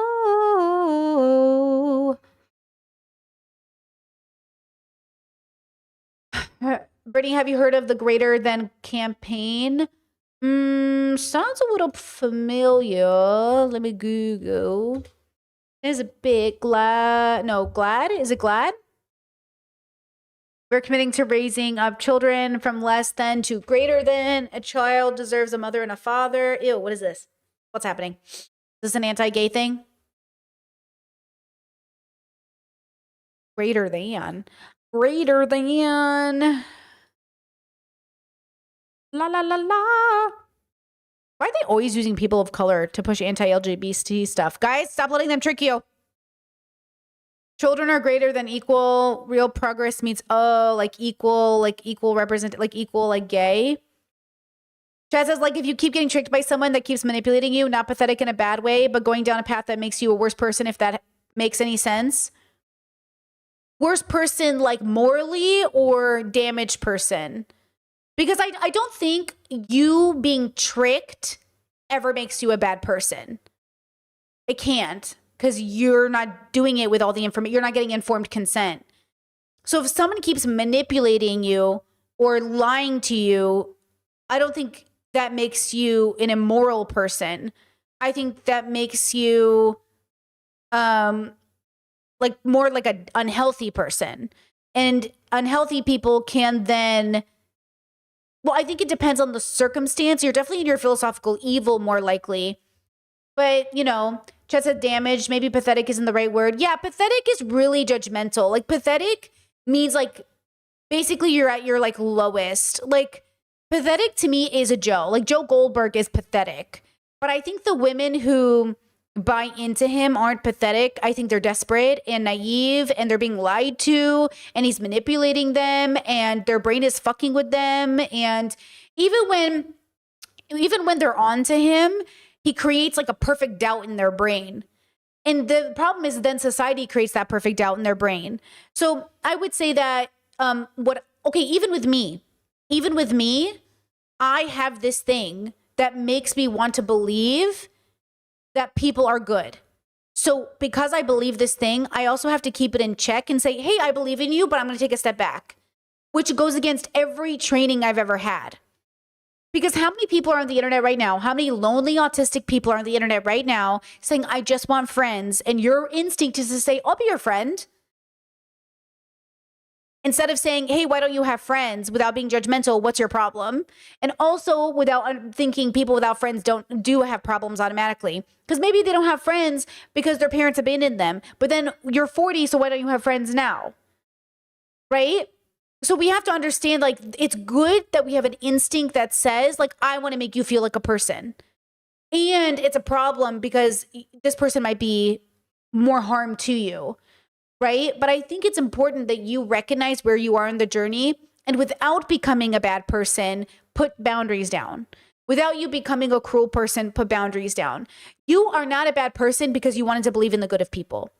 You might be a little naive at times, or you might be a bad at judge character sometimes, but you are not a bad person for having a struggle to believe. Now, here's what makes you like a bad person. Here's the struggle. Is when someone comes to you and says, okay, you've told me my whole life to come to you if something bad happened, you would believe me. Well, I'm coming to you, something bad happened. And then they go, I don't believe you. Okay, that you're being a bad person right now. And I accept that your brain won't allow you to process this information, so I'm going to walk away. That you need to understand that this person cannot understand what's happening. Like, I know this with my parents. Listen, the reason I come to conclusions is because I talk to real people. I know I'm chronically online, but I'm not actually. I know more people than you will ever know. I talk to more people than you will ever talk to. I literally have a whole social life that nobody ever understands because you guys only think social life looks like a particular way.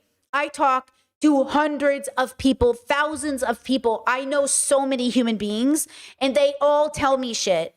And so I have all of this data of people and how they work and why they do the things they do. And it's my job to decide what is my role in their life.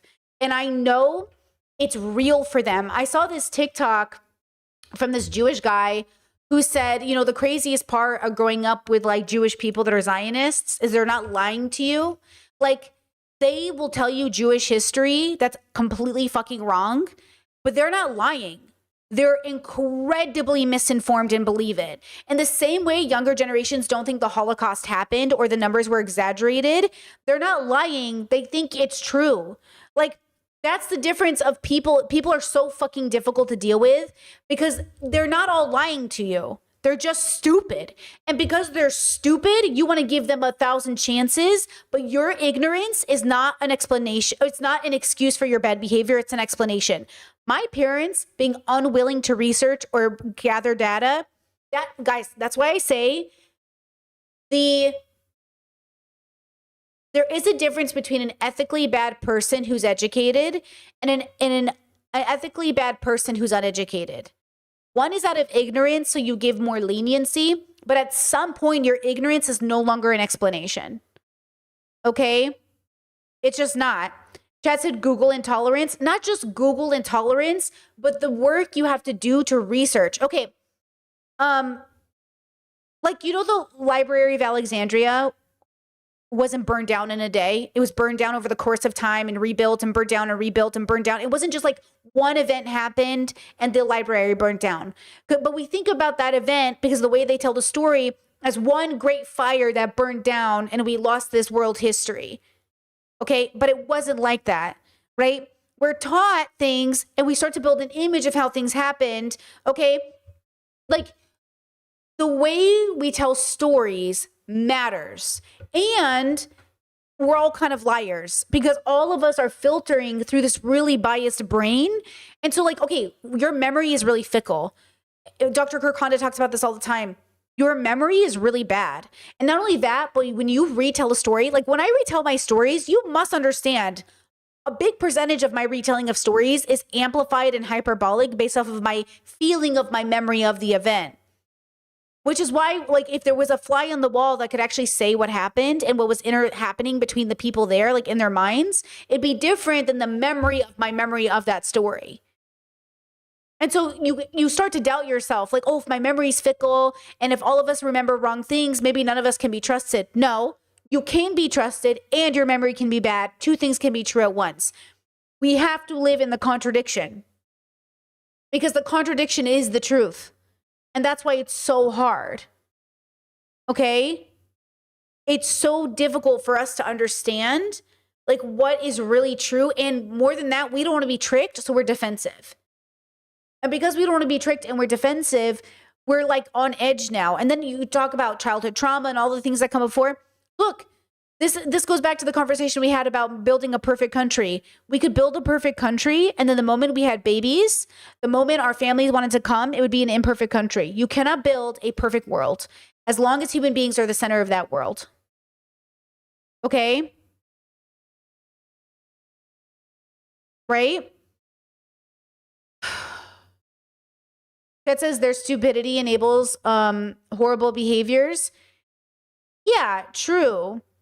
All of our stupidity enables horrible behavior. There's not a there, it's an us. Our stupidity enables horrible behavior. So there is no them. There is now they. It's us. Anytime I hear a person say them, there is no them, guys. There's only us. We. And the dilemma is like, we want to believe it's a them. If only it was a them.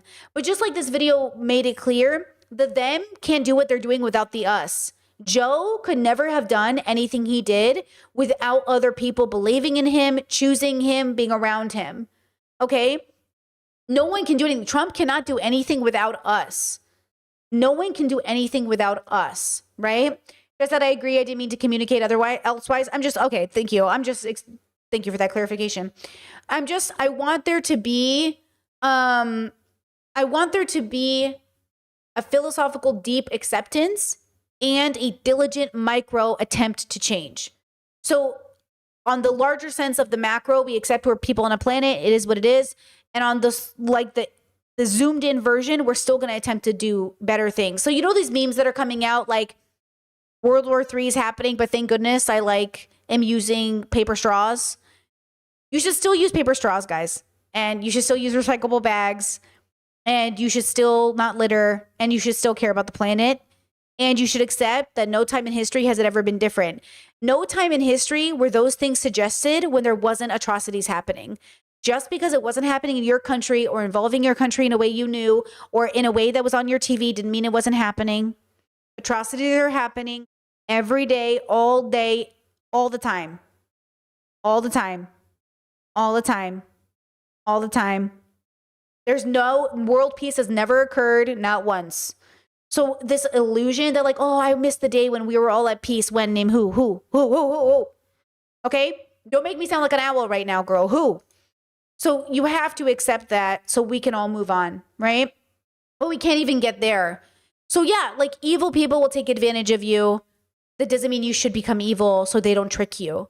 You know, you're not a good person because you've decided to be smarter than the bad guy to one-up them in their evil, girl. You're just evil. All right, let's take a 5-minute break, and then we're going to come back, and we're going to finish with Gabby Hanna. God spoke to me in my dreams. This is what he said, my testimony part 2. Okay, 5-minute break. Let me go eat a snack. I'll come back. and we'll see what Gabby's been up to. Samantha Dragonetti, you listen to her. Well, I'll be right back.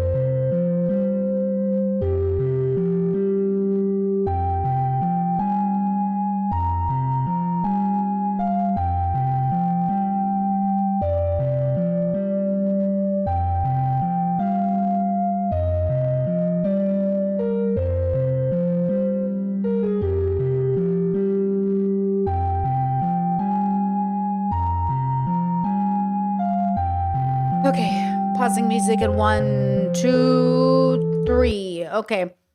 Yeah, sorry to chat. Sometimes the mods or one of us will sit on our phones and it will accidentally block people or mute people. But I caught it and I unhid you. It's like a butt dial thing, you know. So I unhid you. You should be good though. It was an accident. Pretty sure. Because your comments were fine. Oh, okay. You couldn't hear that, but my back cracked really good. Okay. Get ready. Take a deep breath. I ate a candy bar, protein bar. I feel good. I feel good.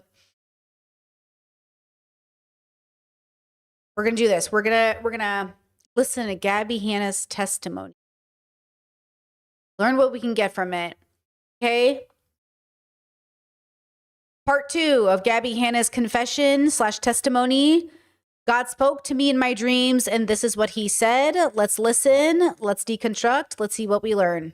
Somebody who doesn't believe in the spiritual or the supernatural, as soon as you hear the words like God spoke to me in a dream, or I had a spiritual dream, or something to do with a dream being more than just a random like Mod Podge of random feelings, thoughts, things that your body is processing while you sleep, they think, oh, first of all, religious psychosis or something like that.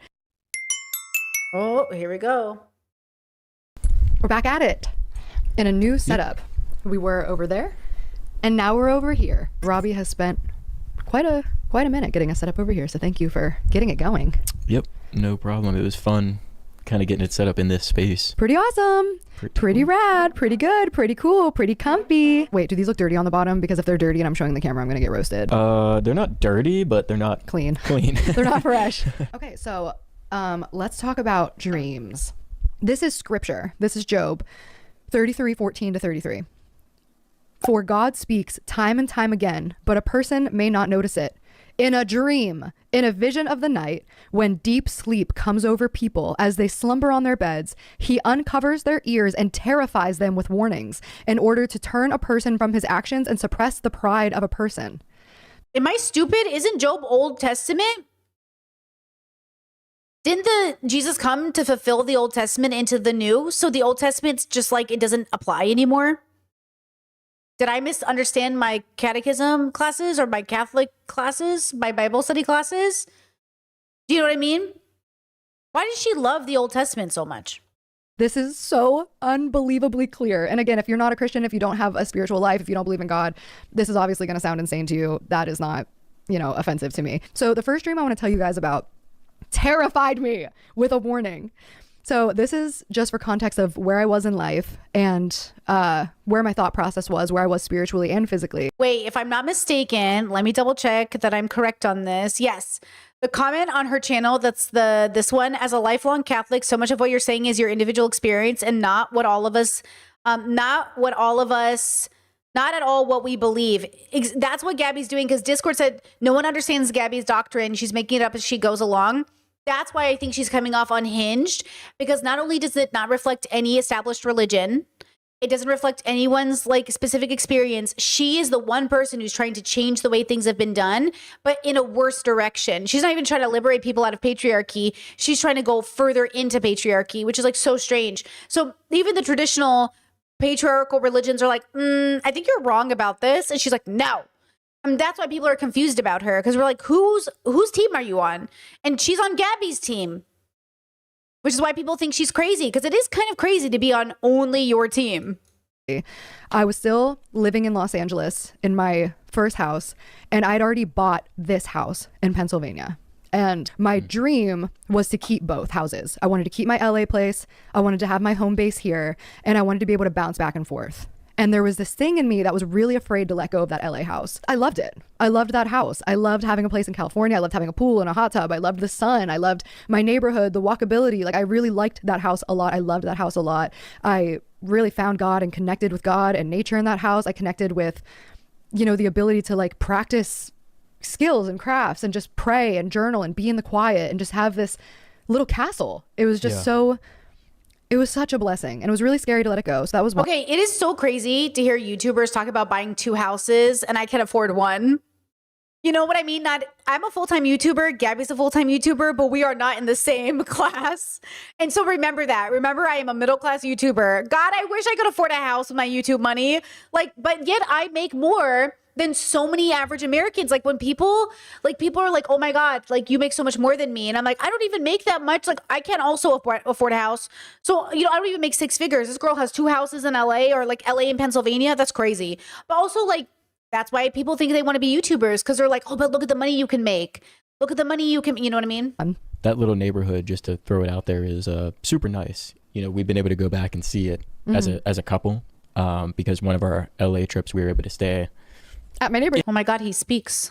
In the original review, he was barely talking, but this is a full sentence. At your neighbor's house in that same neighborhood. Across the street. I got to see it. And yeah, it's a really beautiful neighborhood and a beautiful house. Just normal. Like, yeah. It wasn't like a gated community. It was just like Los Angeles, Studio City suburb, lots of kids. It was in a really good school district. So there's a lot of families, very walkable, a lot of gyms, a lot of food.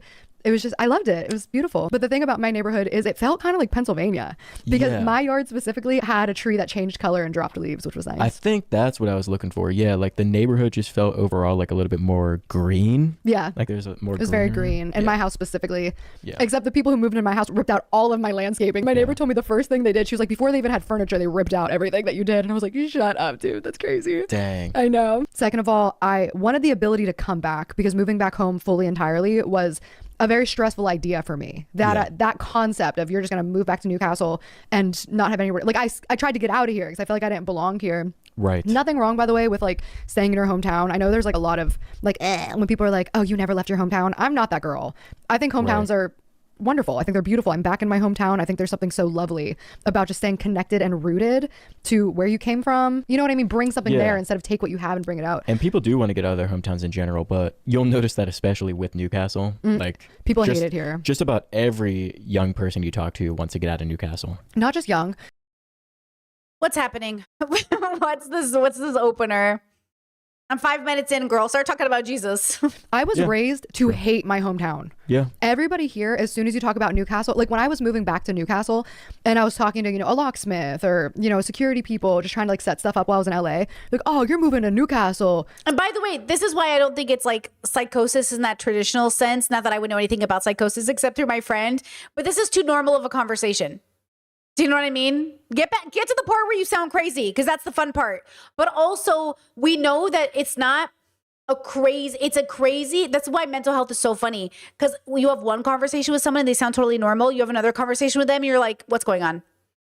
Isn't that funny? That's what I'm saying. She just sounds like a perfectly a normal person, a perfectly fine person, and then she starts talking about God and we're all like, and that's the conundrum. Is she simply just a Christian? Because Christians can sound crazy.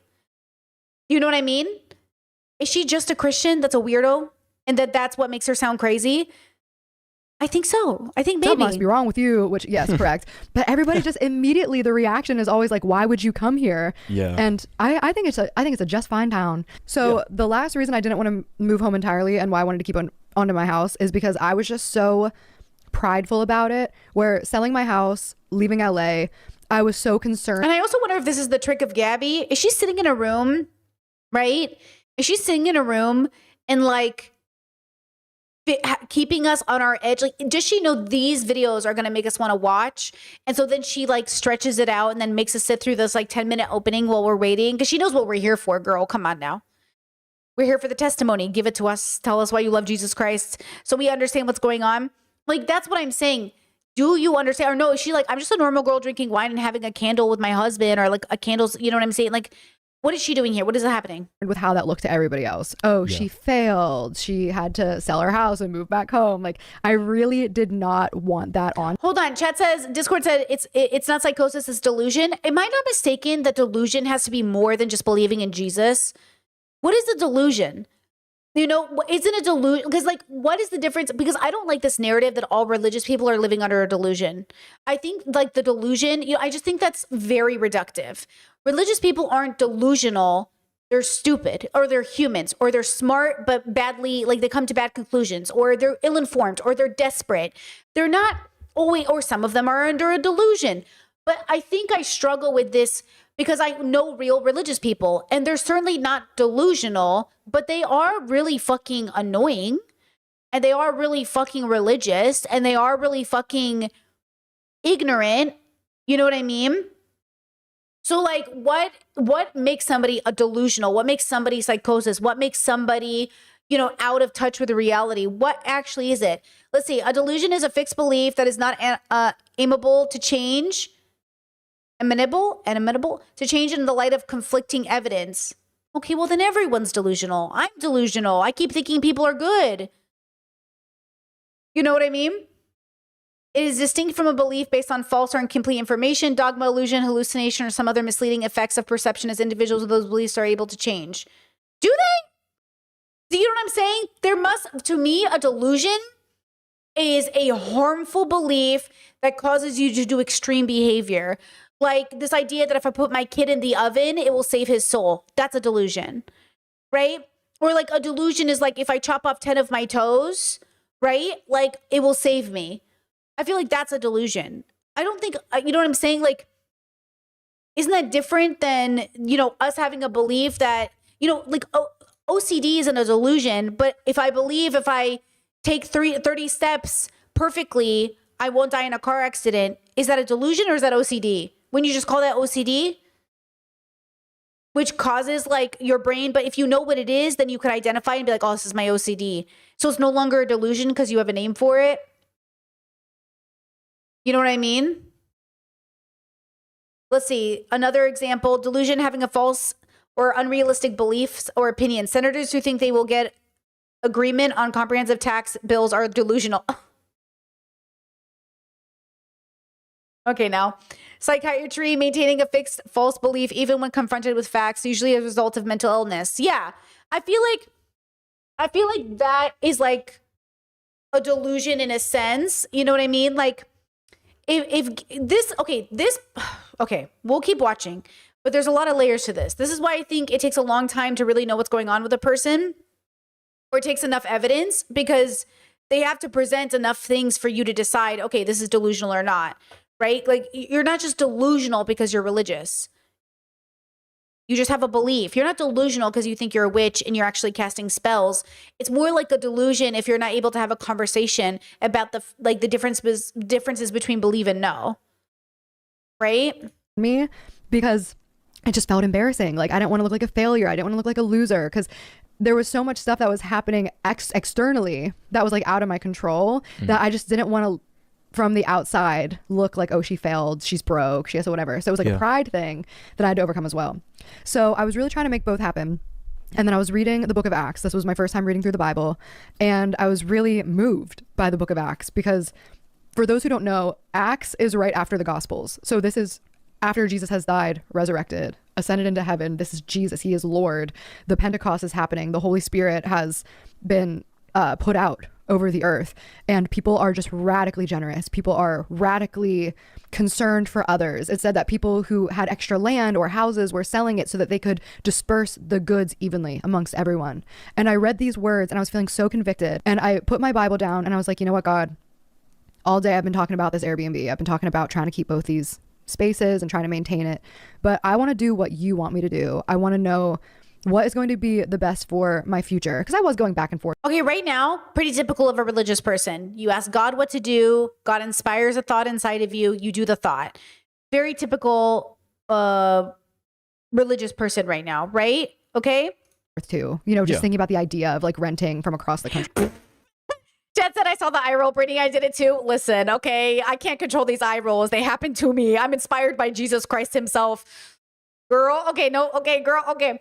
Jen said, love you, girly. I love your views on almost everything. You give big sister vibes, and I really inspire to be as emotionally mature by the time I'm 36. Love that. Thank you. I appreciate you. It was very stressful as well, of course. Oh, yeah. And I prayed to God. This is my favorite prayer to God. Make it so clear I cannot miss it. Oh, brother. I want no confusion in this. I want you to be so clear with me, God. I cannot miss it. Do I sell this house or do I try to keep it and rent it? So I go to bed that night And I have one of those dreams that is just a different dream. If you're a dreamer, Hey, you here we know, are. sometimes you have a dream that's just a dream, kind of random. Your brain is sorting stuff out, which I actually don't have a ton of those. I used to have a lot of nightmares. Jesus literally stopped my nightmares. Praise God. Hallelujah. Almost every single night I was having a bloody nightmare, but now yeah. Jesus has removed that from me. But this night I had one of these dreams where as soon as I'm in this dream state, I'm like, pay attention. So there's renters in my house and I'm inside my house. Everything that's ever gone wrong in my house is going wrong at once, plus 1,000. So one winter I had water pouring through my light fixtures. I had can lights in the ceiling, kind of like here actually, and there was a leak. So the water was pouring out through the lights. And I was really very scared because I'm like, am I going to literally get electrocuted? Is this house going to have an electrical fire, like water and electricity? This is obviously bad, right? Yeah. I'm in this dream and that problem is happening. There's parts of the ceiling are pouring out with water. Like literally the ceiling is breaking through. There's sparks and wires flying everywhere. And then the couch catches on fire. So I go over to the couch and I start trying to pat it out and it engulfs me in flames. So then I wake up, my ears are ringing like crazy and my body is vibrating, like full body chills, burning, like shaking, not shaking, vibrating. And I hear God's voice. It's not a physical voice, but like, again, if you've heard the Holy Spirit, you know what I mean when you say you heard God say. It's a speaking to your heart in your mind, like a telepathic speaking. God said, make the clearance or I'll make it for you. Clear as day. That was my answer. The next morning, I texted my realtor. I said, let's list this house because I prayed for a sign. He uncovers their ears and terrifies them with warnings in order to turn a person from his actions and suppress the pride of a person. Why was I keeping this house? Primarily pride. Right. I don't want anybody to think I'm a failure, that I'm broke. I had to sell my house and move home because I'm a washed up. Like that was my thing. God literally terrified me in a dream to warn me and keep me from my pride. Yep. So that was one dream. That just did not feel significant at all to me. It didn't feel extreme or paranoid. It just felt like the most basic ass dream you could ever have in your life. And you're just like reading into it. Now, let me say this. I do think people have evolved to curate and religion as a way to tell a story about our existence. I do think the construct can be very soothing to a very scary reality that we don't know what we're doing here, because then we don't have a sense of purpose. And I also understand why people say, oh, there's not one God, we're all God, because we're the makers of our own. There is no God, neither us nor them. If there is a God, there will be evidence and data for them. Right now, we don't have it. So right now, it's a believe you have, fine. With that said, I don't find this dream particularly compelling, nor did I find the way that she told it particularly odd. It just felt like, you know, telling a story your girlfriend tells you, and she's like, I feel like I was I think I find my message. Okay. I think your dreams are probably like more or less like you talking to yourself or you figuring stuff out, or it's the way you feel, or it's pretty neutral. But I think it just helps you. It helps like trigger something in your brain that goes, oh yeah, idea. Like when you guys mentioned something on stream and I'm like, I know that's not what you meant to say, but it made me think of this thing. That's kind of like how I think of dreams. Like, oh, this dream made me think this thing.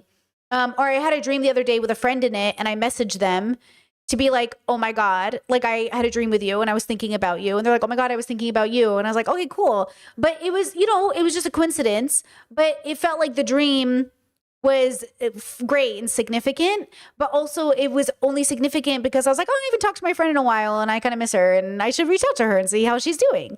And that was why it felt significant, because I just missed my friend. You know what I mean? And so that's it. It wasn't deeper than that, but I could read into it and say like, oh, the universe sent it my way to send her a message. And maybe that's true. Or maybe I just, you know what I mean? When you decide that a dream is significant, what you're really just saying is like this really, it profoundly moved me in a direction it inspired me to make a decision. Kind of like when God speaks to you. Okay. Where I was like, this is clearly a direct answer to a direct prayer. I prayed for clarity. Let it be known. Do not let me miss it.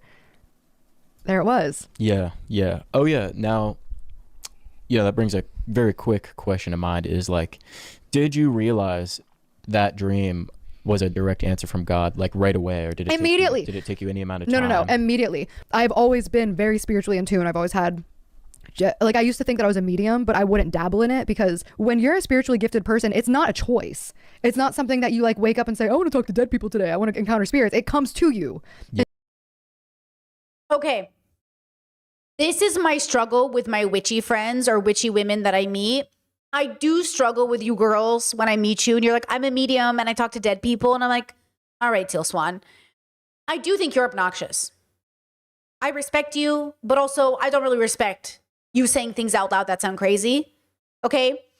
So I do think I get a little annoyed when I meet people who are like, I can conjure the spirit of your mother to talk to you. And I'm like, don't piss me off, okay?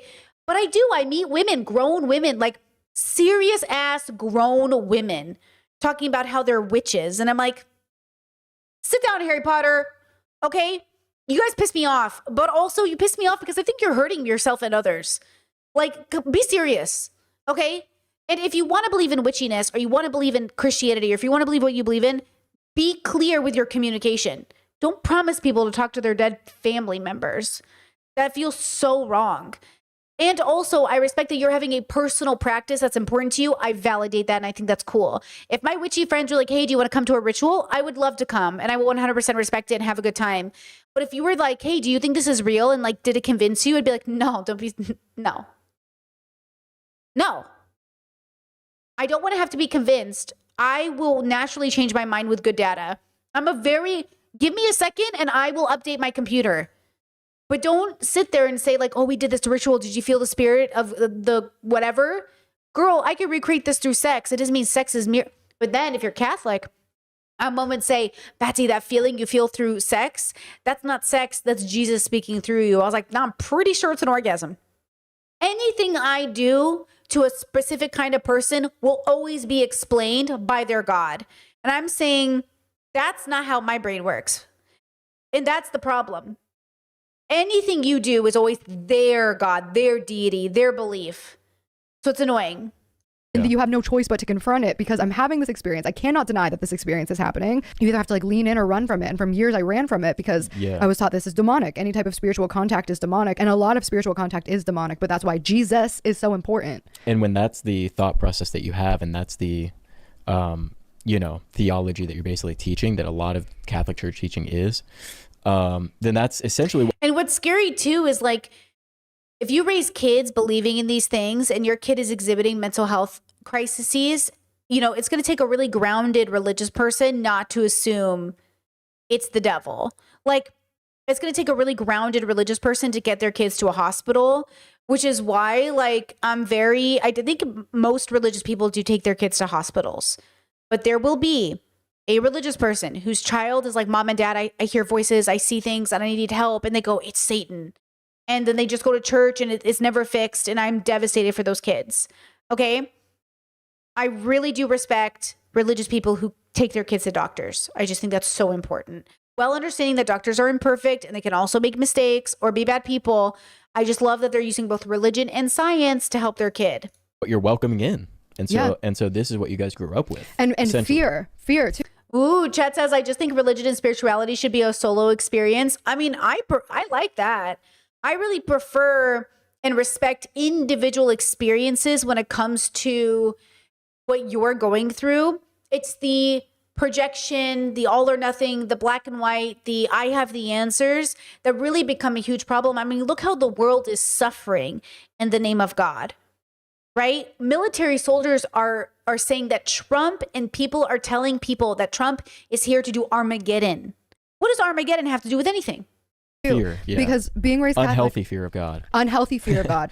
There's a healthy and unhealthy version of that. Say more. If you're fearing God, you also need to know that God ultimately is love at the same time. Like, I feel like if you have a fear of God to where you want to run and hide, that's not a teaching of God that's accurate. It's not, because God did not give us a spirit of fear. Right. God gave us a spirit of faith, strength, confidence, and trust. So if you're living in a spirit of fear, you're living in sin. Right. Because God says, be not afraid. The most repeated phrase in the Bible is fear not. Be not afraid. Because here, I wrote a poem that I don't remember the whole of it, but I'll look at it and maybe I'll insert it here. But it starts with, fear God, but be not afraid. Right. Be not afraid. Da, da, da, da, da, da.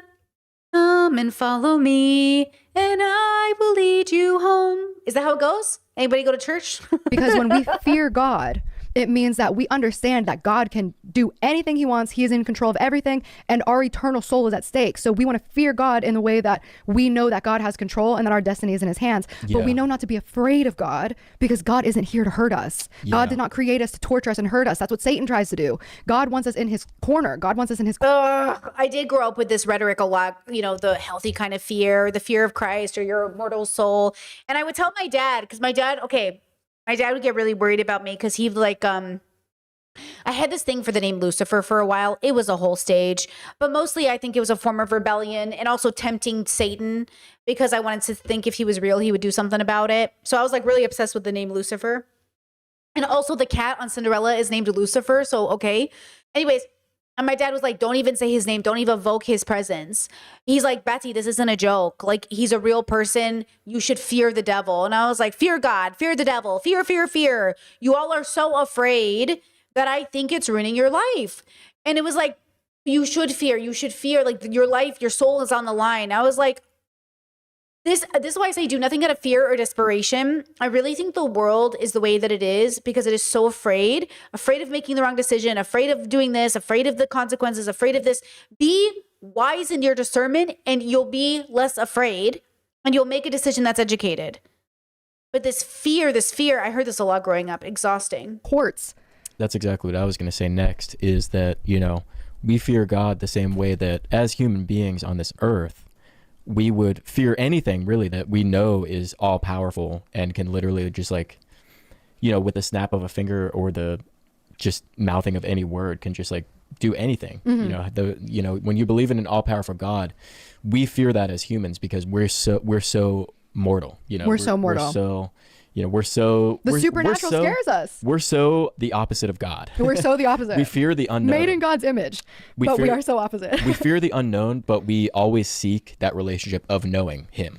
Yeah. Essentially is what I'm getting at. Yeah. And one thing about being raised the way that I was, and also if you were raised Catholic, I am not a Catholic hater at all. I used to have hatred toward the Catholic Church because the Catholic Church had hatred toward me and Catholics had hatred toward me. Right. But I learned that obviously the way that I was feeling also was very sinful. And I'm extremely grateful to the Catholic Church, being raised with faith, being raised with the knowledge of Jesus. Yeah, and I was going to say really quick too, there was a little bit of a recurring comment from last podcast that wasn't like hateful or anything like that. It was just people mentioning that they're Catholics and Catholic teaching doesn't involve angel numbers. That wasn't the point you were trying to make. It wasn't the point I was trying to make. On the last podcast. I don't read the comments on the podcast. I can't. it just so happened that it was a Catholic person that introduced you to angel numbers. It doesn't mean that that's part of Catholic teaching per se. Right. But the thing is with where it could have also been confused is because I was raised Catholic, so I was raised with angels. Yeah. So, and angels are real, obviously. God has angels. That's very clear and there's no contest. But the question is, I mean, Lucifer was an angel. That's the whole story. Is that Lucifer was God's most beautiful and perfect angel. And then they got into a little beef over humans. And Lucifer's like, what do you mean they're as cool as I am? And God's like, yeah, sorry, bro. They're like kind of made in my image. And Lucifer's like, the fuck? And then he's like, well, that's kind of bullshit, bro. And God's like, well, you can fucking leave if you don't like my rules. And then Lucifer's like, fine, I will leave. And then he leaves. He takes a bunch of angels with him. And every angel that Lucifer took with him into hell needs to be replaced by a soul on earth. So that's why Catholics have so many kids, to replace the souls of the angels, or to replace the angels that Lucifer took to hell. And once that happens, the end of the world will happen. So, you know. Whether or not we're supposed to pray to angels, whether or not we're supposed to, like I've heard Catholics a lot recently say like sending my guardian angel, I'm going to send my guardian angel to you. I'm telling my guardian angel, just so you know, if you're Catholic, if you need to hear this, you don't have any control over a guardian angel. You have zero power to command an angel to do anything. Just so you know, only God can command the angels. Right. But as a child, I was raised to pray to my guardian angel to protect me instead of Jesus. I was told to pray to Archangel St. Michael to protect me instead of Jesus. Yeah. I was told to pray to Mary to protect me instead of Jesus. In fact, I was taught to pray to Mary to protect me from Jesus. There's a Catholic prayer that says, Mary, protect me from Jesus, my judge. Because they believe so much that God, Jesus, will hate you unless Mary whispers in his ear and tells him to love you, which is not biblical, not godly, not the truth, not anything about who Jesus is or what he stands for. Yeah. Not all Catholics. Not all Catholics. I know a lot of Catholics who read their Bible every day. They love God. Like, this is not an all Catholics thing. I'm saying my specific Catholic upbringing was very much I was also Maronite Roman Catholic. I'll be talking about this a lot because a lot of my testimony has to do with this. Yeah, we were just raised all fear of Satan. Basically, if you always have that type of like unhealthy fear of God, it can almost kind of be translated as like a non-trust of God. And then and then if you don't and then if you're not trusting God, then you're just allowing these things in more. 100%. The spirit of fear, 100%. Because I was just born with. Wait! Oh my God. Wait, I forgot she's Lebanese. Oh my God. Wait a second. I forgot Gabby's Lebanese. Oh shit. Wait, this changes stuff. So, because I was like, wait, the Maronite Catholic, isn't that Eastern? Deep roots of Lebanon, the Middle East. I was a Syrian Catholic, but I went to a Roman Catholic church. So there's Assyrian Catholics that are my family. Okay, they're Chaldeans, and they follow, there's a different way of doing mass. But then there's Maronite Catholics, okay? And then I went to a Roman Catholic church, so mine was different. But oh shit. Yeah, I forgot. Oh, this makes so much. This is so interesting. Oh shit. Okay, something to keep in mind. So that's interesting. Okay. Whatever heart that God gave me, that I'm so blessed that he just made me love him so much from a young age, to know him so much from a young age. I used to literally, as a child, like I'm talking 5 years old, would lay in bed with my arms wrapped around myself, being like in an embrace with God, where I'm just like, I just loved him so much. Like I remember when I was like, Chad says, how do they differ? So I'm really out of my depth here. It's been 20 years since I've been in part of the churches, but most of the churches separate when it comes to, it depends on which church, but there's like a bishop and like a leader change. There was like a tear off from the church. And so I think that's the focus, is like who the Pope is Roman Catholic versus the bishop or whatever they call him. I forget what they call him. So hers is a Maronite church, is an Eastern Catholic self-governing particular church in full communion with the Pope in the Worldwide Catholic Church, originating in the 4th century around Saint Maron. It is, let's see. Okay, rooted in Lebanon. What's the distinct difference? But Assyrians, they have a bishop. They have like a man, I forget what they call him, where they follow him. But also you can be an Assyrian Catholic Roman church too, so it depends. I don't know enough about it to tell you, to be honest. Like it's the patriarch. That's what they call it. The patriarch of the Assyrian church. The patriarch versus the Pope. Okay.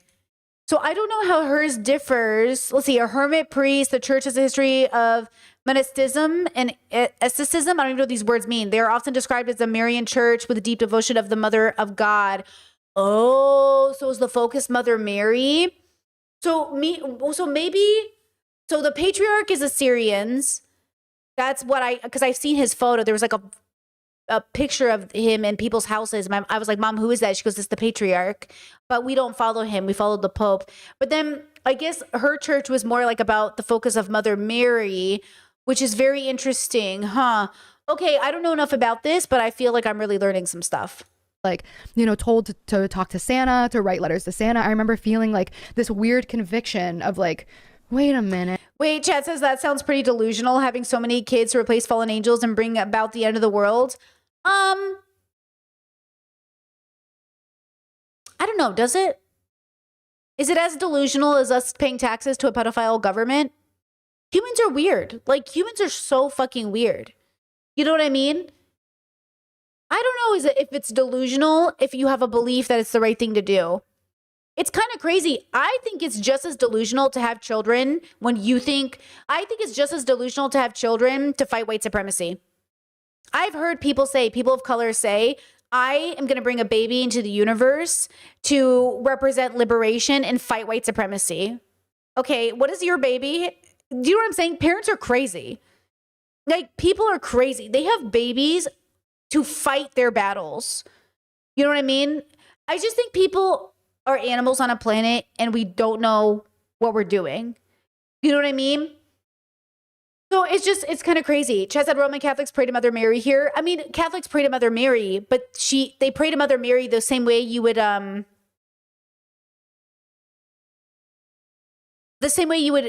a mentor for advice even though you have parents. That's how I was taught as a Catholic, is like you pray to Mother Mary and you pray to God, but you ask favors, because in Catholicism they teach you that people can pray, you can pray for people and it can change things. So if you get enough prayers, people can be released from purgatory faster. You know what I mean? So I think that's more like how I was raised. One of my brothers is deconstructing from Catholicism right now. So he's like a super Christian. He's like, why should I have to pray to Mary? Like, why should I have to pray to other people? I should just pray to Jesus. And I was like, yeah, but hear me out. If you only need to pray to Jesus, why did he need Peter? If you only needed Jesus, why did he need apostles? Why was Peter the pillar of the church? Why was he the rock of the church if you only needed Jesus? I'm just saying, like, everyone sits there and goes, okay, well, none of that matters. Okay, so nothing Jesus did matter. So the Bible doesn't matter.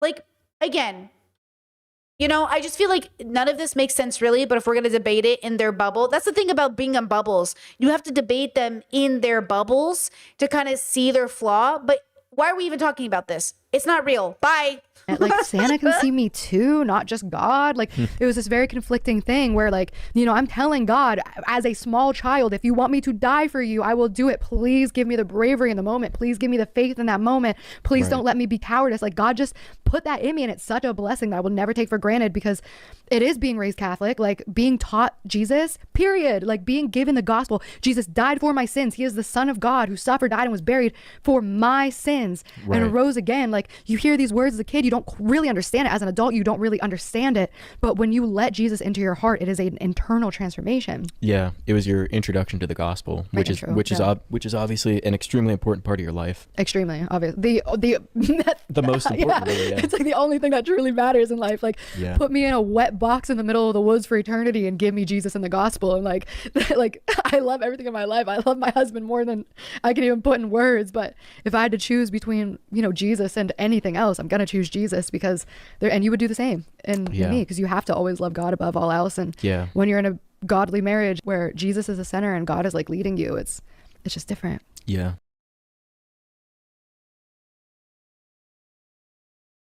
I mean, that's how I was raised. God first, then your mother, then you. God first, your father, then you. Yeah, well, there you go. Discord said, is he deconstructing to Protestantism? And I said, no, just Christian, like the kind that doesn't go to church. Like, I think they call it non-denominational or whatever. He said, well, in America, non-Catholic Christian just means a form of Protestantism. No. There's just Christian, like, not associated. Protestantism is very specific. You right? Like, I've never heard, I know people who say they're Christian, not Protestant. Protestant is very specific. Most of the Christians I know just go, I'm just Christian. I don't go to church. I just believe in Jesus. That's all I need. They don't identify as Protestant. Like, he would not say Protestant. He's like, what is that? No, I believe in Jesus. Right? So isn't that different? He's definitely not becoming a Protestant. That'd be, he would get so annoyed with Protestants. Chad said non-denominational is Protestantism if you look at the history. Okay, well, fuck the history. These are people who are not looking in the history. He is not looking into the history. He is looking into piecing out from organized religion. He doesn't believe in organized religion. He doesn't want any part of the religion. That's where he's at. He's like, no religion, no association, just Jesus. So, like, you know what I mean?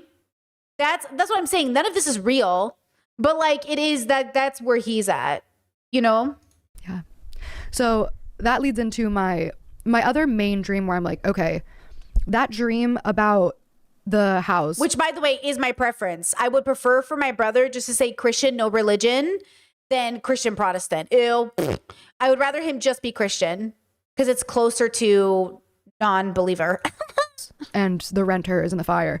That was definitely a dream where I was like, I prayed for clarity. God spoke to me in a dream with a terrifying warning to protect me from my pride, just like he said in Job, right?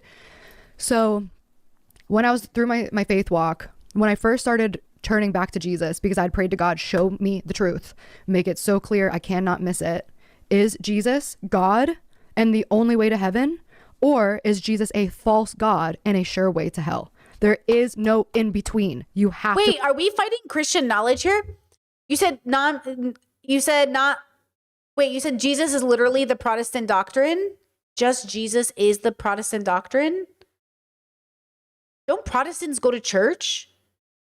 Aren't they the ones who are like really strict in like suits and stuff? Is that not true? Don't Protestants have to go to church and shit?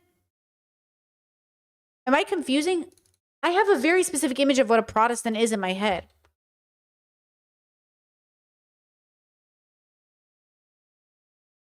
Isn't it Luther? Am I confused? My brother would say, no, fuck all that shit. No, he's not like that. He's not anything. You know what I mean? Protestant isn't a denomination. Oh, I don't know. See, I don't know much about Protestantism. The label would be triggering. The label, it doesn't make sense to the experience he's having. Because I've never met anyone who didn't identify, like, he's like a Catholic that's like annoyed with Catholicism, which is different. But he would be like, fuck Luther. Like, he would not care about Luther. He just wants Jesus. Exactly. He just wants Jesus.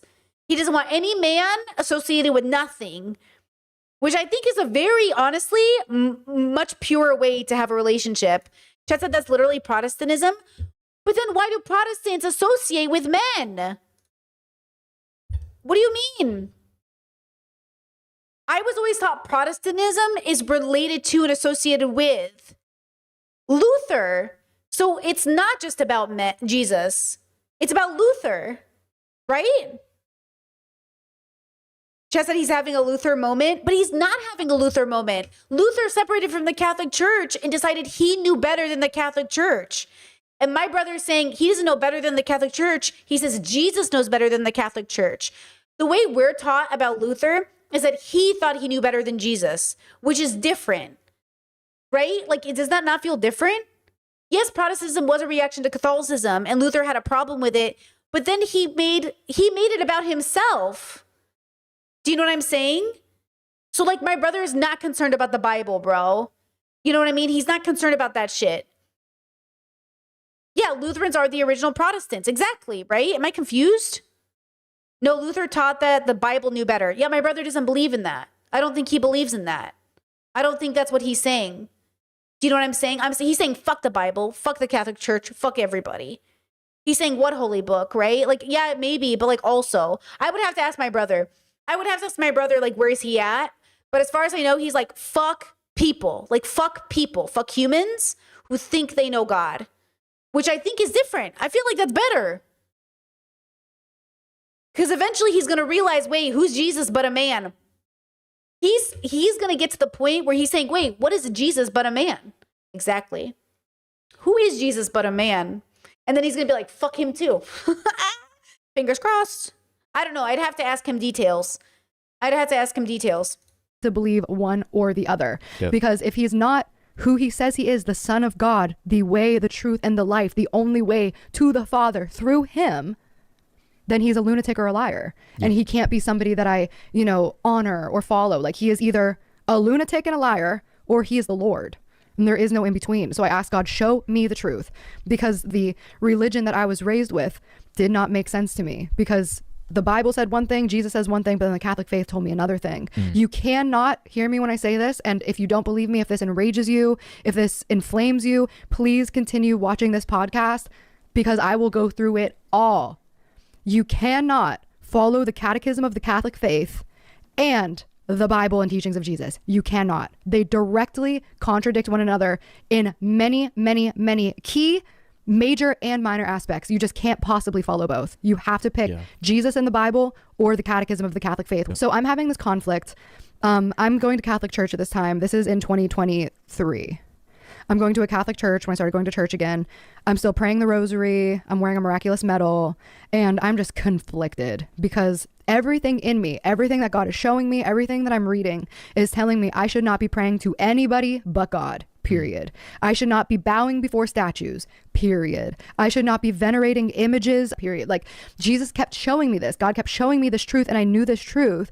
But because I had so much pressure from, Catholic grandparents telling me, Satan is clapping his hands for you. Satan is jumping for joy. You're a fallen Catholic. You're burning in hell. Don't try to bring anybody else down to hell with you. Like, these are what the words that I'm being told. And when you're raised Catholic, that is a fear that is in you. You cannot try. I was raised to believe that every Protestant, they could be the kindest, most loving, Christ-fearing, generous people. But if they weren't Catholic, I was taught that they were going to hell. I was not taught that. I was taught everyone can go to heaven, even a Muslim.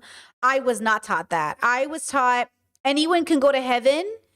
It's up to God. You don't know. But if you're raised Catholic and leave the Catholic Church and you're confirmed like I was, then you're betraying Christ because you already know him. But God would not let a Muslim who never learned about Jesus go to hell. So I learned all people can go to heaven no matter who they are, as long as they're open and good, as long as they have an open heart and they're good people. So even in that regard, we were not raised the same kind of Catholic. Yeah. And that just never sat right. It was like, wait a minute, what do you mean we all believe in Jesus? What do you mean if they're not Catholic, they're going to hell? Like, as a child, this discernment in my heart is not sitting. And I always feel weird about taking anything that far in general, because I'm never going to be the one to sit here and say, like, if somebody is a practicing Catholic that they're going to hell. No. I'm not going to say that. We all believe in the same God. We all believe in Jesus. Like, although our ideologies, like our thought process on the gospel and on who God is and Jesus is and how we communicate with them, could be very different to a very concerning level, almost. In Catholicism, they say the converts are the best Catholics because they come in with the fire of the Holy Spirit. They feel like if you converted, especially as an adult, to Catholicism, it's so much more real for you and it's so much more serious from you because you weren't just like a Nepo baby who came in from birth, You're like not just a cradle Catholic is what they call them. You actually came to Christ as an adult. So your love for Christ is larger. And I think that's kind of true. Like, I really think if I ever became Catholic, I'd become the best Catholic. I think if I ever actually realized I was like vegan, I think I'd be like a really great vegan. You know what I mean? But that's because like it's like you come into something and like it's like, oh my God, this thing that like I just realized is really true. I like want to tell everybody, but like what does that mean really true? It's just like if I ever, especially my brain goes like 100% into things that I love, which is why I'm so careful about what I decide I'm married to. Like I try very hard to because I do 100% every time.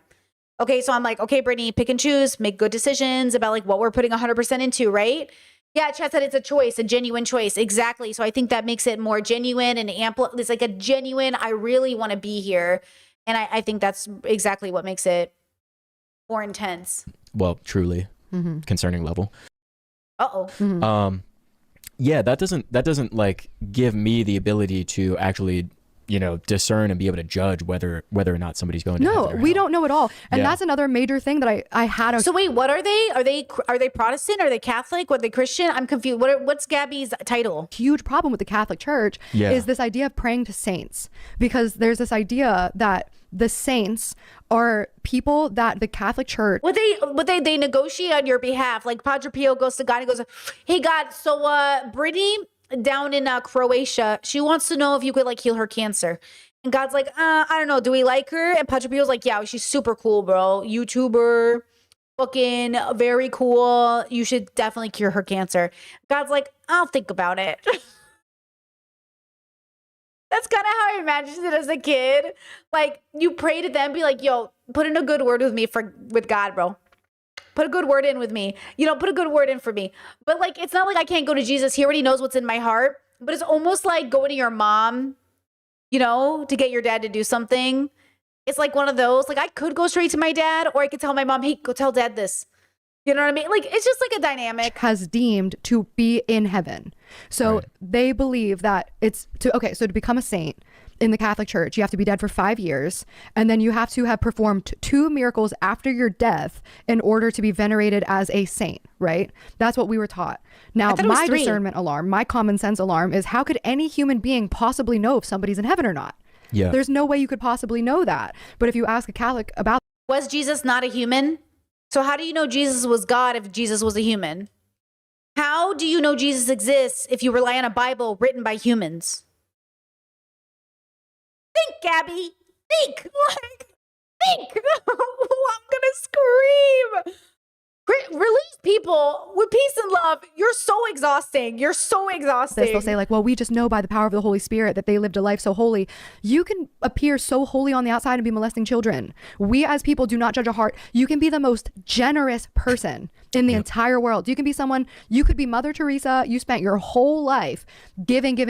But if in your heart, the reason you were doing that was pride, then God saw that. And that's what God saw is you went out there, you acted all pious, you acted all holy, but we don't know what that person was doing. We don't know. They could be a serial killer is the thing. Like you just truly do not know the secret life of a person. So for you to say anybody's going to heaven or hell is the most prideful, arrogant, sinful concept. To say that anybody within the Catholic Church is the judge of a soul, to say that this soul is currently in hell is demonic. I'm saying that word with my full chest. If you are saying as a human being that you know who is in heaven right now in this moment, that is demonic. You are not the judge, period. So that was like a big problem I had with the Catholic Church was the idea of saints, including Mary, because Mary is known as like the gentlest of saints, the most divine of saints. But at the end of the day, Mary is an obedient, humble servant who God chose. But there's no reason to believe that Mary is anything other than a humble, obedient servant that God chose. There's no reason to believe that because in 1950, I think it was, that the Catholic Church says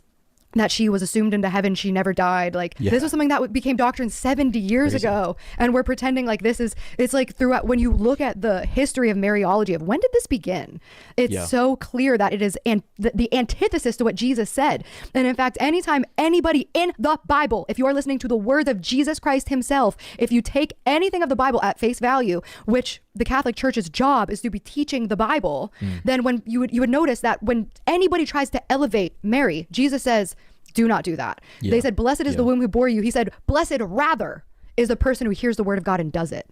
It has nothing to do with the fact that Mary bore Jesus. It had to do with the fact that she heard the word of God and did it. So just because, you and I are not carrying the next infant Jesus, that does not mean that you and I are not able to be blessed in the way that she was, because we heard the word of God and we do it. That's what makes us blessed. Anytime anybody tries to elevate Mary above her status as a humble servant, one of the other ones is, Jesus, your mother and your brother and your sisters are waiting outside of the temple. He says, who are my mother and my brother and my sisters? The people who hear the word of God and do it. He rebukes them every single time. And what does Mary say? She says, do what he says. Do what he says. What does he say? Don't elevate anybody. People have essentially put words into Mary's mouth. And Jesus's mouth. And Jesus's mouth, as far as like... Girl, how do you know he even said it? How do you know he even said it? Like...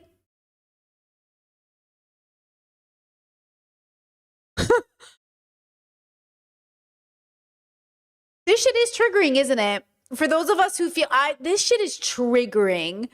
When you realize, like, but how do you know Jesus said it? Oh, we know he wrote the Bible. He didn't write shit.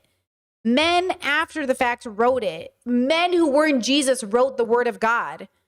God didn't say shit. You have no evidence that Jesus said anything. You don't even have evidence that Jesus left girl, I'm going to leave a journal in the sand. Okay. And I'm just going to write, I'm absolutely God. I'm going to make it up. I'm going to make up a religion. I've decided. I'm grifting. Guys, we're starting a cult. So you know what I mean? Like, come on, bro. Come on. The thought process on the power and family dynamic there, like really crazy. But there's been people that have done wrong to me, in my life. And there's certainly been people that have done wrong to you. Oh, yeah. Those of which we've talked about recently, and not even going to go there right now. We won't ever again. Because we've moved past it. We've moved past it. Finally, thank you, God. And we feel good. And we feel healthy and empowered right now. But it's not for us to say, if let's say those people continue down the same path that they're on now for the next 40, 50 years of their lives. And then in their last years on this earth, they decide they're going to turn their life around for Christ. It would not be on us to then see all the wrong that they've did versus the good that they've did and make a judgment on where they're going to end up. That's the thing, is you can be on your deathbed and turn your life to Christ, and he will accept you with open arms. And that's his wish. And if that is a genuine like commitment to the faith and just like... So Catholics believe in like anointing of the sick and giving people their last rites. And, we had a funeral here in Croatia, and I was telling my mom about it, and she goes, oh my God, did they do last rites? I was like, Mom, they left the Catholic Church. He wasn't Catholic. And she goes, yeah, but did they give him anointing of the sick? I was like, no, Mom. She goes, please call a priest to come see him. I was like, oh, so he can get angrier? Like, no, let this man die in peace. And she's like, but Betsy, this could be his one chance. And I was like, look, with all peace and love, he's going to spit at the priest. Okay. I don't know this man that well, but I feel like he might spit at the priest. Okay. Like, I'll do it for him. His whole family. Like in Croatia, there was a time where a lot of people, yes, were Catholic, and at a time where a lot of people left. And my partner's family were one of those families that left. So my partner was not raised Catholic. My partner's family was not, his parents are not Catholic. His grandparents, their parents were Catholic, but even the grandparents weren't Catholic like that, you know? So, you know, it is interesting being in a Catholic country with someone who has some Catholic history, but also being married to somebody who has grown up without religion, like just not a religious family. His parents are not religious. And it is interesting. It is a very, I'm grateful to have married into this family, in many ways because of that. Like, it is interesting. Understanding of who Jesus is, then it's like, yeah, you're Exactly. That's for God to judge only, you know. Yeah. At that point, so this goes to my second dream. At this point, I had fully accepted Jesus into my heart. When I headed back to Jesus, I headed back to the Catholic Church. And when I started going to this Catholic church, I also at the same time joined a Protestant Bible study. And not even Protestant, just not Catholic, because a lot of people, like, I'm not a Protestant, you're not a Protestant. Right. I would not identify as a Protestant. These people do not identify as Protestants. None of my Christian friends identify as Protestants. Yeah. Oh, there we go. Okay, listen, let's see. Right. I would not identify as a Protestant. These people do not identify as Protestants. None of my Christian friends identify as Protestants. Yeah. Because Protestant is a very specific thing. I am simply a follower of Jesus. I am a... What? Who? Huh? Who? What did I say? What did I say? It's a bubble difference. What did I fucking say? Now, let me just tell you this. My brother is not anything like this, though. When I talk to my brother and he's like, dude, I'm just like, okay, he does not do any of this fucking shit. It's personal to him. It's no one's fucking business. Don't talk to him about it. You know what I mean? He would never do this. This is probably cringe to him. Christian. I am a saint, as told in the Bible. Paul writes to the saints of this city. I am praying for you and all of the saints. Saints are not dead people. Saints are the living people today following Jesus Christ, doing his work. Saints are not supposed to die and then 5 years later, somebody's going to give me a title. It is not a Grammy Award, okay? I don't know about any of this. This sounds crazy. Is a way of life. A saint is a name for somebody who follows Jesus and walks in the way of Jesus. I'm going to live every single day for Jesus. That is what a saint is. The sad thing is, like, you know, not to continue to harp on this or be overly negative, but a Catholic would probably I agree. Chet says Gabby Loki wants to make her own denomination. I think Gabby wants to be the main character in Jesus's life. I do. I think she wants to be the main character. That's why she was mad at Mary and all the saints, because she was like, I want to be closest to God. I want nothing between me and Jesus. That's what I think she's doing. I find that statement very, like, blasphemous. Yeah. Blasphemous. And you can't even have blasphemy if it's not against God. And that's something my grandma told me. It's just so weird. I was asking questions about, like, wait a minute. So why are we praying to Mary the same as Jesus? Because Catholics, the doctrine of the Catholic faith says that Mary is the co-mediator and the co-redemptrix. Yeah. Meaning it is not Jesus alone. This is not some fringe Catholic belief. The Catholic faith says that Mary is the co-mediator and co-redeemer alongside Jesus. This is... I mean, I wasn't taught that. I was taught it was... Well, okay, I don't know. My Catholicism did not make it sound like that. My Catholicism just said, hey, it's like a community. You could go to the mob, you could go to the saints, you could go to the brothers, you could talk to your dead family members. Like, my mom used to say, you should talk to your godmother and tell her to pray for you. Like, it's just being in communion with all and former Catholics. Like, it's just like being in communion with, but obviously Mary isn't God. So, like, you're being so weird about this. Like, I was in Catholic church for 20 something years and I never heard anyone say Mary was God. You know what I mean? So, like, I went to all these Catholic Bible studies. Nobody ever fought this hard for Mary. Like, sometimes I don't get it. Like, I don't get that perspective because that's not what I understood about Mary. Like, you do not need Mary. But Mary is the mother of God. I mean, she literally had him in her womb. He came out her vagina. It's kind of a big deal. You know what I mean? Like, don't you think it's a little big of a deal if God was like, hey, I want you to have me? I mean, I kind of think it's kind of a big deal. You're kind of like the chosen one. You know what I mean?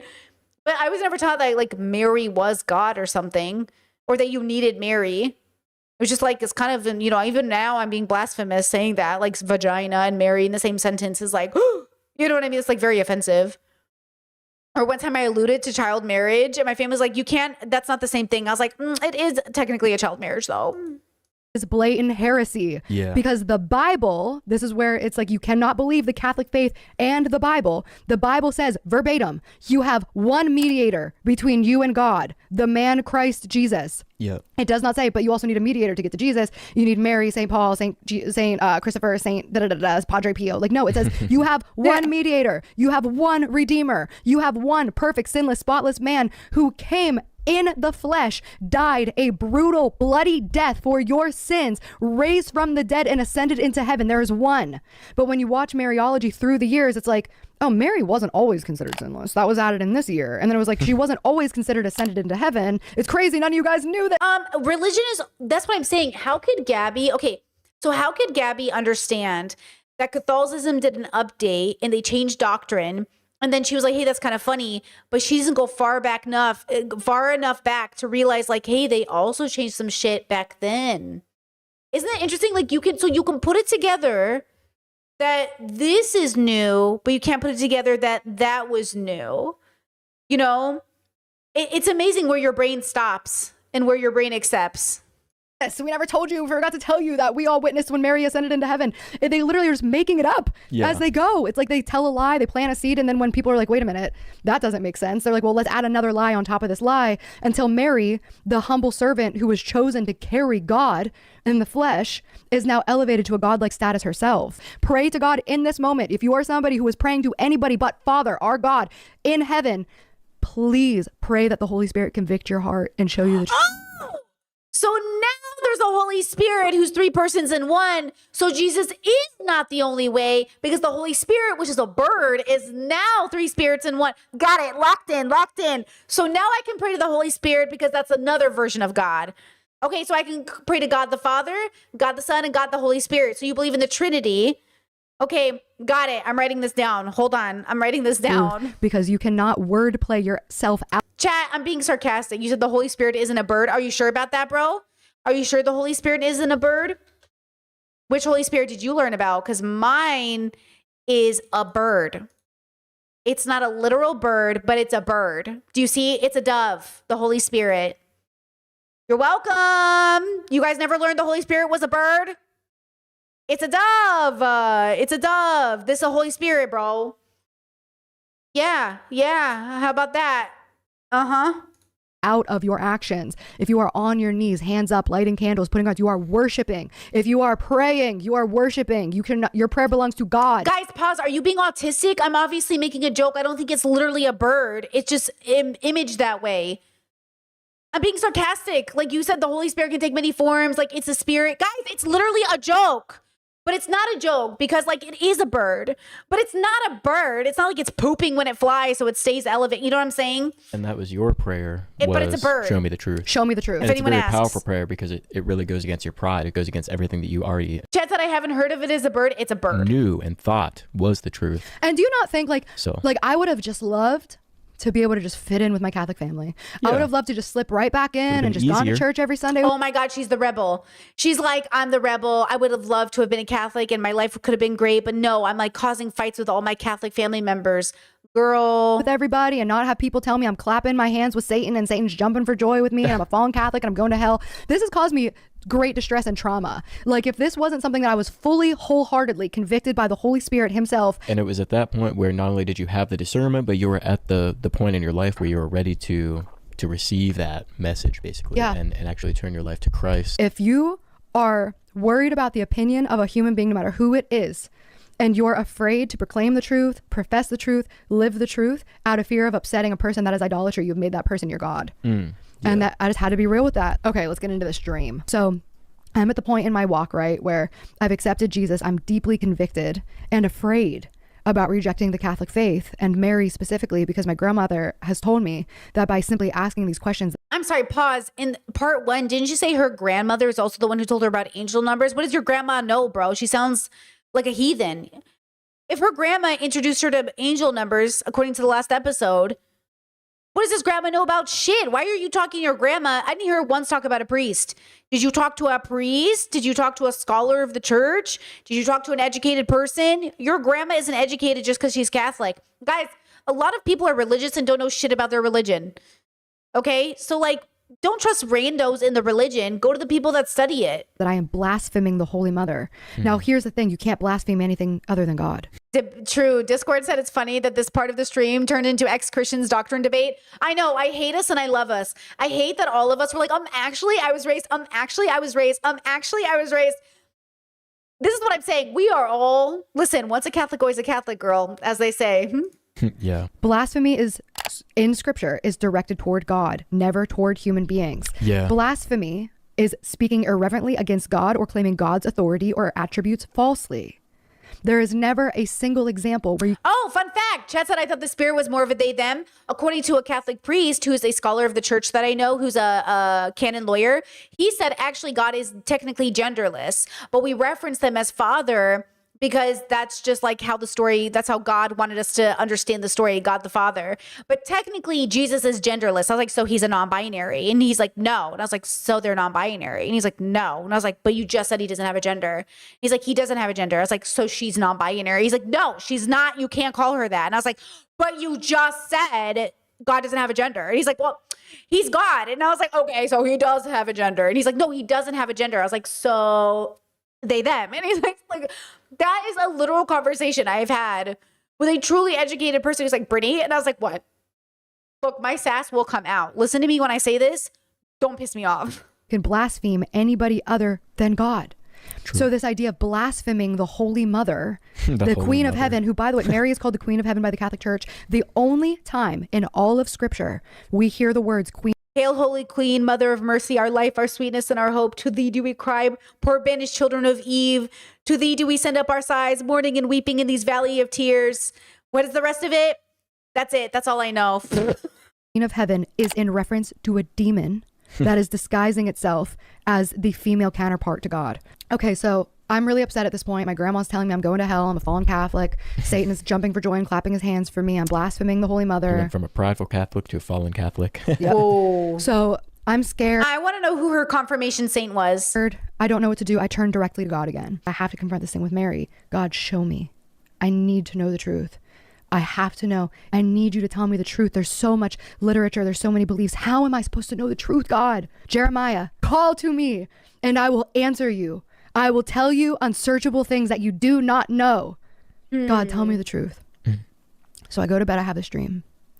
I'm in. Chad said, Brittany, you triggered me to say the prayer with you. Hey, listen, when you're in church and you are all saying the same thing together in unison, does that shit not feel like you're at a concert and you're like, oh my God, we're vibing so hard together? That shit is what I thought was the Holy Spirit. And I was like, oh my God, the Holy Spirit is speaking through me. And then I realized like, oh my God, it's just like energy. It's just like human beings. But it makes you feel like you're in an in-group, right? Okay, how many of you felt a little bit of like that, like kind of warm nostalgia of like, oh my God, I know this group and I'm involved. Like I know what's happening. It feels kind of good. I kind of feel a little good when people talk about Catholicism, the version I know. I'm like, you know, because it's like, it kind of is like growing up at a club. And then you were like, you had to be there. You just had to be there. You don't get it, but you had to be there. And it kind of feels kind of good a bit. Like it feels a little nostalgic to me. Like, you know, yeah, Chet says it gives me the same feeling as the Pledge of Allegiance. Bro, sometimes when I hear the pledge, not the pledge specifically, when I hear, oh, say, can you see? When I hear, sometimes when I cry, like sometimes I'm like, fuck, it's in me. That's why I say like free will is such an interesting idea. Because like how much free will do I have if my brain is clinging to nostalgic memories of community and family and structure, the smells of food, like just the smell of food, you know what I mean? Can like bring me back. But I think this is everything always. Like this is everything always. I don't think this phenomenon is specific to the things you're clinging to. It is simply a universal experience of being a biological creature on a planet, right? I don't think it's negative or positive. I think it's a fact. It's a fact that all of us are biological creatures deeply impacted by our environment, and your childhood builds memories of how you make connections with people. The fact that, oh my God, guys, I saw a Sailor Moon thing today that made me gag. It was a Sailor Moon clip because I love getting them on TikTok. And the comment that was the most upvoted said, I wish I was born in the 90s. And I was like, okay. They're like, what a magical time. It looks so cool. And I'm like, okay. Like, they're like, I wish I could have experienced Sailor Moon when I was a kid. And I was like, and I'm just sitting here like, they're fantasizing about my childhood the way I used to think I would have loved to have been born in the 60s and 70s. When I was a little girl, I was like, oh my God, I wish I was born in the 70s. I wish I was born in the 60s. Like, what a cool time. Like, big hair and bell bottoms, like good music, cool cars. Like, I used to, and they're like, oh my God, the 90s. And I'm like, okay. And like, it's just so funny. It's just so funny to me. But there you go. There you go. So, okay. Yeah, chat. I was born in the wrong generation. I was born in the wrong generation. Listen. Okay? With peace and love, right? Chat says, not I. I'm a Black American. Listen. But listen. Nostalgia for the past is sometimes as superficial as the fashion, which is what I think people are nostalgic for when it comes to the vibes of what they think was happening. Because like, yes, realistically, no time in the past was good for any of us. Let's be so fucking real. Like, there was no time better than today. But the imagery, the convincing of, oh, I kind of liked how that felt. I kind of liked the image of what that could be. And then it's like, but it's not even real.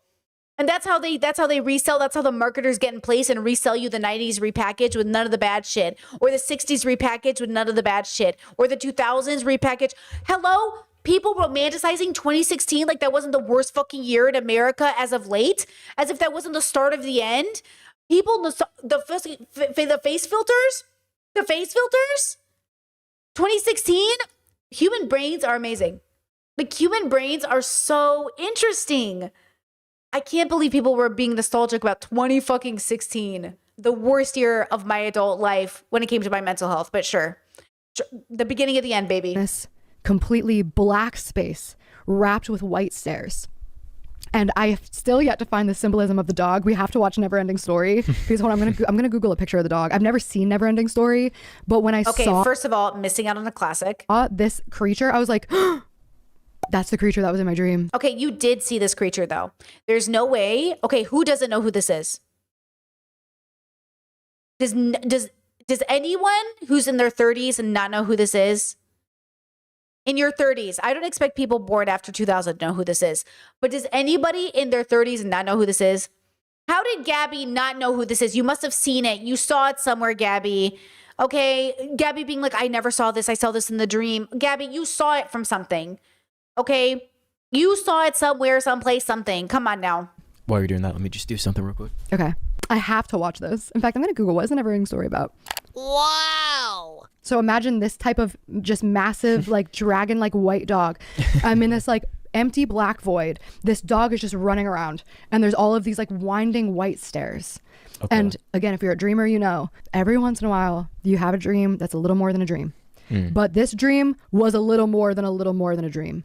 I've never had an experience before or after this quite like this dream, because I'm saying this with confidence that God directly appeared and spoke to me in this dream.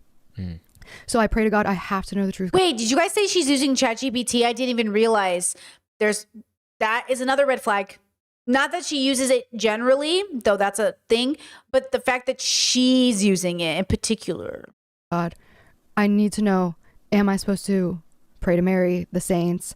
Am I supposed to go to this priest? Do I need a priest to confess my sins? So I go to bed. I have this dream. I just feel like you just know she's talking to it.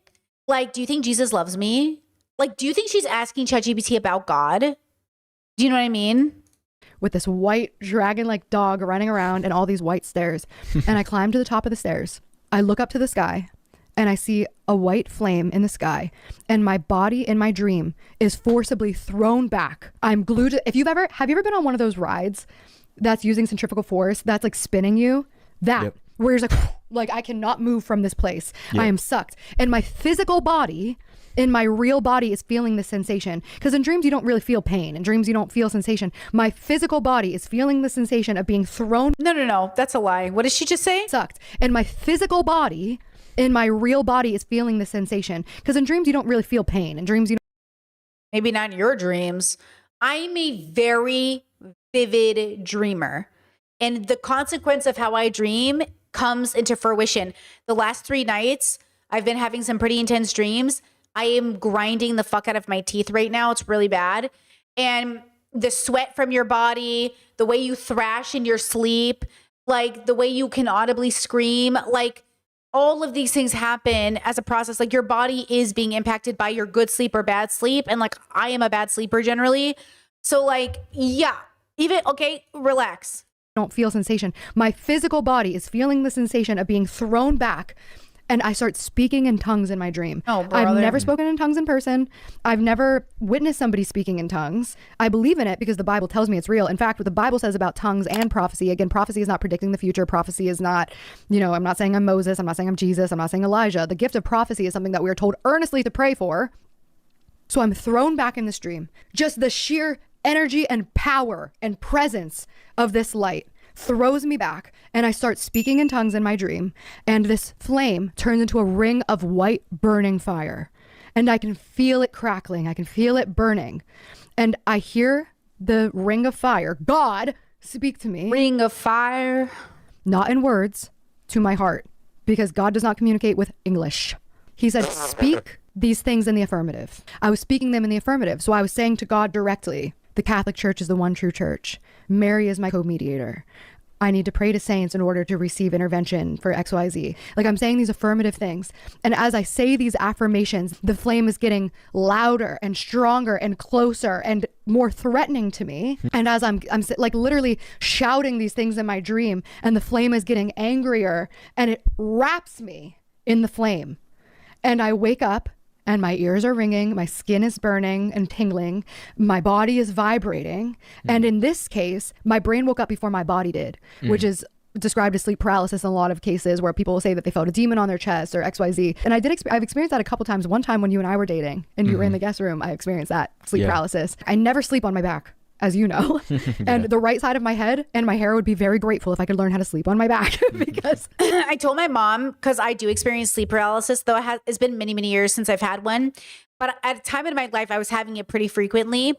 And my sleep paralysis would be like, I'd be sleeping and I would wake up and there would be like a dark figure on top of me and a dark figure at the corner of my room and like a dark figure. And I would be like so awake and so asleep. And I'm like, oh, fuck, it's happening. Now I know what's happening.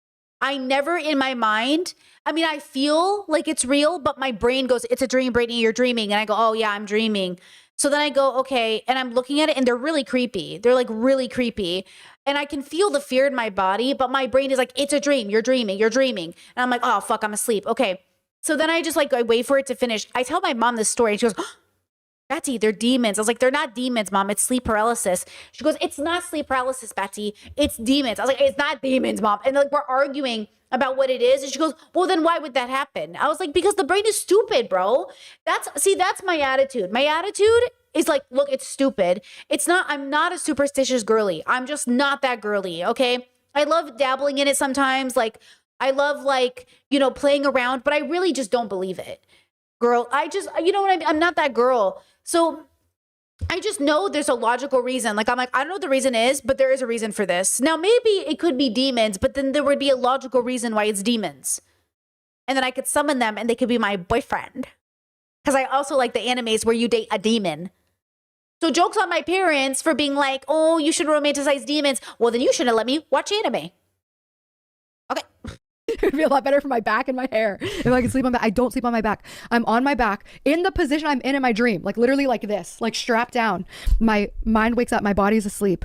I feel my skin burning. I feel the vibration and the anger of God as I'm saying these blasphemous things. I need to pray to Mary. She is my co-redeemer. The Catholic Church is the only way to heaven. I need to pray to saints. I have to confess my sins to a Catholic priest or else my sins aren't forgiven.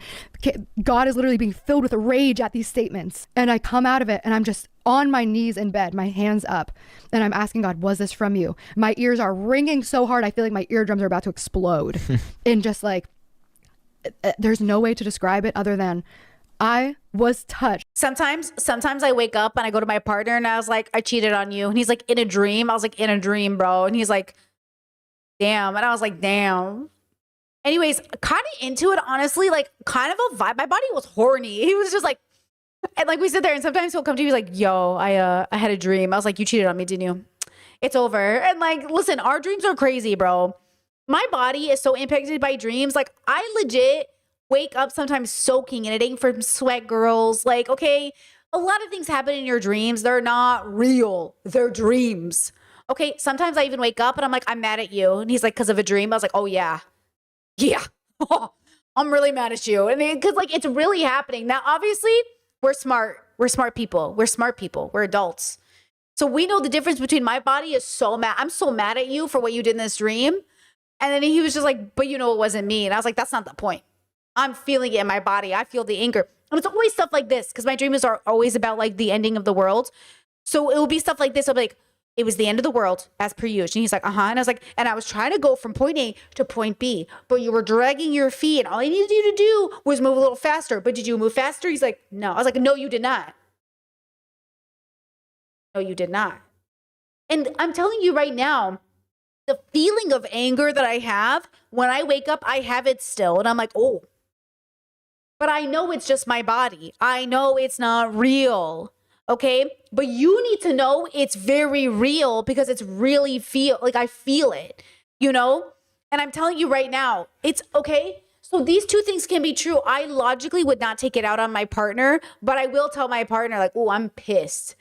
I wake up mad. Sometimes I wake up mad, even about other people in my dreams. And I'm like, I'm so mad at you right now, bro. You're pissing me off in my dream. Or sometimes I have a good dream and I message people. I'm like, I had a good dream about you. I miss you. And that's nice too, right? So the point is like, the dream is an experience you're really having, like drugs. But it doesn't mean the experience you had was real, like drugs. So when you remember Matt Dillahunty and Jordan Peterson had their conversation about psychedelics, and there is a correlation between smokers who do psychedelics and smokers who don't, and smokers who do psychedelics can often stop smoking cigarettes. Peterson was like, well, maybe that's like a spiritual awakening, like a intervention from God, you know? Maybe that's something. Dillahunty's like, it's just drugs. But yes, there is a benefit. There can be a benefit. This is why we use drugs in medicine, because some drugs have such good effects on the brain that sometimes it helps us with addiction, right? So yes, but it's not God. It's not a spiritual awakening. It's not Jesus Christ. It's just your body having this amazing experience. And then you have a switch in your brain that goes, oh, that's all it is. And sometimes I feel like Gabby is just confusing an inspirational thought through a dream with the voice of God, which I think most religious people are doing. By the presence of God in this dream. And if you're a Catholic, you're going to hear this and think that I'm either crazy or demonic for saying this. If you're not Catholic and you're hearing this and you're a Christian, you might be clapping your hands like, oh my, this is a divine miracle. If you're none of the above, if you're an atheist, if you're just ready to jump onto the train that I'm psychotic and I'm experiencing religious psychosis, you're going to jump on that train. But I know what I experienced and how it influenced and changed my life. Because the way my life changed, sell your house, follow Jesus, rebuke and reject any teaching that is from a false teaching, a false gospel. What did that lead to? A life of repentance. I sold my house because I was putting myself in a position where I could. Yeah, Chet says, I think she wants to be a prophet. I do too. I think she wants to be important, which is so ironic that this whole podcast is about how no one's important but Jesus, but apparently, and Gabby. Not actually do the things I said. I remember the night I had the dream, I didn't include this earlier, but when I had that dream and God told me, make a clearance or I'll make it for you. He said to me, you're praying to me every day. You want to help the homeless. You have a house with 5 bedrooms. You just bought a house with 3 more. And you got 1 person living here. What do you think I want you to do? What do you really think I want you to do? Well, what is it? What does he want her to do? He's telling me this. And then after this situation with this dream of the Catholic Church, I was just like, no matter what, I don't care what my family says. I don't care who hates me. Wait. So didn't she sell her house in LA? So was the solution to the homeless crisis selling her home in LA and not maybe renting it out to a family at a much cheaper price? Like $300 a month or something, so a family who's struggling can live there? You know what I'm saying? Didn't she sell the house in LA? So God's message to help the homeless was to sell your house and cash in? Is that what I'm getting? House with 5 bedrooms, you just bought a house with 3 more. And you got 1 person living here. What do you think I want you to do? What do you really think I want you to do? You know what I mean? Like, he's telling me this. And then after this situation with this dream of the Catholic Church, I was just like, no matter what, I don't care what my family says. I don't care who hates me. I don't care. I asked you for an answer. You answer me. And not only did you answer me, but you already told me in your word. I read your word. I sat down with your Bible. And to finish out that thought, you know, it's not for us to judge each other as Christians, but it's definitely to challenge each other, you know, as Christians, you know. Yeah. So everything that we're basically saying right now is a challenge. Like, Yeah, I really don't think this is psychosis. I think this is just religious people. I just don't think there's anything unique happening here. I think most of this shit is really narcissistic, like religious people, but also just like basic ass Christians. I mean, it's mental health, sure, but I don't think it's like delusional. I really just don't think there's anything unique happening here. I really don't. I think if she went to a therapist, they'd just be like, hey, girl, you're kind of full of shit. Like, you're full of yourself. But generally, I just don't think there's anything really interesting happening here. I think she's just cringy because she's Christian and she's annoying. She's literally unlikable. you know, dissect where you're at with your Christian walk, dissect where you're at in your relationship with God, so that, you know, and I'll do the same. And so that we can all like grow together as Christians and not be in judgment or fear. Yeah. Not walk in judgment and fear, but walk in just, you know, encouragement and also challenging each And other. God wants that. God doesn't call us to be perfect. Right, He calls yeah. us to get to know him. He wants us to ask questions like a teacher. He's a Like, look, because Chet says perhaps it would be psychosis if being religious was the normal part of the human experience. But maybe not. I just don't think so. I don't think so. I think the reason churches aren't cults is because of the bite model. The reason psychosis isn't a belief in God is because we have criteria for what we call psychosis. It's a construct created by your ability to function within society. Gabby is, whether you like it or not, very functional. She's very functional. She just is. You know what I mean? She's annoying and she's frustrating and she's a lot of things, but she's relatively functional. She's not, you know what I mean? And that's the part of it that I think is like, she has problems. I just don't know what they are. You know what I mean? Like, I have friends who call me, literally, I have friends who like believe so strongly in spirits and ghosts, they won't go into houses that feel bad. My friends are functional. They just have different beliefs than me. I don't agree with them, like in the sense that I don't think it's real. And I think it's probably not helpful. But like, if you want to believe in ghosts, you can believe in ghosts. Right? So it's just like, it's just silly. Right? I don't know. He calls himself our teacher. Right. He wants us to ask questions. It's okay if we fail the test. We'll take another one. Like, God wants us to learn. Would your teacher tell you don't ask a question if you don't understand? Would they say, well, hold on. Chet says that's my point because religion is so functional in society. It's not psychosis, but if society wasn't, how would it then perhaps, wait, it's not psychosis, but if society wasn't how it was, then perhaps this, no. Society wouldn't be the dictator, it'd be the species. Because it's not society that builds religion. It's the species that builds religion. Our brains seem to make sense of the universe by creating religion. By creating a reason why. We fill our brains with stories. So we would have to rewrite human brains, not society. Society is secondary to human brains, right? Is that what you're saying? So it couldn't be psychosis because our evolutionary mechanism to protect ourselves is to create a story in order to keep going. Because if we didn't have the story, which is what is so hard, right? Like, we don't know what to do. So we would make up the story anyways.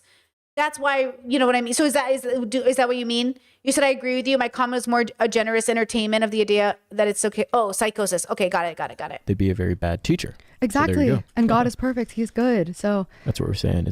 We have the perfect teacher. we have the perfect teacher. In his timing, he will give you what you need Yeah. in order to grow in your Christian walk. hmm Anyways, that was an actually good podcast.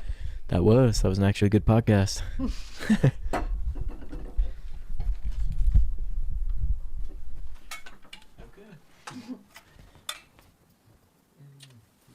I know. I love that. I'm going to watch that again. Good podcast. That was an actually good podcast.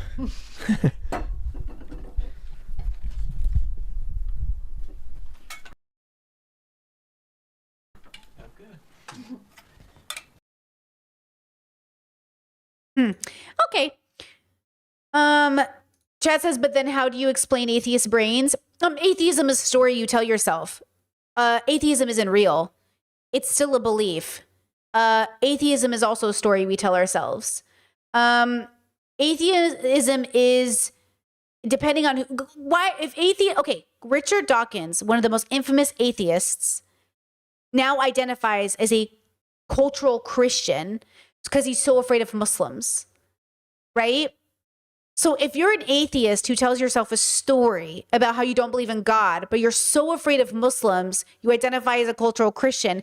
I call myself an atheist because it's the most accurate way to express what I think is true, but I don't know that it's true.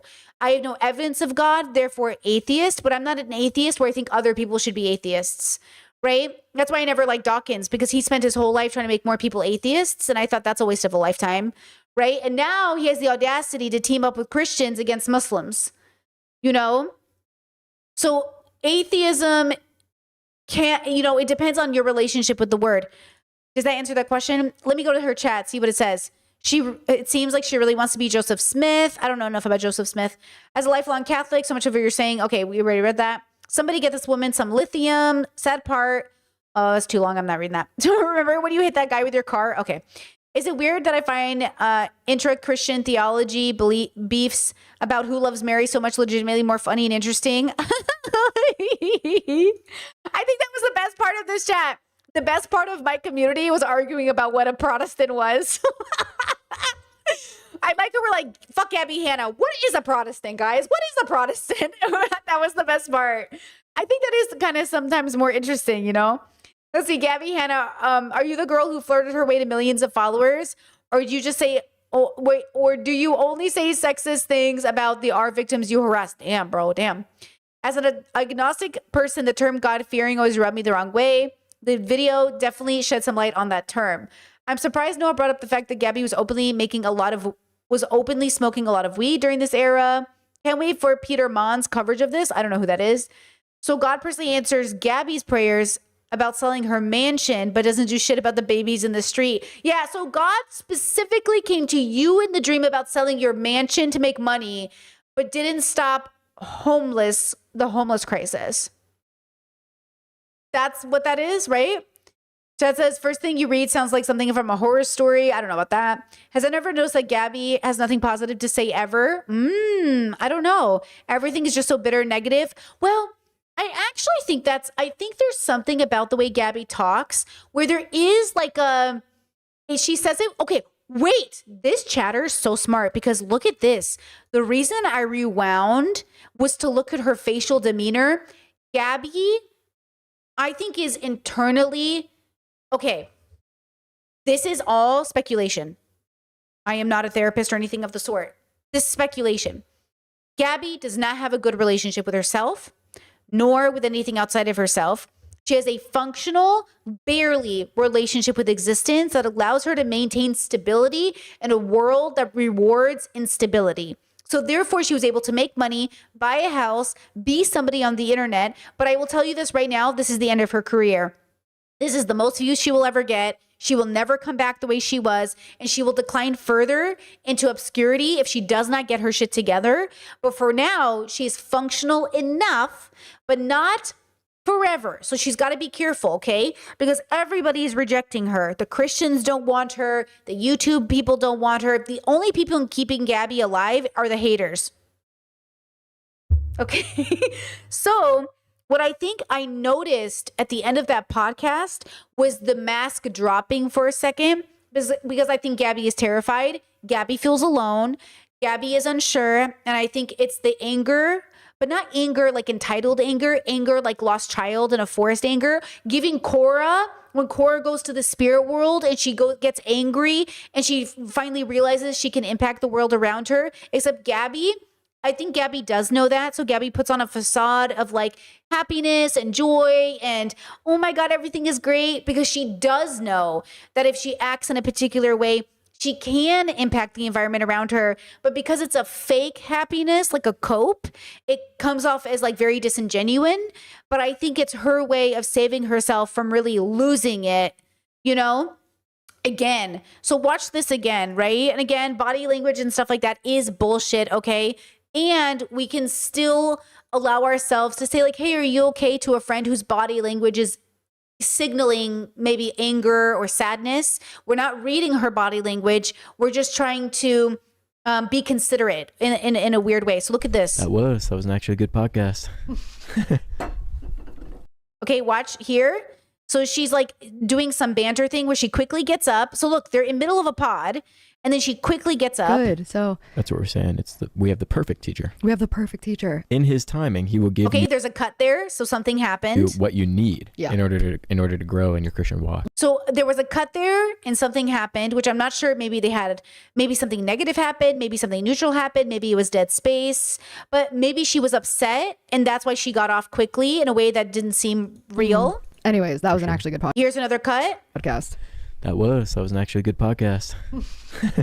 He smiles. They smile at each other. It looks like it's reaching their eyes. Here, it kind of shuts down. I'm not sure if that's significant, but I thought it was weird. And then she's not smiling here for sure. Okay, so they have this. I don't know why they kept this in. Okay, they kiss. Okay, but she's saying bye. I gotta go. So I think something happened. I think she's maybe feeling away. Like she's obviously trying to get out of there.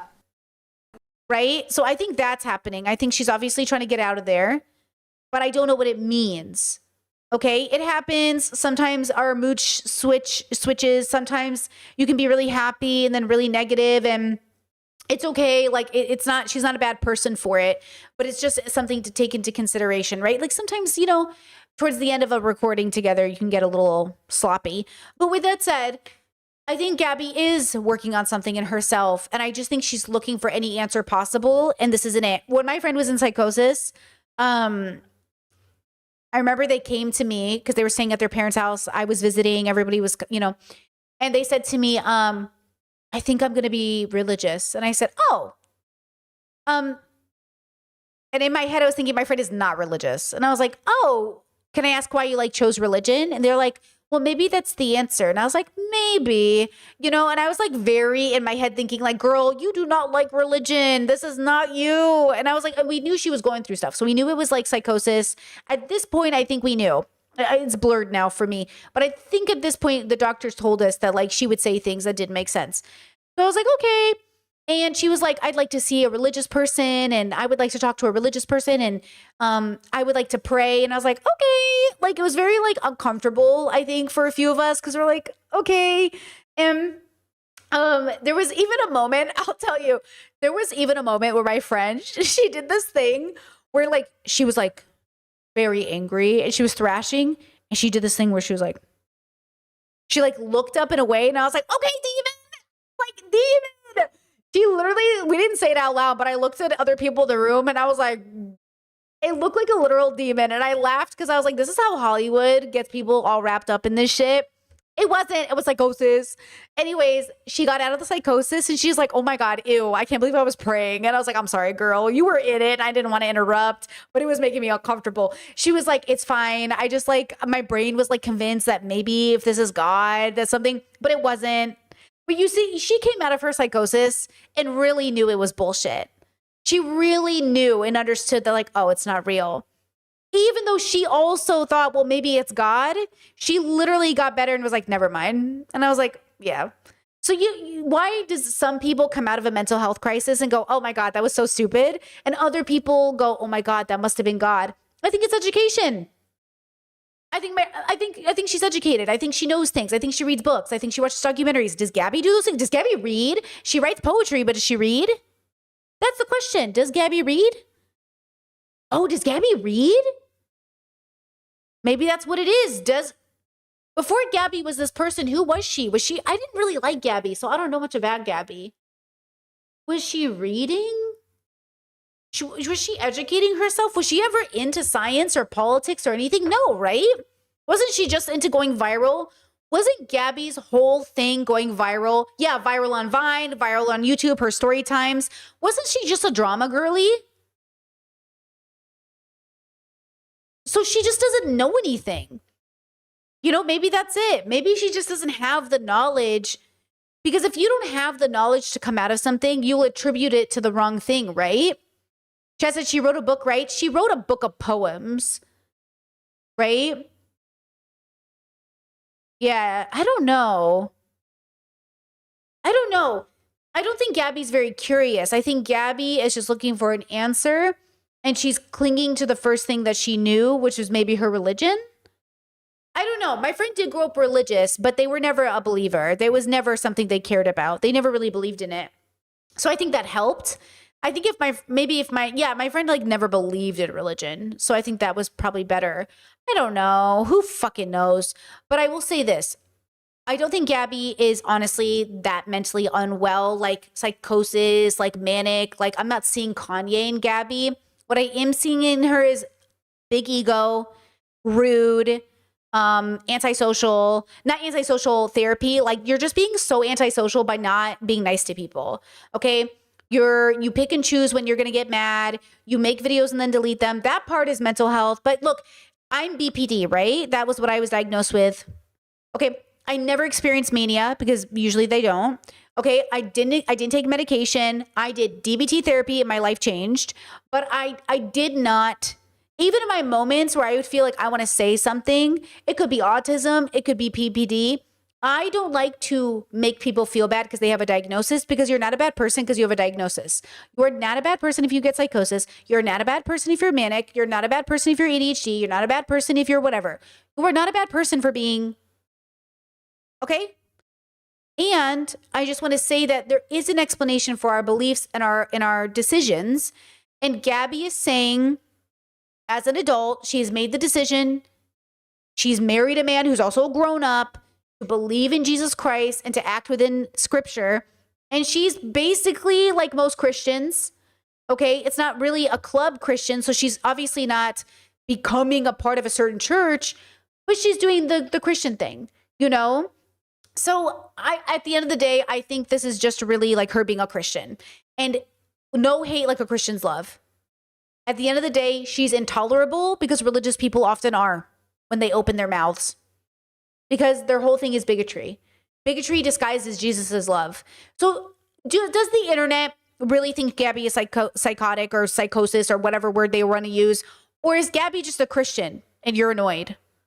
Because they are kind of annoying, to be fair. At least this kind of Christian. They're annoying. They rub you the wrong way. They piss you off. It's like, ugh, yeah, the holier than thou, the holier than thou. She says she's not judging you, but she's absolutely judging you because she's judging her past self. You know what I mean? So I think that's what this is. And I think we're definitely done with Gabby Hanna. But just to put into perspective, Gabby Hanna, just to make sure I'm not talking up my ass here. So Gabby, almost 5 million subscribers, which you can blame yourselves for that. You made her famous.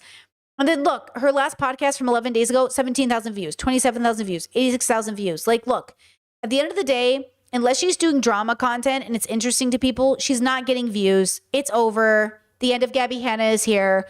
We wish her the best. We do not care about Christian creators, so we're not going to follow her. But like, this is not interesting.